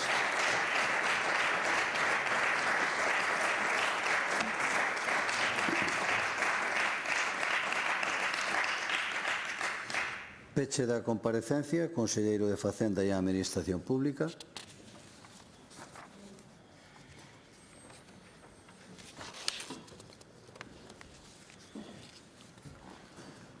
Gracias, presidente. Dous comentarios ás intervencións anteriores. Simplemente a señora Iglesias volta a tirar de eslogan e argumentario. Non me resisto a comentar sobre dúas frases que dixo. Somos a esquerda que pode, pois si podían, ben puideron dicirlle ao señor Sánchez que fixera un sistema de financiamento que pensara un poquinho máis en Galicia, que os socialistas son solidarios, pois iso, a solidaridade ben entendida empeza sempre por un mesmo, non? E o segundo...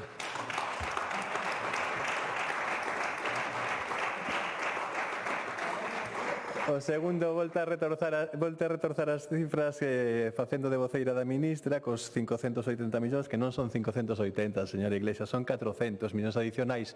Os outros 180 xa están no orzamento financiando a sanidade. Que facemos? Os quitamos de aí para metelos noutro sitio? Son 400 millóns adicionais no 2027. Se os deflatáramos a este ano aínda serían menos, e como xa dixen, non chegan ni para pagar o incremento de masa salarial que acordou o propio Goberno Central en exercicio das súas competencias.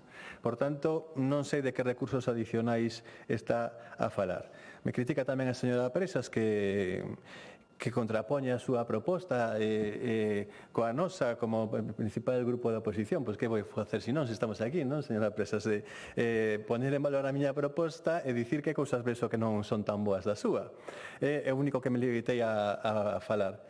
Non sei de que demagoxia fala. Eu en todo momento empreguei cifras obxectivas. Recadación e custes e asignación de custes das balanzas fiscais que tanto lle gustan aos seus colegas cataláns. Por tanto, non sei que demagoxia empreguei. Sí que é certo que se lle aplicara o cupo vasco a todas as comunidades autónomas non daría para financiar os servizos públicos que desenvolve a Administración Xeral do Estado. É certo, pero tamén é certo que os servizos públicos non se pagan con corticoles, se pagan con euros e entón habería que facer un novo reparto.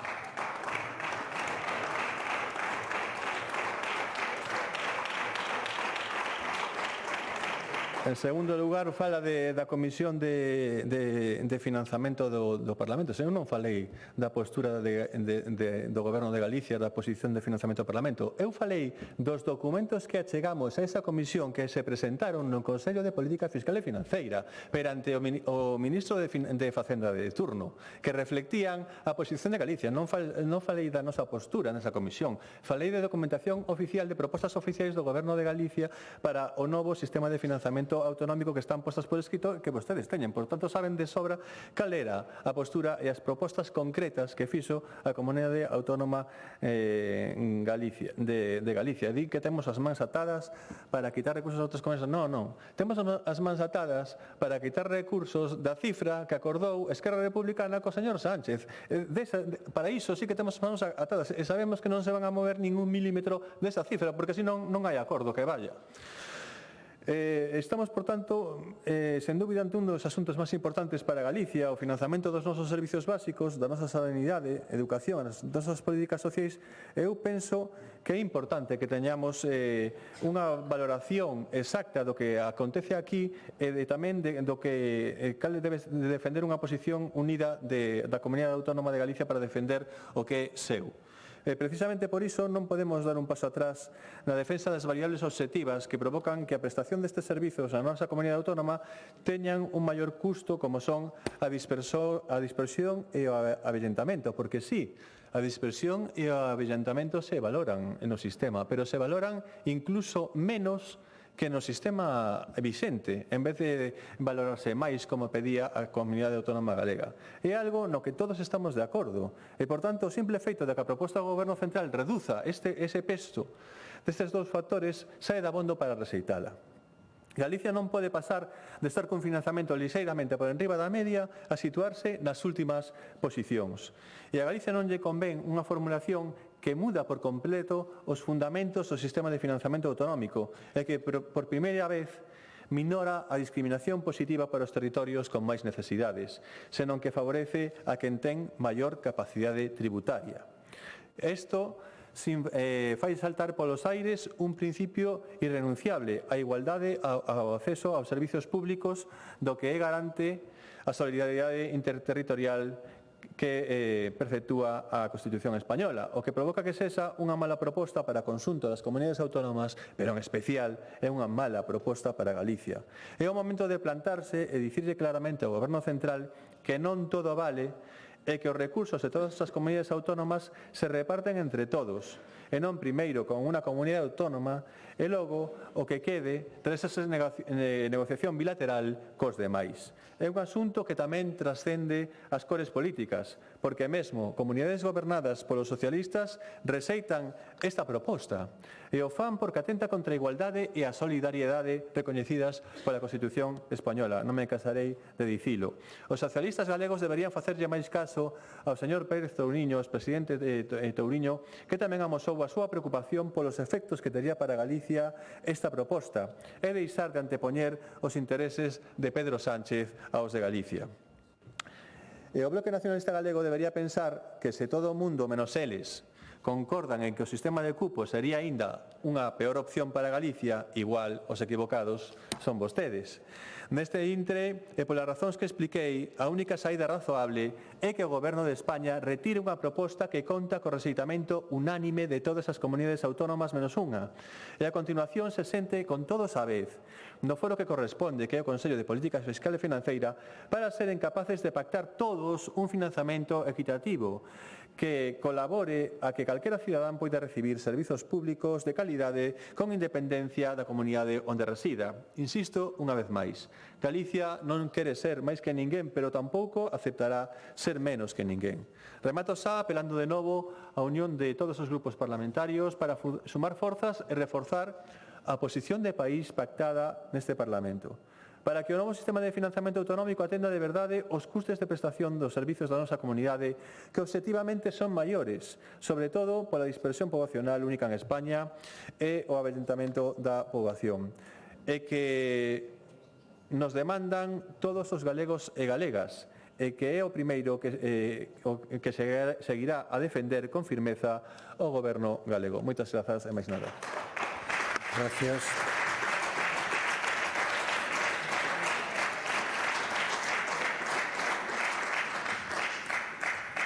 Continuamos ahora coa alteración da orden do día, o que pasamos ao punto cuarto, que correspóndese co de mocións, neste caso a do Grupo Parlamentario do Bloque Nacionalista Galego, iniciativa da doña Rosana Pérez, sobre o nivel de eficacia das medidas que se están a tomar contra o furtivismo e contra a entrada de produto foráneo no sector pesqueiro e marisqueiro galego. Presentouse unha emenda do Grupo Parlamentario Popular para formular a moción. Ten a palabra a señora Pérez Fernández. Moitas grazas, señor presidente. Moi bo día a todos e a todas. No último pleno, antes do Nadal, interpelamos aquí a conselleira de Mar sobre as medidas que se están a levar a cabo para loitar contra a procedencia ilegal dos produtos do mar. A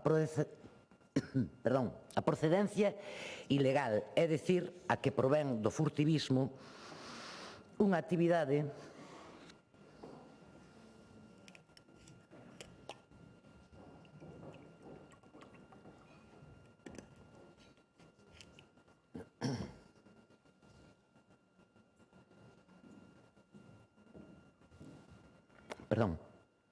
decía a procedencia ilegal a que provén do furtivismo, unha actividade que se dá nas nosas augas, pero tamén se dá nas augas de países lindeiros, o que nos afecta dun xeito importante en Galiza, precisamente pola proximidade con Portugal. Nesa interpelación de decembro, a conselleira, seguindo ao pé da letra o manual discursivo do Partido Popular, dixo, resumindo, dúas cousas.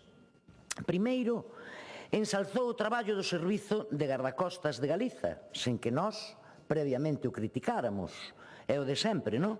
Excusatio non petita, accusatio manifesta. O que si nós poñíamos en cuestión naquel momento era, e sigue sendo a día de hoxe, a xestión política dese servizo, do Servizo de Gardacostas. E, sobre todo, suliñábamos que, para que a loita contra o furtivismo sexa máis eficaz, consideramos que as partidas orzamentarias que se lle adican deben incrementarse. E claro, eloxear, como fixo a conselleira, o traballo do Servizo de Gardacostas de Galiza sin atisbo ningún da mínima autocrítica, levou tamén a conselleira a dar o paso conseguinte nese manual do Partido Popular, que é, como non, criticar o labor doutros corpos, neste caso pertencentes ao Estado, e criticar tamén ao propio Goberno do Estado para dicir, e leo textualmente, que non realiza as actuacións coa dilixencia precisa, referíndose á coordinación con Portugal. Isto é, díxenos aos demais e critícasenos sempre dun xeito que non se corresponde co que nos decimos, que non temos respeto polo traballo dos funcionarios da Xunta, que aproveitamos sempre para criticalos, etc., etc., etc. Pero ao mesmo tempo, os representantes da Xunta de Galiza e do Partido Popular non teñen rubor ningún en criticar abertamente o labor doutras administracións e doutros funcionarios desas outras administracións. En fin, a coherencia do Partido Popular que fai augas por todos lados con calquera tema do que falemos. E aquí permítame unha paréntese, unha pequena paréntese. Podemos falar do que está a pasar agora mesmo e do que ven de pasar co regulamento de control da pesca. E aí é onde se ve a verdadeira coherencia do Partido Popular.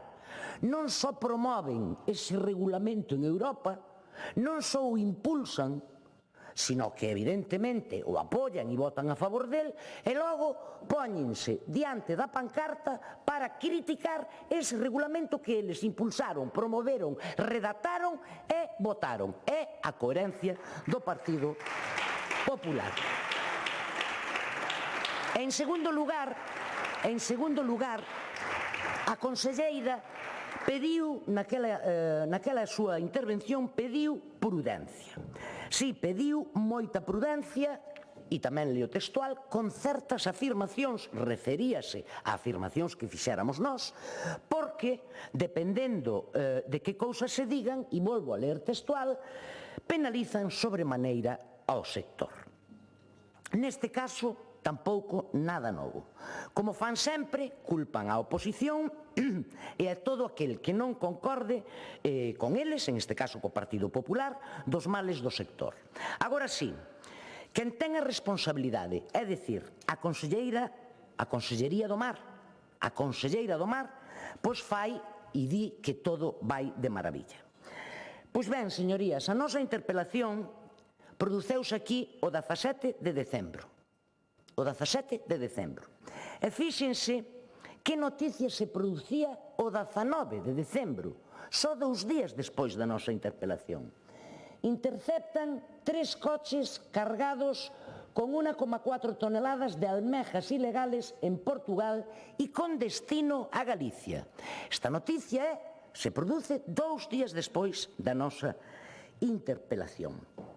E como esta noticia, esta non é a única, evidentemente, como esta noticia, moitas outras, de antes e de despois da nosa interpelación. Esa foi precisamente unha das razóns polas que nós interpelamos á conselleira. E non sabemos se a conselleira, a día de hoxe, despois de ver esta noticia ou outras como esta, opina que tamén penalizan sobremaneira ao sector.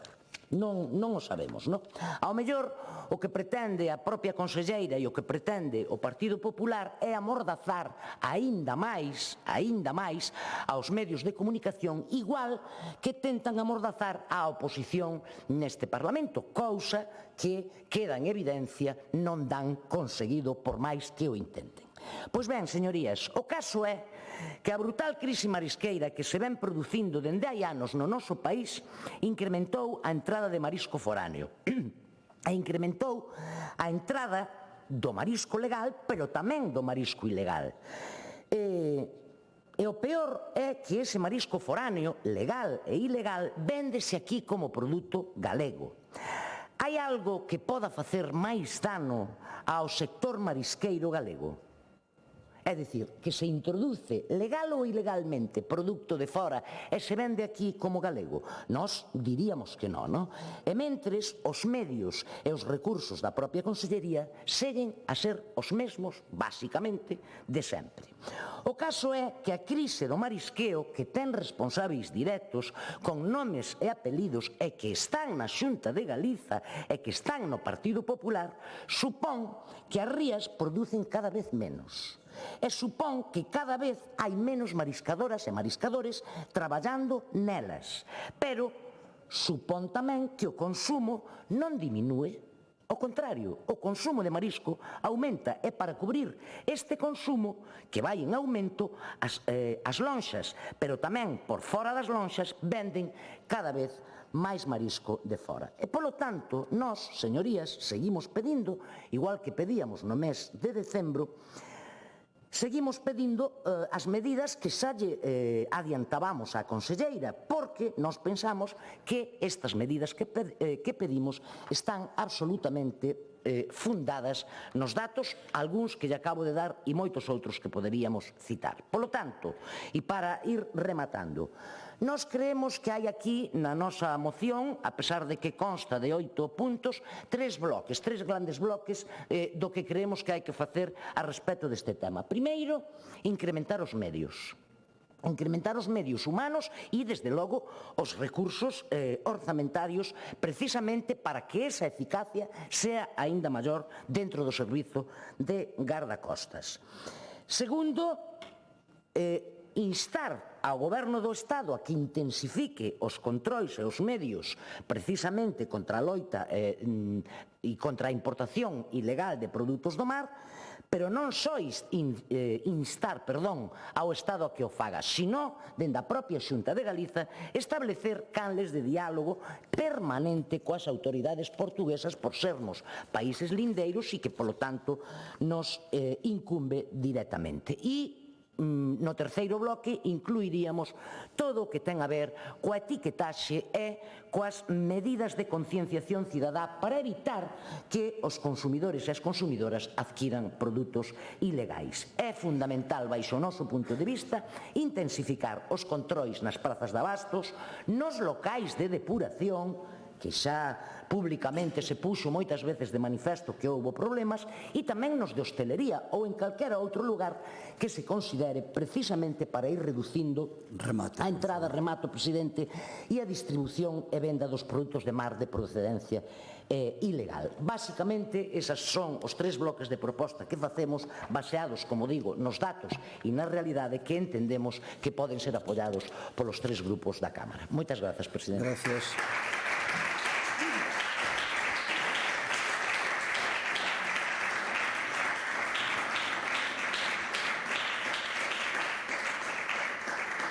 Grupo Parlamentario Popular, señor Fidalgo.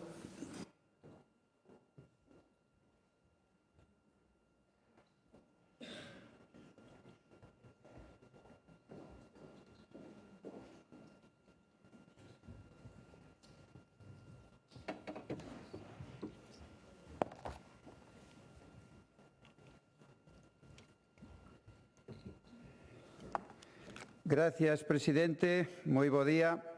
Quero comenzar condenando o pacto guarro para presidir a Diputación de Lugo entre a pinza PSOE-BNG e o señor José Tomé, denunciado por acoso sexual.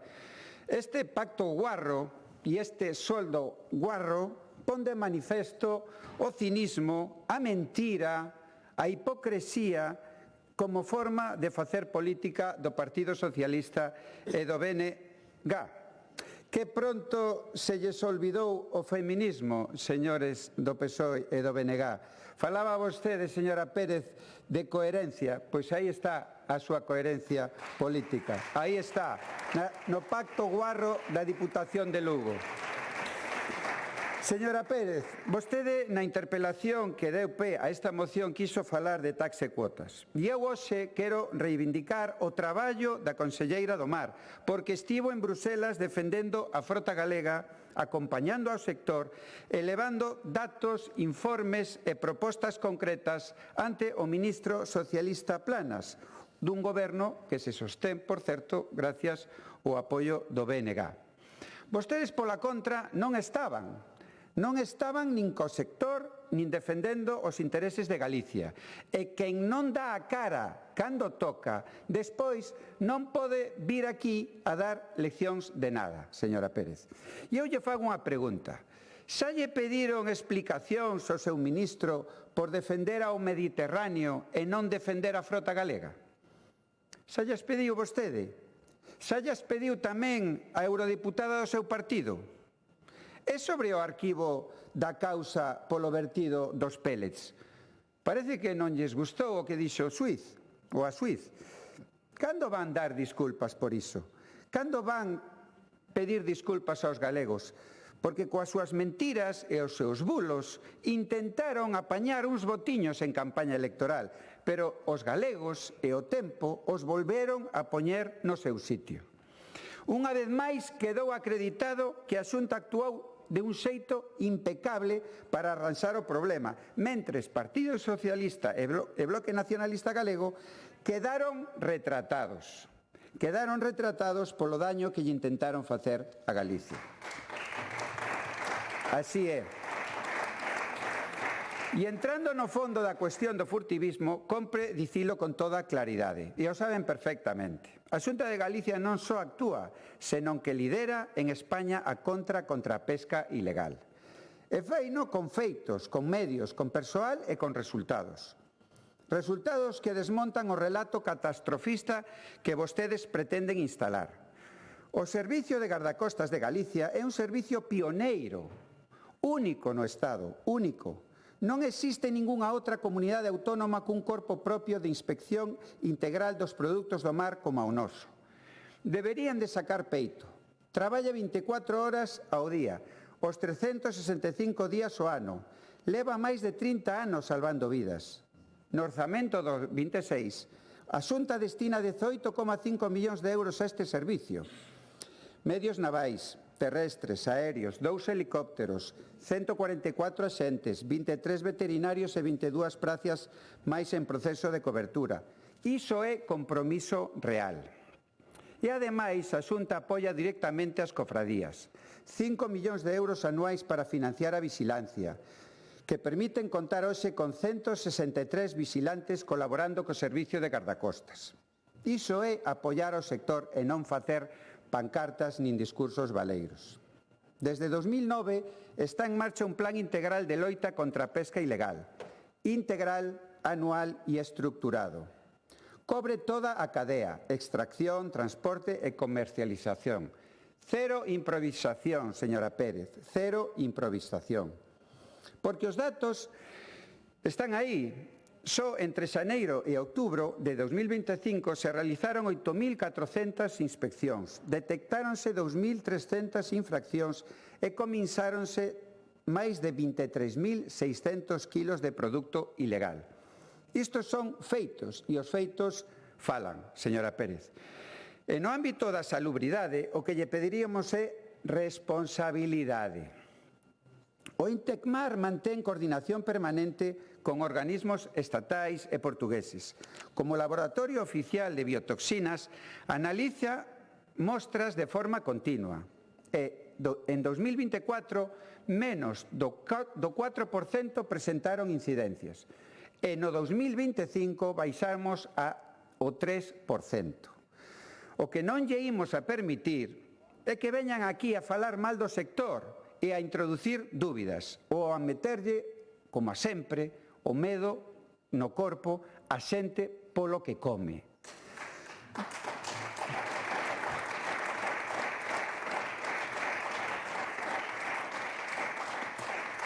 Dicir que nas festas de Nadal hai máis marisco nas casas que no mar, como dixo a señora Pontón, ou que chegan produtos perigosos ás mesas dos galegos, como dixo vostede, señora Pérez, é unha irresponsabilidade e perxudica, o sabe, gravemente ao sector. É unha responsabilidade, señora Pérez, porque, como ben sabe, en Galicia temos o mellor peixe e o mellor marisco do mundo. Por eso falamos de Galicia calidade. Por certo, permítame a broma. Cando falaban no Nadal dun señor de barbas gabeando por unha parede cun saco ao lombo, non se referirían ao señor Beiras, como tamén dicían que fai pouco sería recibido a paus en calquera casa galega, por eso preguntaba. Señorías, falemos agora de competencias, porque aquí tamén hai moita confusión interesada.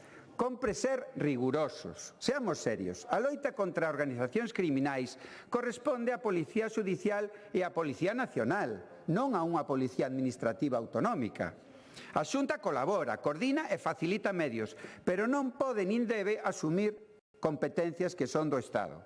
Vostede o sabe, señora Pérez, sabe que a propia conselleira do Mar, Marta Villaverde, se reuniu con mandos da Policía Nacional para reforzar a coordinación cos gardacostas da Xunta. Porque no que respecta á entrada de produto ilegal de outros países, especialmente Portugal, que hai, convén lembralo con claridade, a competencia é do Goberno central. Así é, do Goberno que vostedes sosteñen en Madrid. Por iso, non temos ningún problema en votar a favor desta iniciativa, sempre en que acepten a nosa emenda, xa que dos 8 puntos que piden na súa moción só lles pedimos unha lixeira modificación no punto 3 e 5. E vou rematando, porque tamén na concienciación social imos por diante. Campañas da Xunta como do mar vívese, non sexas pirata, ou a praia ves a gozar e non a saquear, son exemplos dun compromiso sostido coa defensa do sector e do medio mariño. Isto son feitos, non son palabras, son campañas da Xunta. Señora Pérez, poden dicir o que queiran, pero a realidade é unha sola. Galicia ten hoxe o sistema de control e inspección máis potente de España gracias á Xunta de Galicia. O que falta é que o Goberno Central cumpra coas súas obrigas. O Goberno Central ten que controlar o que ven de fora. Sanidade exterior, Soibre, saben ao que son? Saben ao que se dedica, señora Pérez? E termino xa. As súas críticas son totalmente injustificadas. Eu lles pediría menos demagoxia, menos postureo e máis valentía política.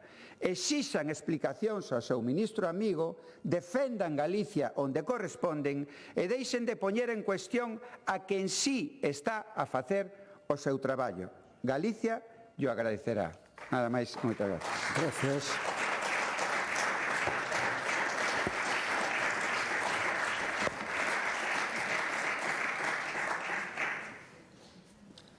Grupo Parlamentario Socialista, señor Fon, López Fon.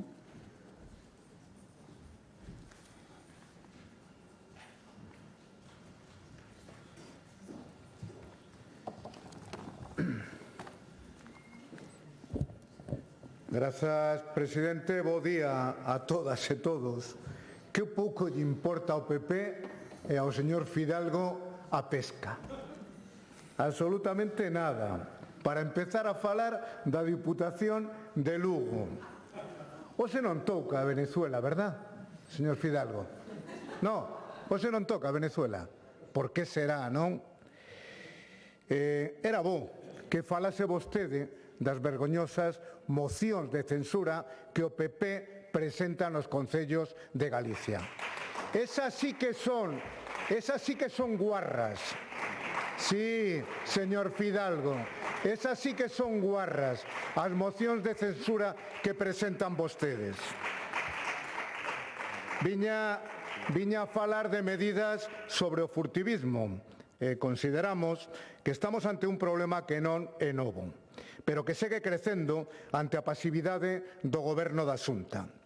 O furtivismo é a entrada masiva de produto foráneo que afunde ao noso sector pesqueiro e marisqueiro. Falamos de miles de familias que viven do mar, de mariscadores, de mariscadoras, pescadores, percebeiros e profesionais que cumpren a lei, respetan as vedas e apostan pola calidade. E mentras eles fan sacrificios, a Xunta mira cara a outro lado. Non por falta de denuncias, non por falta de avisos, senón por falta de decisión política. O furtivismo non é unha anécdota, é un problema de orde pública.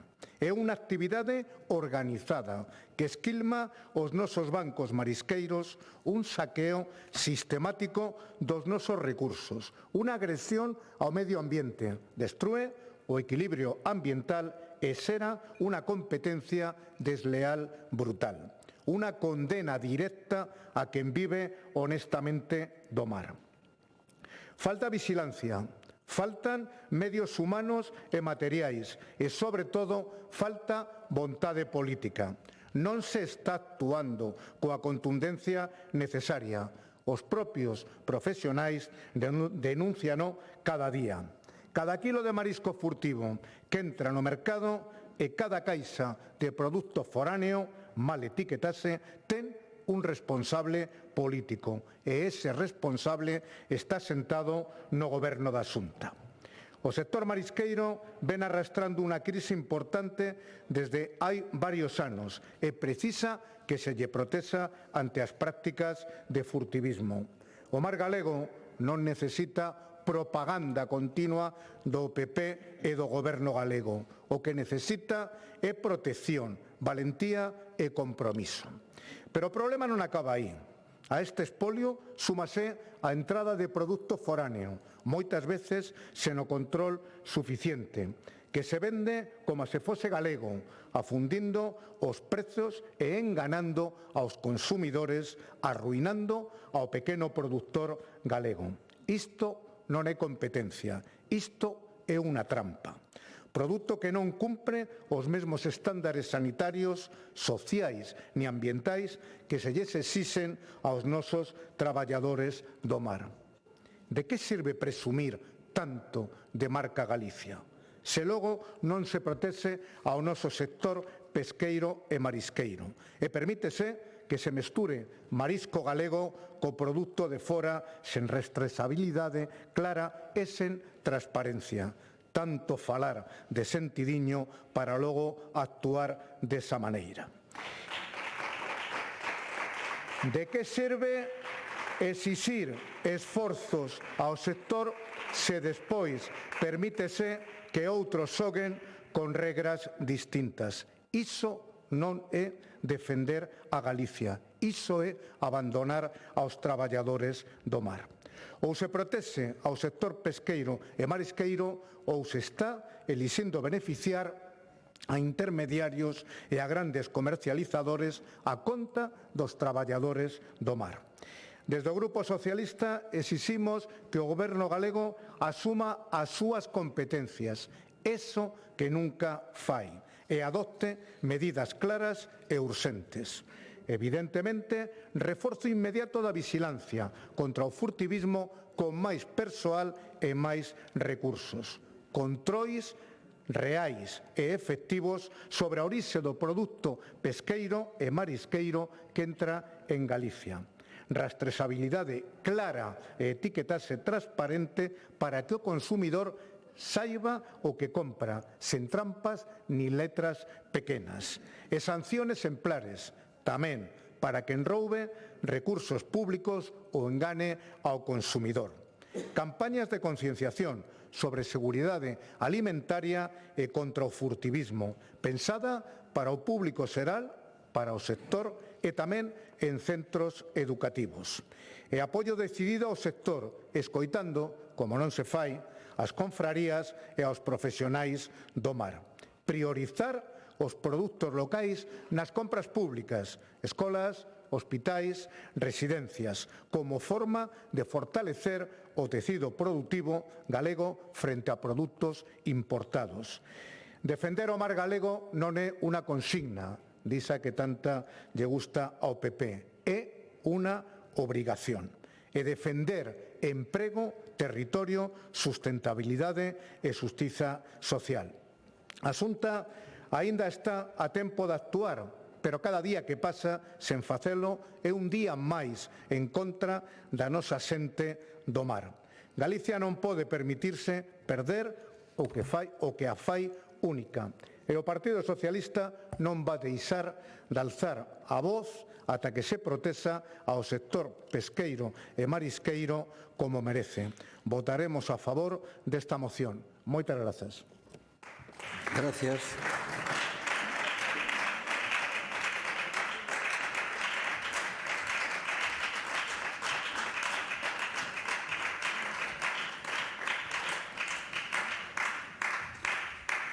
Grupo autor da moción, señora Pérez Fernández.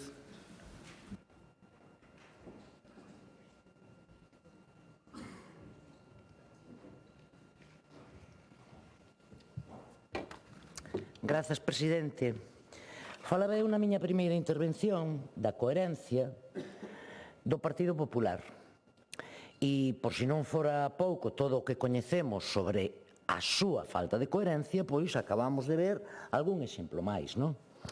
Falaba o señor Fidalgo de guarradas ou guarrerías ou porcalladas en galego, non sei exactamente de que falaba, e referíase ao pacto da Diputación de Lugo. Claro, é super coherente, non? Porque eles falan de guarradas ou de porcalladas cando se refiren a un pacto político absolutamente lexítimo, pero lles parece xenial aplaudir a un presunto acosador sexual que ostentaba hasta hai moi pouco tempo a máxima responsabilidade na Consellería do Mar. Falaba o señor Fidalgo coa coherencia habitual que caracteriza o Partido Popular, falaba de que en concreto, o BNG, sei que quixo facer unha campaña a conta dos peles que se dispersaron polas praias galegas sin que o goberno galego fixese absolutamente nada. E fíxese se son coherentes que critican, dice que nós queríamos apañar un puñado de votos. Que quererían apañar os do Partido Popular? Que quererían apañar, señor Fidalgo? Porque lles lembro o que pedían vostedes. Un avión, 11 barcos, 2 helicópteros e un submarino para atender os peles do Toconao. É increíble. Coherencia a tope. Coherencia a tope. E di o señor Fidalgo, e agora xa entrando no serio, porque vostede tivo tempo de falar de todo, menos do que eu lle falei, que foi a súa incoherencia absoluta sobre o regulamento de control. Ben, di o señor Fidalgo que non hai outro servizo igual en todo o Estado español que o Servicio de Gardacostas galego. A ver se o entende, señor Fidalgo. É que non hai outra costa igual en todo o Estado español que a costa galega. Por eso ten que haber un servicio de gardacostas acorde con esa costa, que non o hai, porque lle faltan recursos e lle faltan recursos humanos e orzamentarios. Díxenllo na nosa primeira intervención e é un dos puntos da nosa moción. E volve dicir, eu xa o anticipei na primeira intervención, e volve dicir que o BNG fala mal do sector. E eu volvo lle preguntar, señor Fidalgo, que hai peor para o sector marisqueiro neste caso que desatender precisamente a debacle que se ven producindo dende hai anos nas rías galegas sin que a Xunta de Galiza e a Consellería do Mar movan un dedo? Que hai peor? Que hai peor? Xa pode dicir a oposición o que queira, non hai nada peor que a inacción e o desleixo e a desidia do Partido Popular a respeito do sector marisqueiro. E por último, dice o señor Fidalgo, a ver si cuela, a ver si cola, verdad, señor Fidalgo? Dice o señor Fidalgo, dos 8 puntos que nos presentan na moción, facemos aquí unha enmendiña de 2 puntos nada máis, unha lixeira enmendiña. Oiga, sí, lixeira, digamos, en volume, ¿no? Pero vamos ao contido. Mire, enmendan vostedes o punto 3. O punto 3 nos decimos acrecentar os orzamentos destinados a colaborar e coparticipar co financiamento das labores de vixiancia que levan a cabo as confrarías. Nos decimos acrecentar, é dicir, teñen que subir ese orzamento. E di o señor Fidalgo na súa emenda, garantir partidas orzamentarias suficientes, bla, bla, bla, bla, bla, bla, bla, bla, bla. E eu só unha pequenísima paréntesi. Resulta que nas confrarías deste país, señor Fidalgo, hai 163 gardapescas en total. 163. Sabe vostede cantas confrarías hai en este país? Sí, cantas? 63. A cantos gardapescas nos tocan? A 2,5, señor Fidalgo. E el non quere acrecentar os recursos orzamentarios para que se dote de máis gardapescas ás confrarías. Isto sí que é facerlle dano ao sector e moito dano. E o último punto, señor presidente, da emenda do PP, donde nós lle decimos establecer canles de diálogo con Portugal desde o goberno galego, eles din, evidentemente, que van decir instar o Estado. Pois mire, señor Fidalgo, non lle cola, non lle aceptamos as emendas. Mais nada, moitas gracias. Gracias.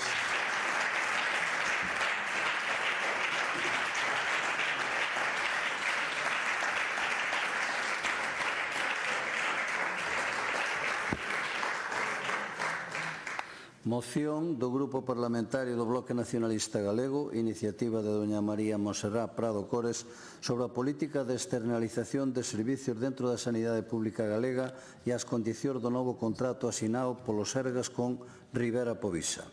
Presentouse unha emenda do Grupo Parlamentario Socialista para formular a moción. Ten a palabra a señora Prado. Grazas, presidente. Moi bo día.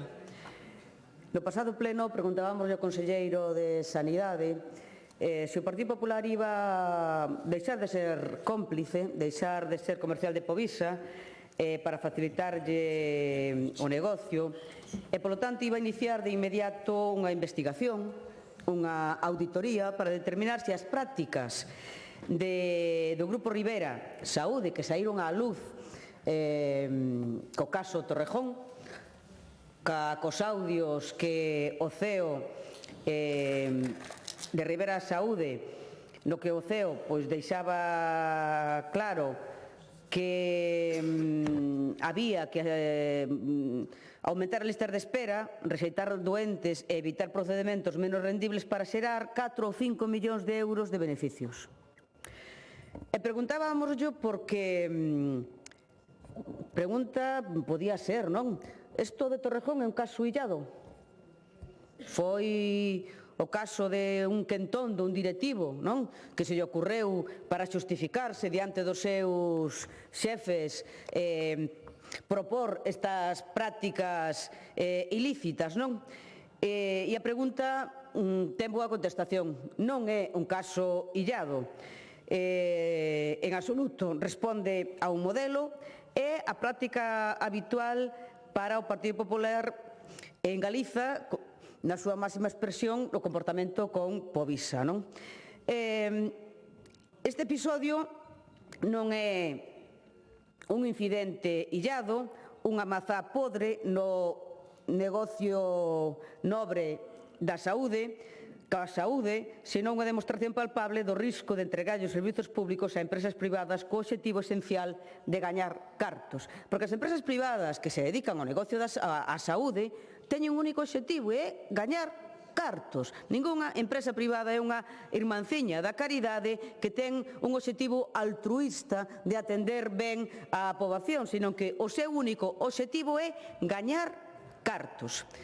Pois ben, por moi obsceno que pareza isto que estou a decir e isto que saltou aos medios de comunicación co caso de Torrejón, pois o BNG non nos sorprendeu. Tengo que decir que non nos sorprendeu porque tiñamos xa as alarmas acendidas en Galiza desde hai moitos anos. Porque este mesmo grupo, o Grupo Rivera, o Grupo Rivera Saúde, que ten encomendada a xestión do Hospital de Torrejón en Madrid, é o mismo que está ao frente do Hospital Povisa. E é o mismo hospital privado con que o Sergas, a Xunta de Galiza, ten un contrato millonario, o último asinado hai menos de un ano, por un importe de alrededor de 100 millóns de euros, porque ao contrato en sí hai que asinarlle toda unha serie de cuestións, como a eliminación da lista de espera, toda unha serie de probas e demais que o Sergas tamén encomenda a Povisa fora dese contrato, non? Un contrato para atender a 110.000 persoas da área sanitaria de Vigo. Temos as alarmas acendidas desde hai moito tempo e temos pedido en este Parlamento todo tipo de información para saber cal é o contido do contrato, como se gastan eses máis de 100 millóns de euros dos orzamentos e, polo tanto, dos galegos e das galegas. Temos mostrado aquí a nosa preocupación porque o Partido Popular non queira facer público como se invisten eses cartos, se van a atender a poboación ou van maioritariamente á conta de resultados da empresa. Povisa ten un volumen de negocio de alrededor de 122 millóns de euros. Se dese volumen de negocio de 122 millóns de euros, 100 corresponde co que recibe de cartos públicos, estamos falando de que máis do 80% desta empresa subvenciónase con cartos dos galegos e das galegas. E, polo tanto, o normal sería que un goberno ao servicio dos galegos e das galegas fora escrupuloso de como se xestionan eses cartos, escrupuloso de vixiar que esos cartos van para a atención sanitaria da veciñanza da área sanitaria de Vigo que teñen a Povisa como prestadora do servizo.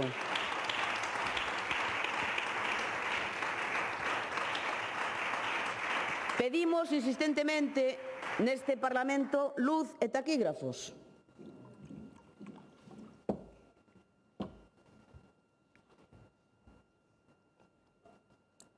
Pedimos luz e taquígrafos. E que foi a resposta do Partido Popular? Sempre a mesma. Negativa a facilitar información, opacidade total, non? E pedimos información pedindo o contido dos contratos. Volvemos a pedirlle ao conselleiro no anterior pleno.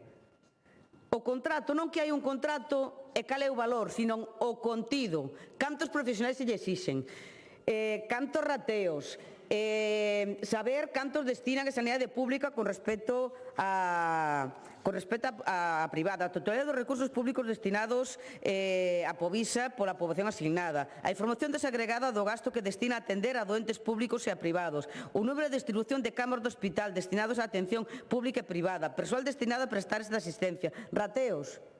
Negativa absoluta.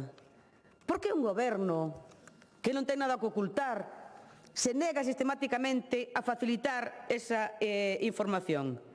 Por que se negan a que sepamos o contido do contrato? Por que se negan a explicarnos cales son as exixencias que lle poñen á empresa? Por que se negan a que sepamos o número de profesionais que lle exixen, o tipo de prestación? Por que se negan a que saber se con eses cartos atenden só a pública, como ten que ser, ou tamén atenden a privada? Por que se negan a todo isto? Esa é a gran pregunta. E cando dixen que o BNG, ao coñecer o caso do Torrejón, pois non nos sorprendeu, digo porque, aparte de estar pedindo esta información, no ano 2019, o BNG e eu mesma trouxemos aquí a este Parlamento a denuncia de que existía unha comunicación da empresa Povisa, ano 2019, na que Rivera Salud se fixo cargo de Povisa, pois que existía unha comunicación na que referenciaba como parte dos obxectivos que se marcaba, poñía para conjuntamente con a Dirección Asistencial tomar medidas en relación cos obxectivos que nos tiñamos plantexado a principios de ano. 1. Reducir todas as actuacións, consultas, probas e intervencións en doentes sergas que non lle aporten ningún valor engadido.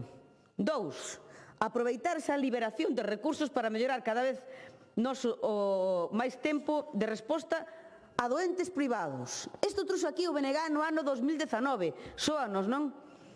Sóanos aos audios do CEO de Torrejón, que sigue sendo o CEO de Povisa. Que sigue sendo o CEO de Povisa. E resulta que o conselleiro, diante de todo isto, de pedirlle unha investigación, de pedirlle unha auditoría, que di: ai, nos preocupa moito, o BNG só nos preocupa o que pasa en Madrid.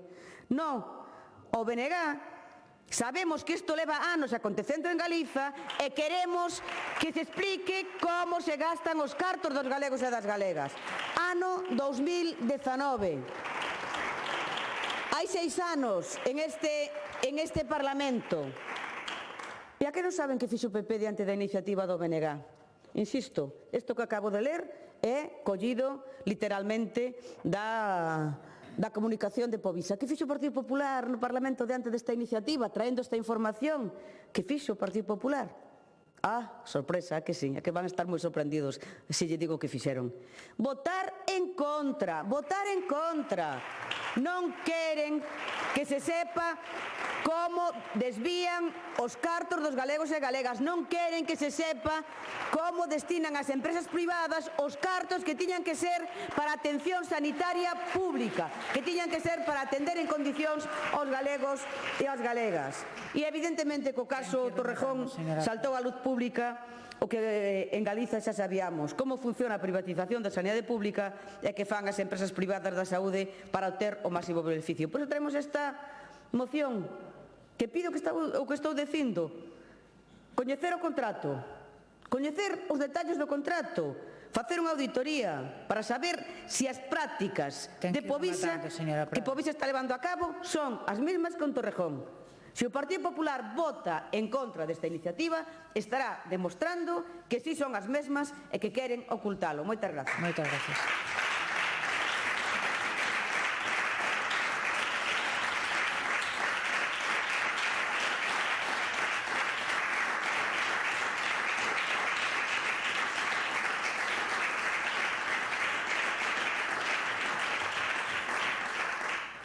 Quenda do Grupo Parlamentario Socialista, señora Espinosa.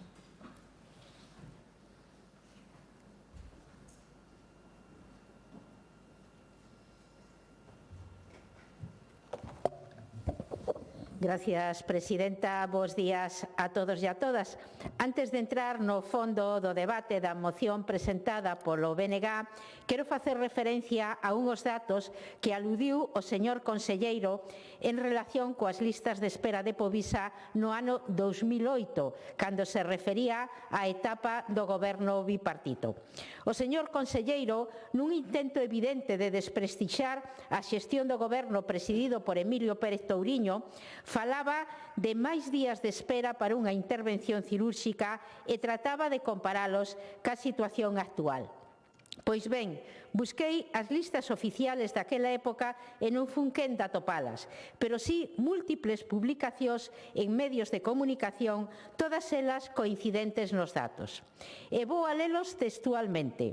O Complexo Hospitalario Universitario de Vigo, o CHUVI e a Clínica Povisa sumaban 8.355 pacientes en lista de espera cirúrxica, 5.286 no CHUVI e 3.069 en Povisa. Esa era a realidade nese momento. Señorías do Partido Popular, por si queren transmitirlo, señor conselleiro, a realidade de xuño do pasado ano é que a lista de espera cirúrxica ascende a 11.402 persoas, 8.991 no CHUVI e 2.411 en Povisa, cando a población sanitaria da área de Vigo se mantén prácticamente estable. Estes son os datos reales e todo isto sin entrar a valorar que as tecnoloxías tamén impactan e algunhas veces ten un impacto pero favorable nas cirurxías. Sinceramente, o noso grupo doelle que se manipulen as cifras e que non se asuma a realidade. E a realidade é que as listas de espera en cirurxía hoxe son moito maiores que cando gobernaba Emilio Pérez Touriño.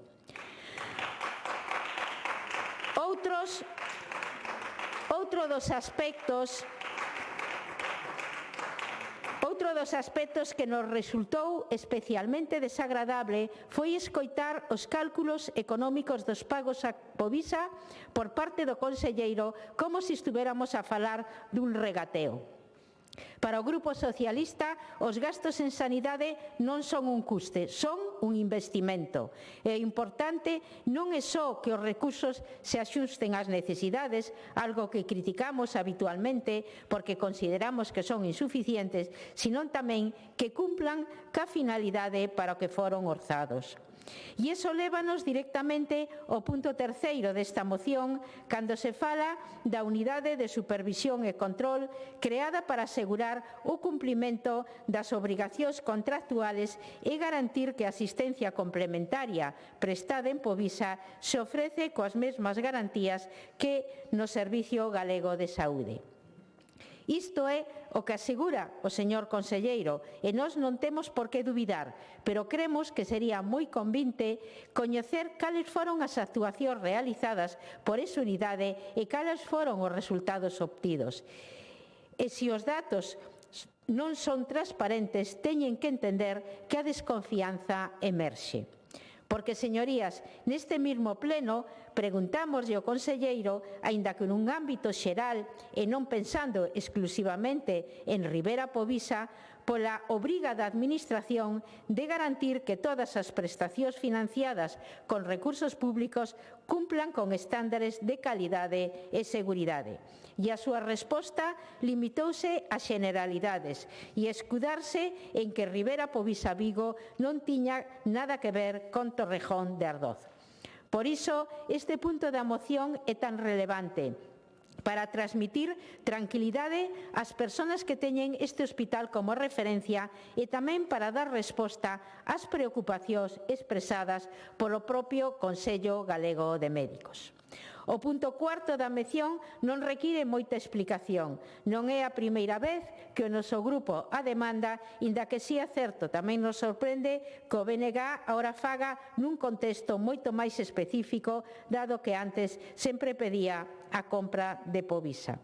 Con respecto aos puntos obxecto da emenda, gustaríame centrarme no punto segundo. É certo que o contido final resulta moi semellante ao do punto cuarto, pero non quixemos desestruturar en exceso a moción presentada.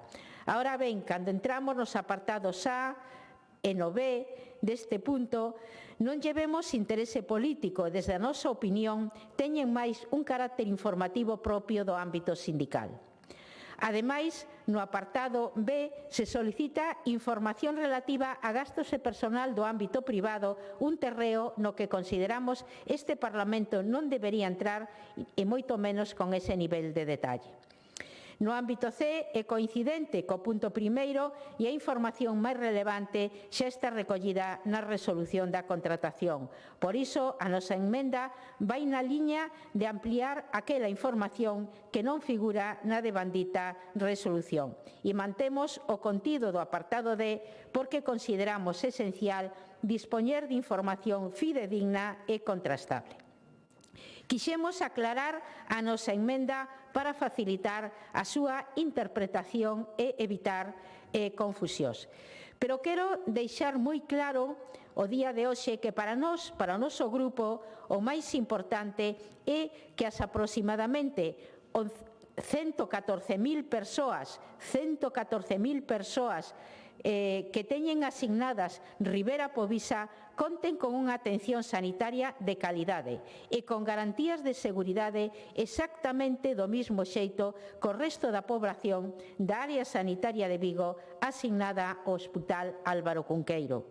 E, por suposto, que exista transparencia absoluta respecto ao contrato de servicios suscritos co Serga. Porque Povisa tivo históricamente fama de boa atención sanitaria.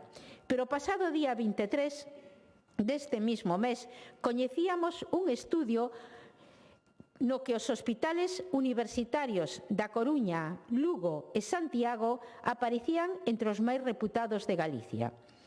O estudio é elaborado por Mercosaude e se basa en 11.000 enquisas, que sitúa estes centros, e isto xa de ámbito nacional, nos postos 18, 40 e 58 da clasificación nacional.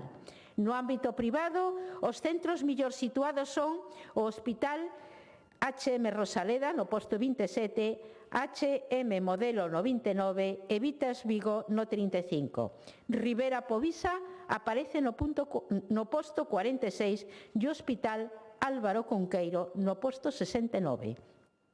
Deixo estes datos para a reflexión, porque cando falamos de sanidade, falamos de direitos, de confianza e de responsabilidade pública. Nada máis e moitas gracias. Moitas gracias.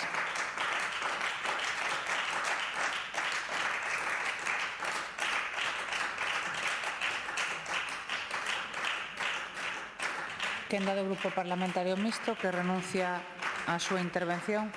Quenda do Grupo Parlamentario Popular, ten a palabra a señora Amigo.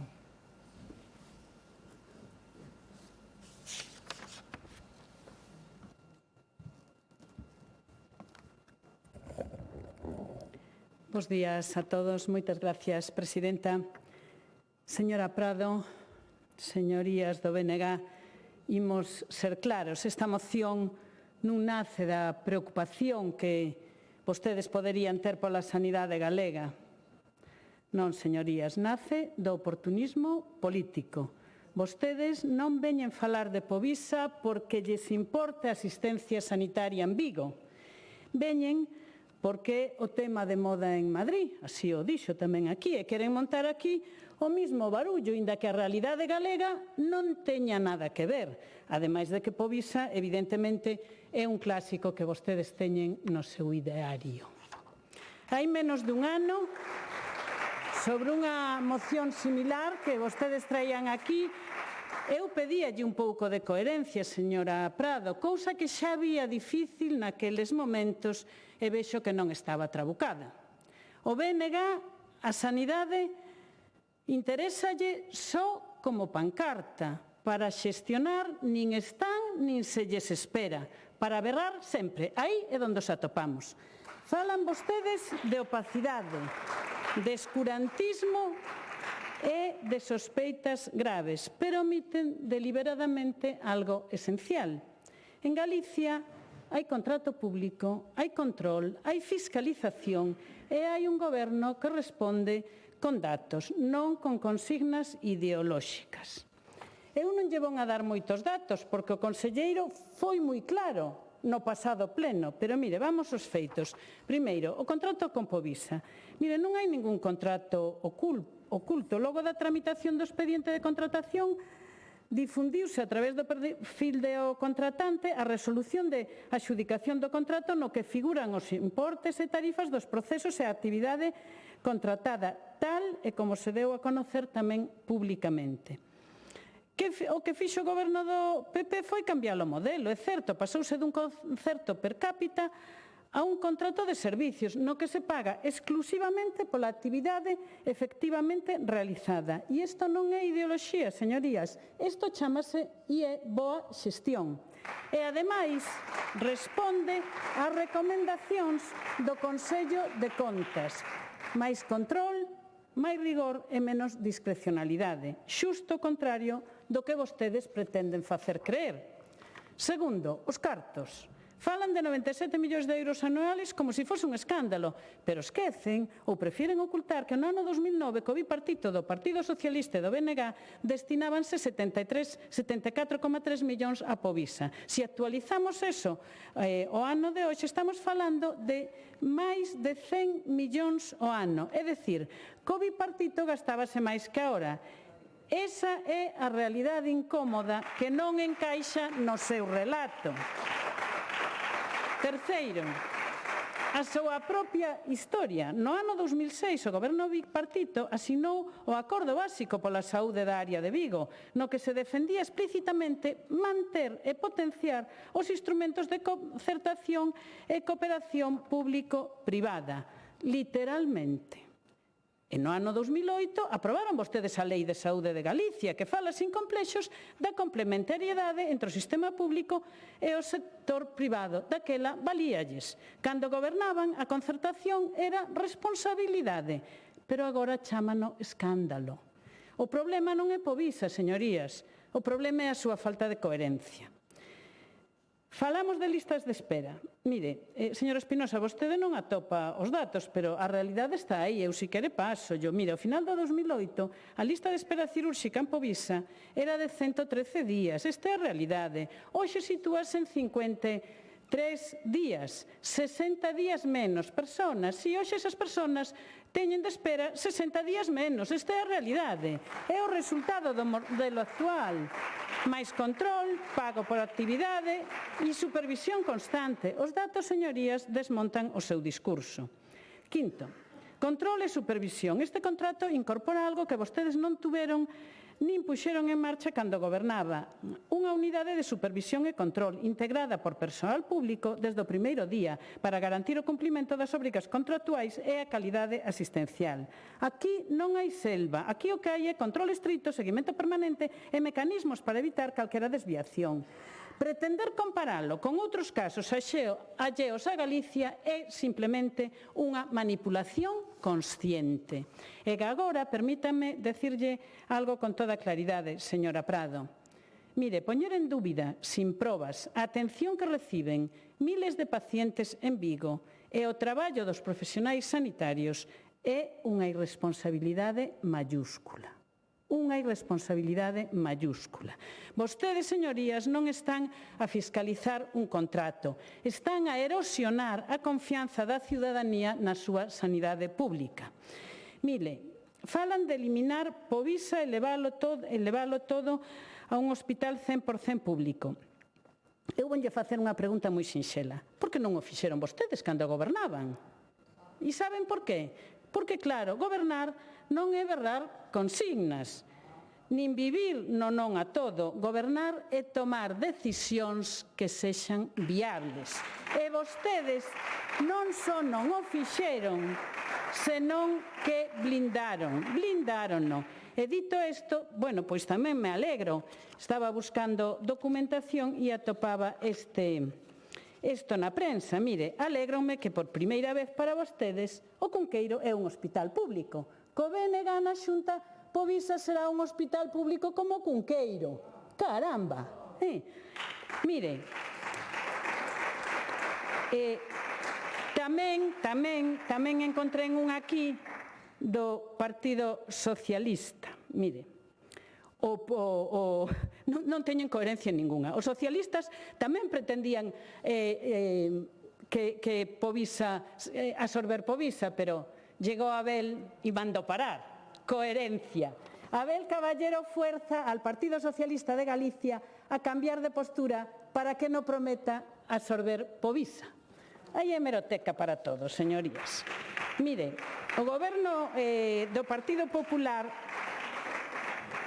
teñen un modelo claro, sanidade pública universal de calidade, con control público e sin dogmatismos ideolóxicos, que é o que lle sobra a vostedes, eses dogmatismos ideolóxicos. Un modelo moderno, europeo e democrático, non modelos importados nin nostalxias de sistemas que nada teñen que ver coa nosa sociedade. E a ciudadanía así o vei. Mire, según o barómetro sanitario, Galicia é a segunda comunidade onde máis se confía na sanidade pública fronte á privada, un 85%, moi por riba da media estatal.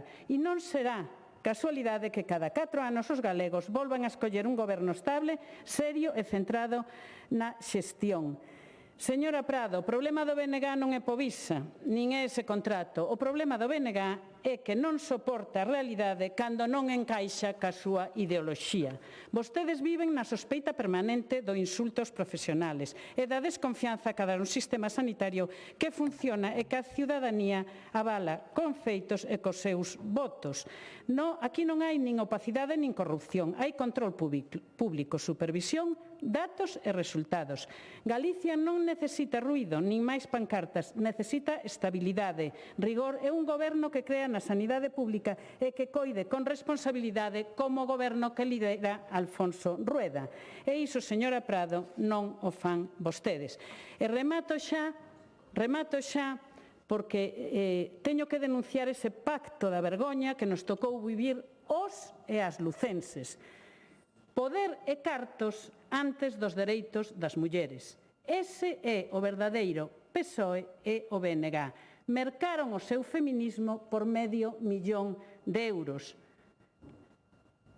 Pouco valemos as mulleres para vostedes. Máis nada e moitas gracias.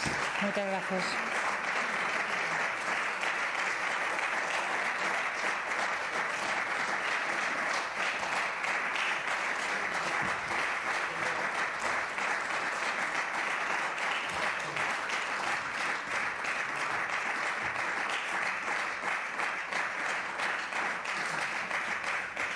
Turno de peche para a autora da moción, señora Prado.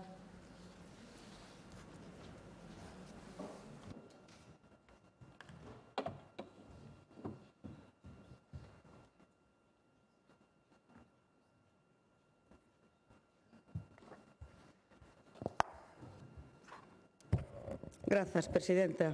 Ahora procedería a traer aquí a colación ao grande Arsenio, non? Cando lle facían aquela pregunta, Arsenio, que? A pregunta total, non? E eu digolle á diputada do Partido Popular, diputada da transparencia e a información, que? Que? Non, o Partido Popular ven aquí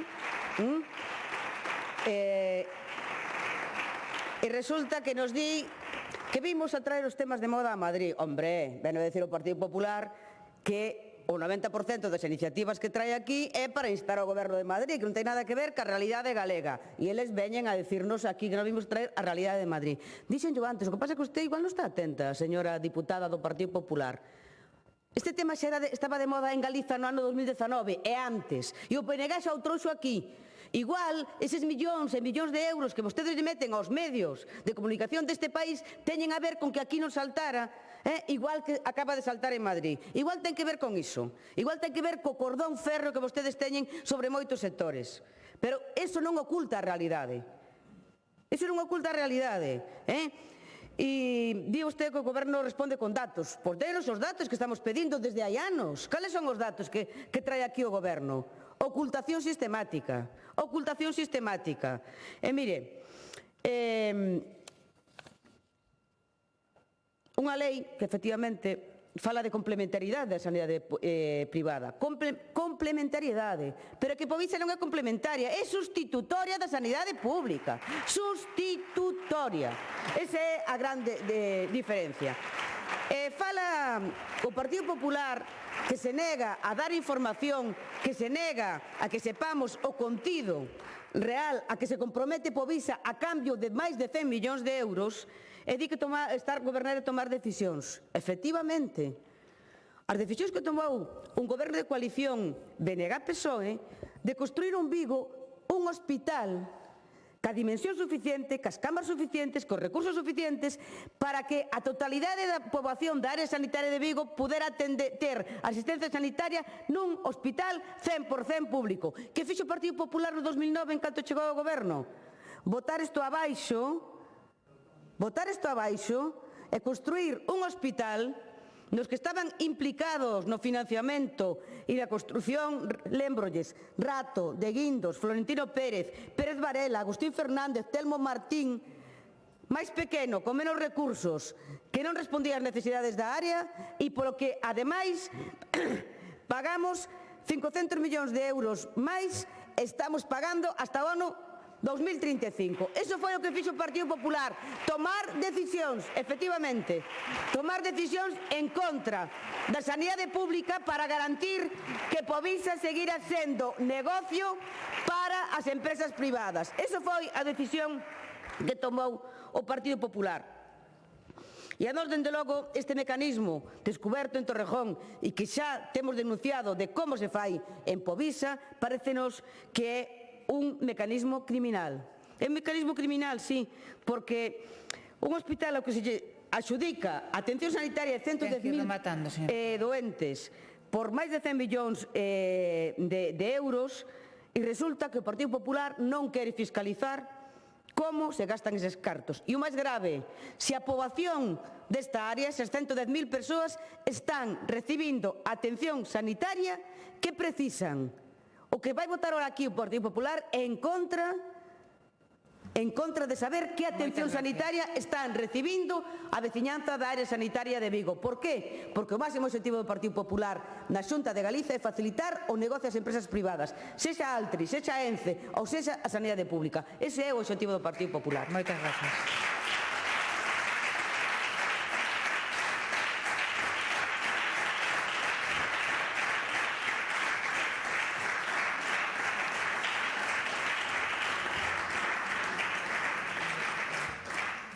Continuamos coas mocións, neste caso do Grupo Parlamentario Socialista de Galicia, sobre o grado de adaptación da normativa autonómica en materia de prevención e extinción de incendios forestais, o marco legal estatal e o seu cumprimento. A esta moción non se presentaron emendas e para a súa defensa ten a palabra a voceira do Grupo Parlamentario Socialista.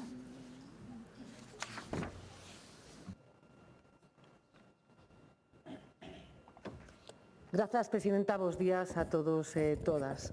Como decían os meus compañeiros, desexando unha pronta recuperación aos compañeiros afectados polo accidente e a todos os que estiveron esta mañá afectados polo accidente na autovía. Ben, defendemos hoxe esta moción derivada da interpelación debatida no pasado pleno.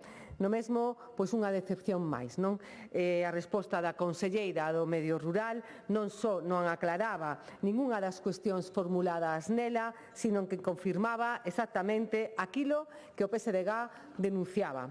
A Xunta de Galicia non está a cumprir os prazos legais, non está a garantir a participación real e non está a asumir a gravidade do momento que vive Galicia en materia de incendios forestais. Na interpelación preguntábamos algo con bastante concreto, se a normativa autonómica está adaptada ao marco legal estatal e, sobre todo, se se está a cumprir. E a resposta da conselleira foi unha sucesión de afirmacións autocomplacentes, unha acumulación de referencias normativas sin concreción ningunha e un mensaxe de fondo preocupante. Cumprimos, dice ela, e pouco importa nin como nin cando. E iso, señorías, non é gobernar, e menos gobernar con responsabilidade. É gobernar por inercia, por propaganda e sin rendición de contas este Parlamento e o que peor os galegos e as galegas.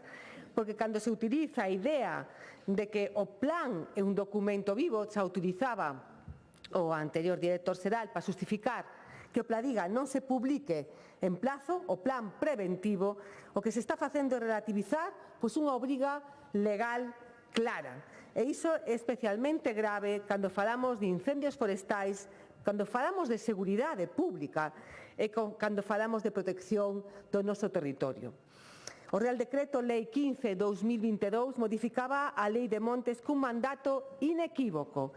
Os plans anuais de prevención, vixilancia e extinción deben aprobarse e publicarse antes do 31 de outubro do ano anterior ou da súa aplicación. E isto non acontecía nin o ano pasado nin este propio 31 de outubro, para que tivéramos o plan anual preventivo para este 2026. E este prazo non é nin orientativo nin simbólico e a condición é a condición necesaria para que a prevención se poida realizar dende o 1 de xaneiro do ano en curso e non cando xa estamos ás portas da tempada de alto risco de incendios. E con todo, como digo, un ano máis Galicia incumple, o Pladiga non está publicado, ainda non está publicado hoxe, e o máis grave non só é o incumprimento, sino que se justifique pola conselleira con excusas que non se sosteñen ni técnica, ni legalmente, nin políticamente. E este incumprimento non é un feito illado. Forma parte dun patrón que sigue a Conselleira de Medio Rural e que sigue a Xunta de Galicia. Chegar tarde á planificación e despois acontece o que todos sabemos, o que pasaba este verán pasado. Miles de hectáreas arrasadas, aldeas aniquiladas. Falamos tamén de planificación real do territorio e aquí atopamos outra das grandes eivas, os plans que deben aterrizar a prevención no propio terreno non están actualizados nin están avaliados. Falamos dos planos de ordenación de recursos forestais e agora se prometía redactalos no ano 2026, o prometía a conselleira o pasado pleno, pero non sin antes mudar a normativa na lei de acompañamento este caixón desastre cando dice que vai a realizar por lights, non? Pero, bueno, non se poden realizar porque antes debería haber os planes de ordenación de recursos forestais reais para despois resumir esos. Tampouco os PLADIF, os plans de prevención dos propios distritos forestais que están sin actualizar dende a época do bipartito. Moitos anos, E sin estes instrumentos vivos, coordinados e revisados, todo o demais queda nun exercicio totalmente retórico. E por iso pedimos información detallada sobre as actuacións preventivas realizadas nos distritos, pois RQR, eu a pedila e a conselleira a negala. E a resposta é verdad, porque a resposta é sempre a mesma, negarse a facilitar a información, votar en contra das iniciativas de transparencia e incumprir a obriga de resposta a este Parlamento. E reitero, os galegos e as galegas. E se todo estivera feito e todo estivera ben, seguramente non tería problema en contestar. Cando a prevención se fai ben, pois se explica. Outro exemplo evidente desta falta de transparencia é a dos efectivos. Ben, ano tras ano, sesa quen sesa, o presidente da Xunta de Galicia era Feijóo, agora é Rueda, se repite a mesma cifra, 7.000 efectivos. Poden ver o ano 19, 20, 21, 22, 23, 24, 25. Bueno, trouxen dous exemplos. Aquí o ano 25 se fala de Galicia actualiza o seu plan contra incendios. 7.000 profesionais. Pero se vamos o ano 19, e aquí está Feijóo, que conta o plan preventivo, 7.000 efectivos. Bueno, como decía unha compañeira miña, imos a xogar a lotería o PSDG, xogar os 7.000, porque sempre toca, sempre toca. E isto, a verdade é que non é broma, porque están mentindo a cidadanía galega. É que decir da participación, a conselleira falou dela, pero a realidade é que non convoca o Consello Forestal. O último Consello Forestal que se convocou foi nada máis e nada menos que en abril do ano 2025. Aquí a conselleira vai lenta, pero moi lenta, non existen, non é como Baltar, que vai a 250 km/h. Senón, non, a Consellería de Medio Rural vai bastante máis lenta. Non existen mesas do lume, non se incorpora de maneira efectiva. Hai que decir algo así para que fagan caso, senón parece que non fai caso, señor Viso. Non, se non digo algo así non fai caso ningún. E todo isto acontece despois da peor vaga de incendios da nosa historia. 3 oportunidades perdidas tiveron, señor Viso. A de 2017, a de 2022 e esta. E non cambian, non mudan. E está xogándose a seguridade pública, a seguridade dos veciños e veciñas de Galicia. E tamén teño que falar de Ourense, porque ali nos xugamos todos os veráns. E agora hai ceses dos directores xerais de planificación e ordenación do territorio, ceses do secretario xeral, ceses do director de Defensa do Monte. Pero miren, señorías do PP, as voaduras, por moi controladas que cesan, teñen como un efecto inevitable. Provocan o derrumbe dunha estructura. E a Conselleira de Medio Rural algunha responsabilidade ten nesta situación, porque estas estructuras se derrumban cando o mantemento xa non é posible. E iso é exactamente o que acontece cos piares da Consellería de Medio Rural.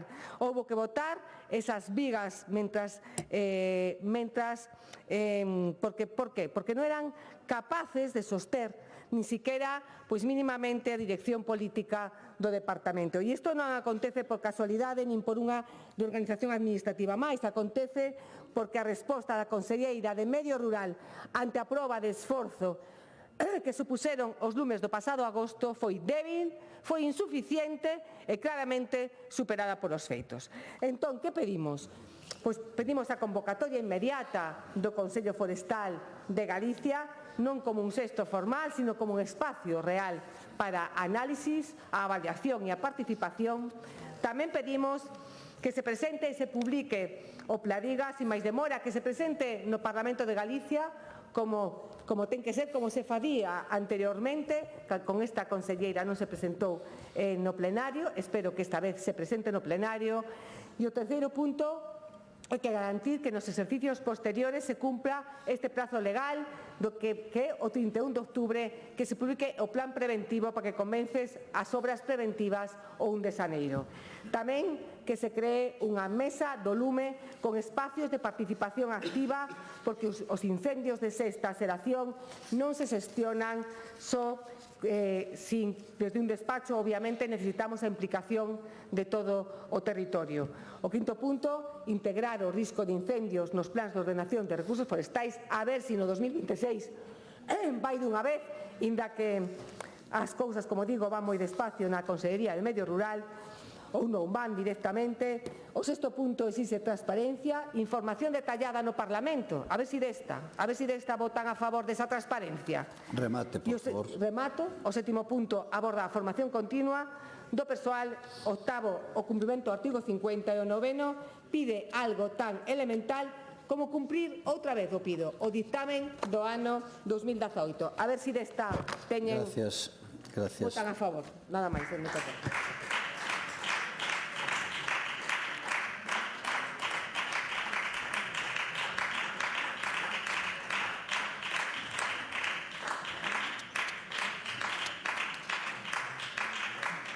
Grupo Parlamentario Mixto, señor Ojea.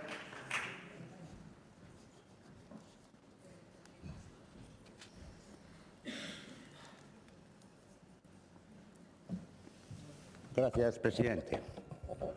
Bueno, estes días ha chovido bastante, coas consecuencias tamén no tráfico e nos accidentes que se levan producido. Mandamos desde aquí un saludo e moito ánimo aos dous compañeiros deputados que tuveron un accidente esta mañá e ao mesmo tempo lembrar a necesaria prudencia nas estradas, non? Bueno, estaba dicindo que estes días leva chovido bastante, tamén leva nevado, ten a súa cousa boa, non haberá seguramente problemas de sequía, a auga entrará no seu nivel freático e terá moitas ventaxas, pero ao mesmo tempo vai ter un inconveniente, que é que cando chega a primavera pois, digamos, a natureza en todo o seu esplendor, pois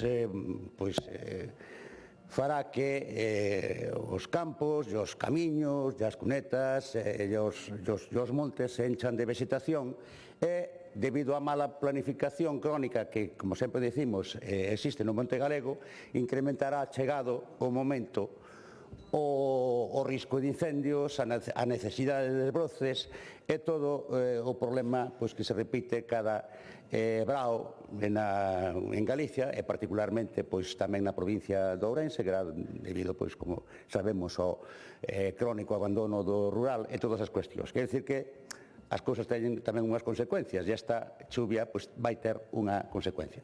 O que non debería ser é que volver a pasar outra vez no brao do 2026 o que pasou no brao do 2025 e noutros braos. O sea, algo haberá que aprender, algo haberá que facer diferente, habrá que escoitar as voces dos expertos, as voces das persoas que saben, para tomar as medidas, porque só faltaría que volver a repetirse outra vez a desgracia nas súas múltiples facetas do brao do 2025. E aquí gostaríame chamar a atención acerca do abandono dese organismo consultivo, dese órgano consultivo como é o Consello Forestal, non?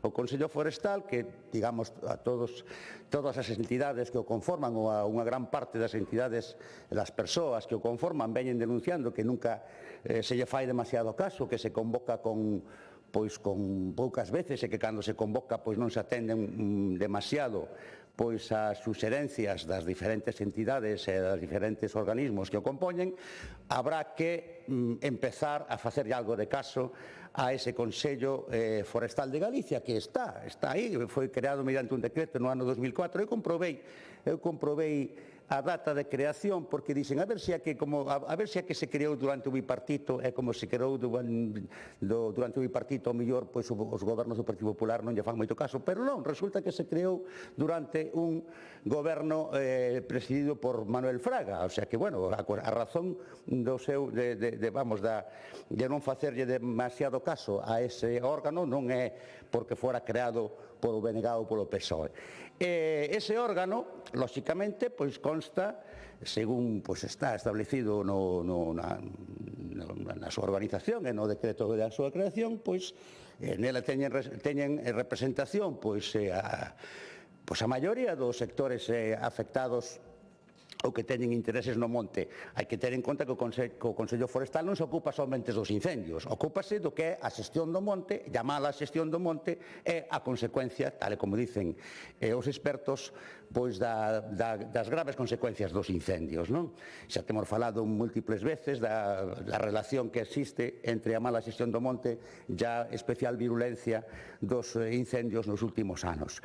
Está representada o goberno, están representadas as diferentes, prácticamente todas as consellerías nese Consello Forestal. Eu dicía en algunha das miñas pasadas intervencións que os incendios levan afectado e afectan prácticamente a todas as consellerías, non solamente a Consellería de Medio Ambiente ou a Consellería de Medio Rural, afecta a Consellería de Sanidade porque hai consecuencias na saúde das persoas afectadas, afecta a Consellería de Facenda porque se teñen que analizar incentivos fiscais de determinado tipo para unha mellor xestión do monte, afecta, decía que hasta afectaba a Consellería do Mar porque as cinzas e os arrastres acaban afectando o marisqueo, pero efectivamente na propia configuración do Consello Forestal están representadas as consellerías, están representadas os sectores industriais que procesan a madeira, están representados as universidades, están representadas prácticamente todos os propios sindicatos agrarios, prácticamente todas as entidades que teñen algo que decir, as partes interesadas no monte e as que hai que escoitar e que veñen denunciando, unha gran parte deles que non se lle fan demasiado caso. As universidades que presentan unhos estudios que resultan estériles deles porque non se lle fan demasiado caso, os sindicatos que abogan por unha maior formación dos equipos de extinción ou de prevención, pois tampouco se fai demasiado caso, os propios clúster da madeira e os propios sectores empresariais afectados polo monte, pois tampouco se fai demasiado caso, as propias comunidades de montes e os propios propietarios que teñen algo que decir, porque, como tamén se dice moitas veces, pois unha altísima proporción do monte galego é de propiedade privada, e os seus propietarios, lóxicamente, pois o que pretenden é sacarlle un maior beneficio, e iso, pois, bueno, a veces entra en contradición con aspectos de outro tipo, como aspectos ambientais, pero hai que escoitalos tamén, porque, lóxicamente, a lei non pode... o goberno non pode pisotear os dereitos dos propietarios tampouco. Quer dicir que hai que escoitar a cada un o que teñan que dicir. Lévanse publicado estudios, hai que sentarse a falar cos propietarios dos montes, hasta os cazadores, hasta a sección de caza, o colectivo de cazadores tamén está representado no Consello Forestal, tamén ten algo que decir. Quer dicir que a min pareceme realmente increíble que existindo un órgano que ademais foi creado seguindo as directrices xa das Nacións Unidas naquel encontro de Río de Xaneiro ou nos organismos pertinentes europeos, temos un órgano creado que pode asesorar, que pode ser utilizado en convocatorias canto máis frecuentes mellor, porque de alguma maneira hai que abordar o problema por parte do goberno, convocalo, darlle forza, darlle visibilidade e, sobre todo, escoitalo. Eso unha entre moitísimas outras medidas que seguramente habrá que tomar para que non se volva a repetir, lóxicamente, o que pasou este ano 2025. Escoitar tamén a esos colectivos para que interveñan, tal e como está xa previsto nos motivos da creación dese organismo, para que interveñan na creación das normativas que podan levarse a cabo para unha mellor xestión do monte, que ten como consecuencia, ou que tería como consecuencia a reducción da virulencia especial dos incendios forestais, especialmente destes que se chaman de sexta xeneración, apuntar agora a importancia dese que estimamos que ten ese organismo como é o Consello Forestal de Galicia, prestar atención, entre outras moitas cousas das que podíamos estar falando e que seguramente seguiremos falando, porque o tema dos incendios forestales, desgraciadamente, o gallá, non houbera que seguir falando delos, porque xa acabaran sendo un problema menor, pero probablemente isto non sexa así, sobre todo se o goberno do Partido Popular non cambia do xeito de traballar dos últimos anos. E os feitos están aí, e as cousas vense, e o que se ve, a quen vas creer, a min ou aos teus ollos, non? Os incendios foron o que foron, esperemos que non se repiten este ano. Nada máis, gracias. Gracias. Grupo Parlamentario do Bloque Nacionalista Galego, señora Valcárcel.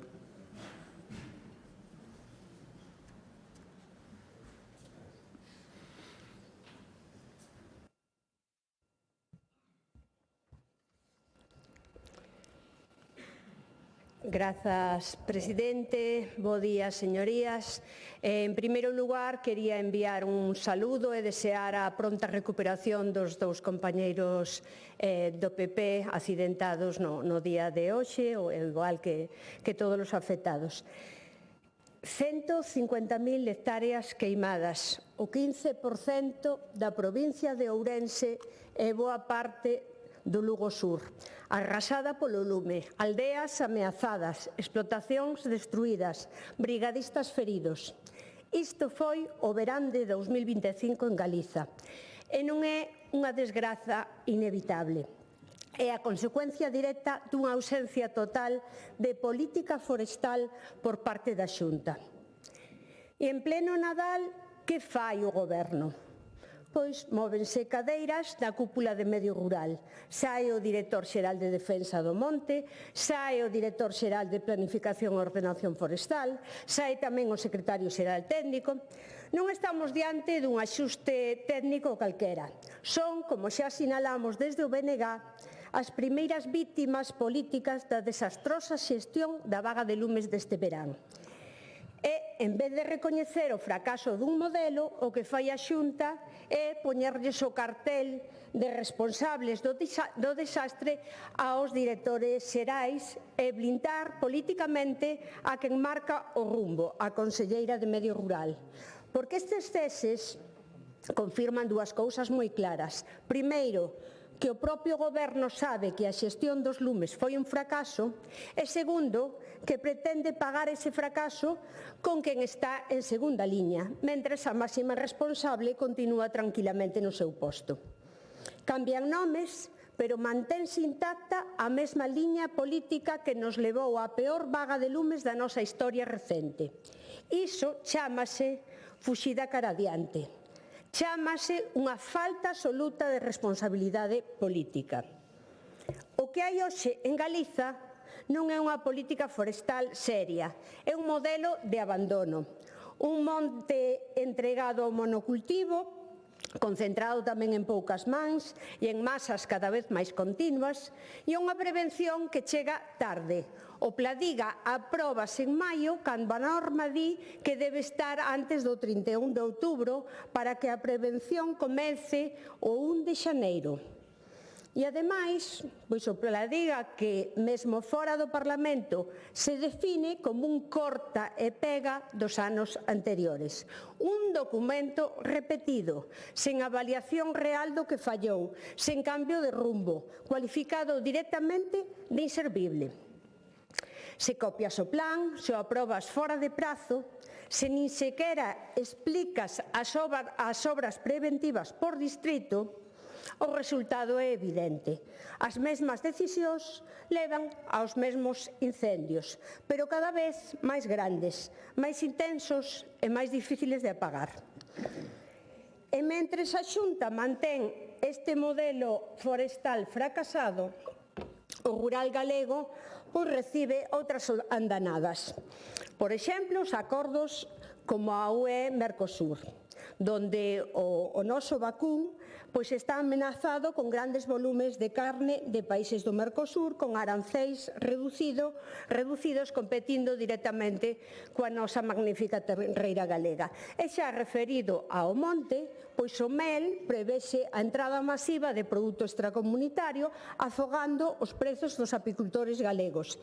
E no que atinxe a castaña, na que somos líder estatal de produción, pois, donde temos a IXP de Castaña de Galiza, con máis de 50 millóns de euros anuais, pois ao mesmo tempo abrimos a porta á castaña de outros países con condicións ambientais e laborais bastante máis lasas. E aquí seguimos sen política forestal nin agraria seria. O rural galego perde por ambos lados, por abandono interno e por competencia externa. O PP e a Xunta levan anos instalados nun esquema con 3 ingredientes explosivos. Monocultivo do eucalipto, que incrementa o risco e a severidade dos lumes cando as condicións son extremas, con despoboamento e abandono agrario co peche de explotacións, a perda de actividade que mantiña o territorio en mosaico e cunha prevención do verán só centrada no dispositivo de extinción, sen cambio no uso do solo, sen silvicultura preventiva, sen xestión seria da biomasa. Se a isto lle sumamos que non se cumpren prazos, que non hai información por distritos, que o Pladiga é prácticamente o mesmo ano tras ano, pois o resultado é un ciclo de incendios crecente. Cada vaga máis extensa, máis violenta, máis difícil de controlar.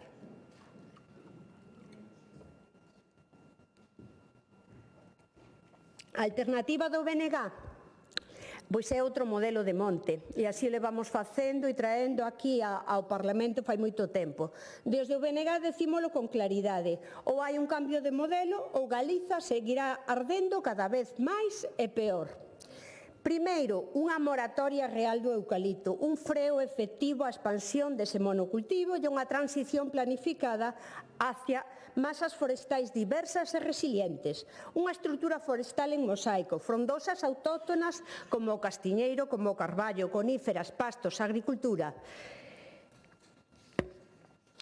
Un mosaico que rompe a continuidade do combustible e que xera rendas distintas no rural. Terceiro, unha silvicultura preventiva todo o ano, un apoio técnico e económico a propietarios e a comunidades de montes. A prevención como actividade productiva planificada, non como un gasto que se improvisa cada primavera. O cuarto, o emprego verde, un plan de investimento para crear miles de postos en limpeza, restauración, xestión forestal sustentable, transformación local da madeira e da castaña. E o quinto, unha recuperación pos-incendio, pero con criterio. Reforestar con especies axeitadas, restaurar solos, pero non repoboar as presas con máis do mesmo combustible. A idea é moi simple. Sen agricultura, sen gandería, sen silvicultura preventiva, Galiza convértese nun continuo de combustible. Pola contra, con actividade no territorio con mosaico de usos, o risco redúcese desde a raíz. Cando a conselleira di que Galicia cumpre escrupulosamente a normativa, pero o plan chega tarde, repite contidos, non avalía o anterior e non dá datos por distritos, non é cumprimento, é propaganda. Cando despois da peor vaga de lumes o único que se fai é cambiar algúns nomes e mantense intacto, a liña política non é rectificar, é persistir no erro. E cando se mantén o modelo do monocultivo do abandono do rural, sabendo que iso alimenta lumes cada vez máis grandes, non é descoñecemento, é responsabilidade política directa.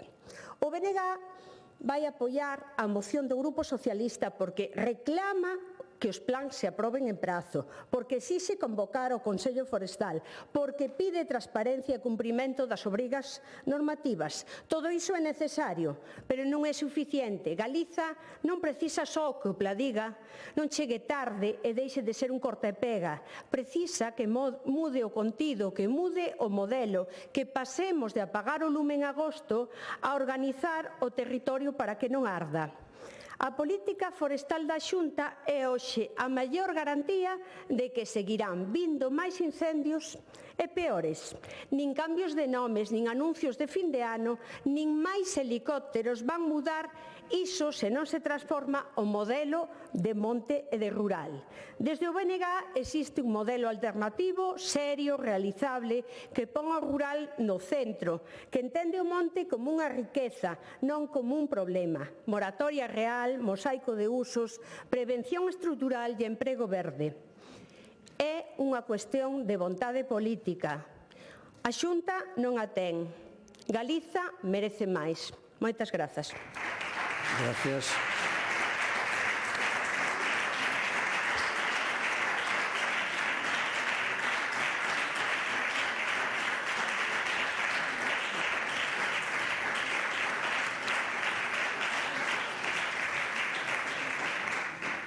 Grupo Parlamentario Popular, señor Rodríguez Conde.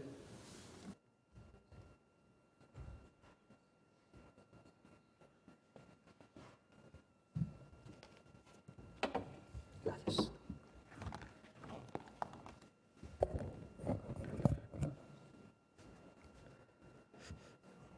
Gracias, presidente. Bos días, diputados e diputadas. Antes de empezar ca miña intervención, quero mandar un saludo e unha recuperación pronta aos compañeiros Roberto e Gonzalo, así tamén como os demais feridos que hubo neste accidente a mañán.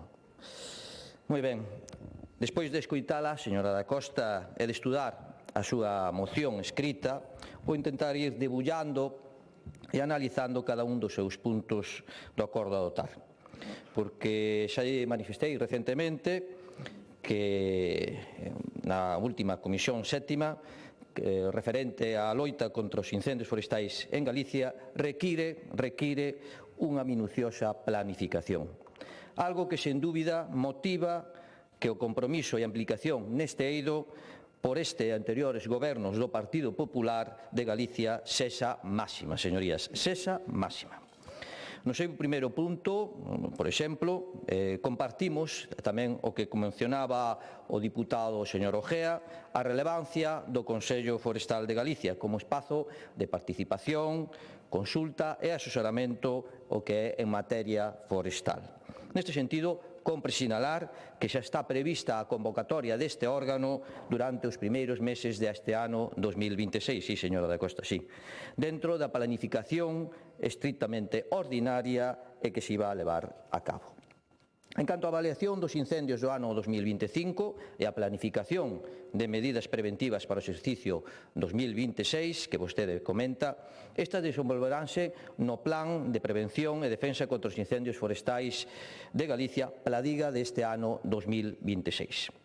Continuando a falar deste plan, durante o primeiro trimestre, señora da Costa, durante o primeiro trimestre do ano procederase á súa actualización e, como nos anos anteriores, será obxecto da publicación no portal da web da Consellería de Medio Rural, sendo así accesible a calquera persona interesada. Porque hai que recordar unha vez máis, señora da Costa, e volvo a dicirlo aquí, xa o dixo nesta atril a Conselleira de Medio Rural e outros membros do Goberno implicados nesta materia, que o Pladiga non perde a súa operatividade en ningún momento, en ningún. Tamén o indica o artigo 14.4 da Lei 3/2007, a Lei de Incendios de Prevención e Defensa contra os Incendios Forestais de Galicia, que di nos anos seguintes á súa aprobación e mentres manteña a súa vixencia, deberá ser actualizado naqueles aspectos que sufran variacións, sendo incorporadas as distintas modificacións do documento inicial e aprobados polo Consello da Xunta de Galicia. Creo que queda meridianamente claro o que consiste a actualización do Pladiga.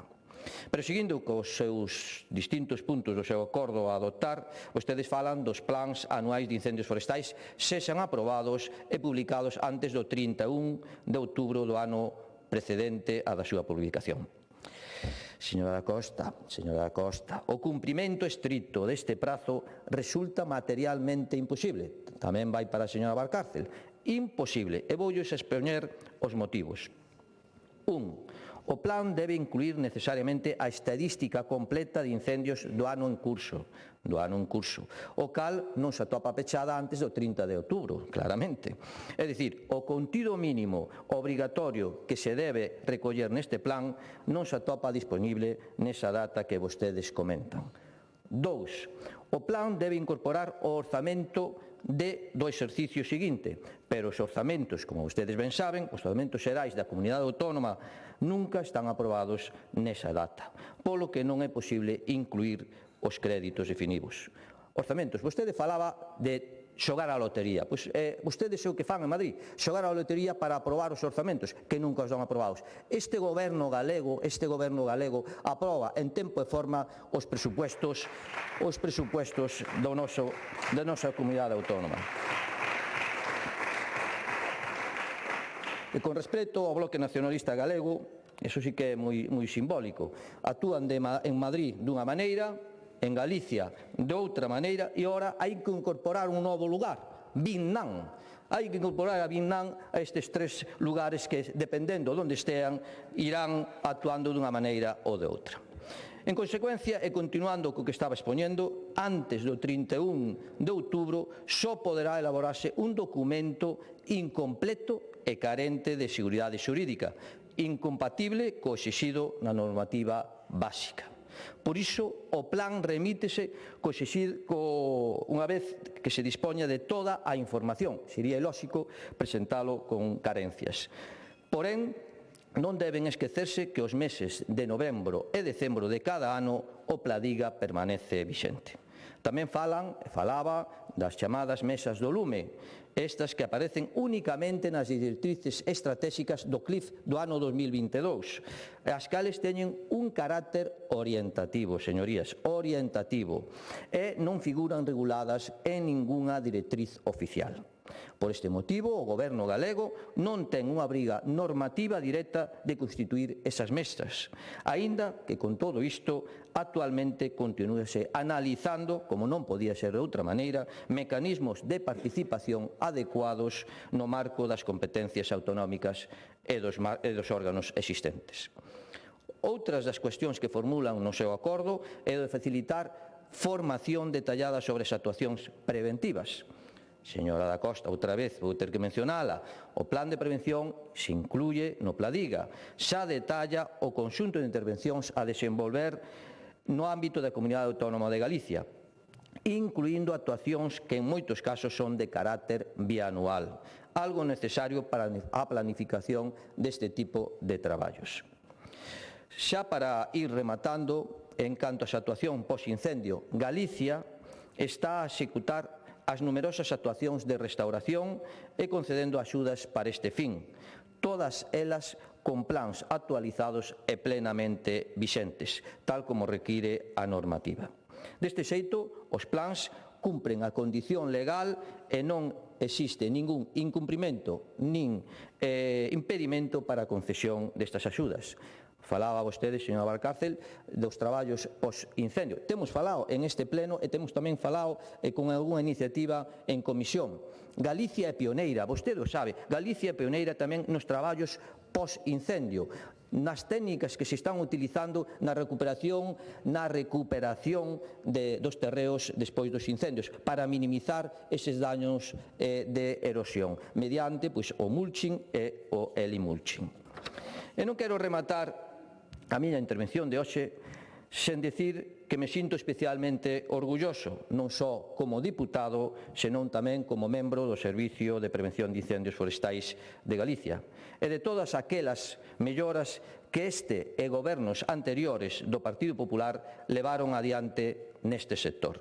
Porque falamos de melloras en formación, porque falamos de melloras en equipamentos e medios, porque falamos de melloras no incremento do tempo de traballo, porque falamos de melloras na estabilidade laboral dos profesionais e, como non, tamén porque falamos das melloras na súa propia seguridade.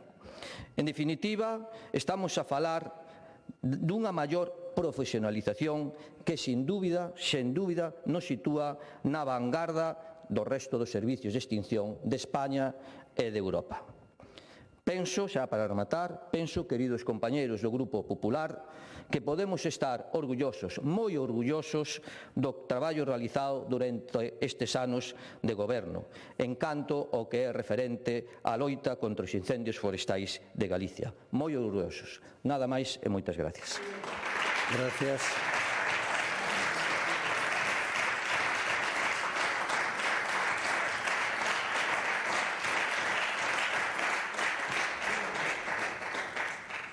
Grupo autor da moción, señora Rodríguez da Costa.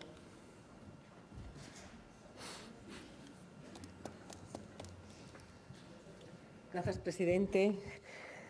Señor Conde, portavoz do Partido Popular en materia de montes de incendios, dice que estudiou esta iniciativa. Eu creo que estudiou, máis ben pouco, adicoulle pouco tempo. Igual suspende, porque, mire, o Plan Anual de Prevención, Vixiancia e Extinción do Principado de Asturias 2025-2026, publicado o 28 de 10 do 2025. Eles sí puderon publicalo en tempo e forma como marca unha lei que hai que cumprir.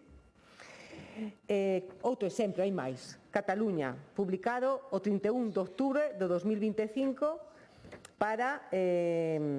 e menciona o Real Decreto 15/2022 para dar cumprimento ao Real Decreto. Entón, creo que realmente a excusa que deu a conselleira, que volve vostede a incidir nela, de que hai que ter unha serie de estadísticas, non sei se sabe que se pode publicar un plan e despois se poden publicar anexos, pero dice que aproban os orzamentos. Bueno, se aproban os orzamentos, aproben o Plan Anual de Prevención de Vixiancia e Extinción de Incendios Forestais, para empezar a prevención cando ten que empezarse.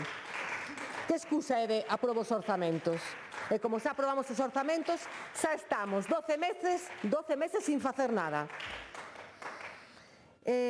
Dice que a planificación require ser rigurosa. Bueno, rigurosa para o Partido Popular é lenta, lenta, porque claro, prometeron unha lei de incendios no ano 17, estamos no ano 25, pois máis de 7 anos para facer unha lei de incendios e votaron outro día en contra na comisión de facer esta lei de incendios, entón, rigurosa e lenta. E tamén os propios plans de prevención dos distritos forestais, que son 19, non son 200. E resulta que ten que ser tan rigurosa que foi o goberno bipartito o último que fixo, señor Conde, os plans de prevención de distrito. E vostedes tampouco os actualizan. Entón, son rigurosos. Eu creo que a palabra non é esa, porque creo que cando unha consellería, e neste caso a Consellería de Medio Rural, chega tarde a planificación, incumpre a lei, evita a participación, porque claro, van a convocar agora o Consello Forestal, porque o pedimos nós. O problema non é unha mala campaña, señor Conde, é que a responsabilidade a quen lla ocupa lle está quedando grande. O voto en contra do Partido Popular a esta moción, xa se ve que van a votar en contra, pois xa non é decepcionante, porque moción tras moción e proposición tras proposición pasando o rodillo. O peor é que é profundamente revelador. Revela que, maila todo lo vivido este verán, non teñen ningunha intención de mudar, de cambiar nada. Revela que prefiren seguir instalados na propaganda, na autocomplacencia e na ausencia absoluta de rendición de contas. Porque hoxe non se votaba só unha iniciativa, unha moción do Grupo Parlamentario Socialista. Se votaba cumprir ou non cumprir a lei. E vostedes escollen non cumprir a lei. Votabas respetar os acordos deste Parlamento. E podían respetalos, pero van a votar non respetar estos acordos parlamentarios. Se vota asumir ou non responsabilidades tras a peor vaga de lumes. E vostedes votan non asumir estas responsabilidades. E o Partido Popular sempre decide votar que non. Como aproba os orzamentos, pois xa, obviamente, xa ten o traballo feito, como decía, para todo o ano. E dicen que non a garantir que o Pladiga se publique en prazo. É moi grave. Dicen que non a informar con transparencia do que se fai ou non se fai nos distritos forestais. E seguirei insistindo, porque isto ten que ter consecuencias. De alguna maneira vai a ter consecuencias. É que estou empecinada nesto. E falamos dun goberno que presume de planificación, pero incumpre con as obligacións legais. E cando pedimos datos e información, cando pedimos saber que se fixo, pois a resposta é sempre a mesma. Tamén hoxe quedou claro que as cifras dos 7.000 non explicaba, porque desde o ano 2018 sempre falan dos mesmos efectivos, cando as brigadas municipais sabe vostede que están baixando en picado, non pode ser sempre 7.000. Xa lle dicen que íbamos a sacar a lotería, os invito a que xoguen a ese número todos os 7.000, porque, como decía antes, vai a tocar. Remate, por favor. Bueno, remato, cando os datos son insoportables e a realidade xa non se pode maquillar, pois chegaron esos ceses, señor Conde. Ceses feitos en plenas festas do Nadal sin explicacións públicas, tentando que pasaran totalmente desapercibidos, ceses tardíos, que non corrixen nada, porque non asumen estas responsabilidades, porque hai unha conselleira que dirixe a política forestal, hai un presidente da Xunta que a mantén no cargo sin exixirlle resultados, nin planificación, nin prevención, nin cumplir a propia normativa como si cumpren outras comunidades autónomas. Nada máis e moitas gracias.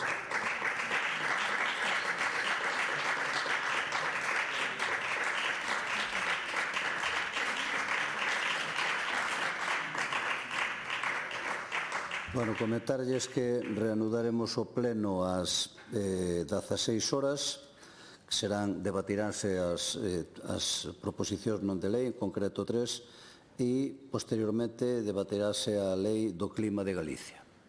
E as votacións produciránse mañá. Entonces, pues nada, suspendemos a sesión hasta as 16 horas.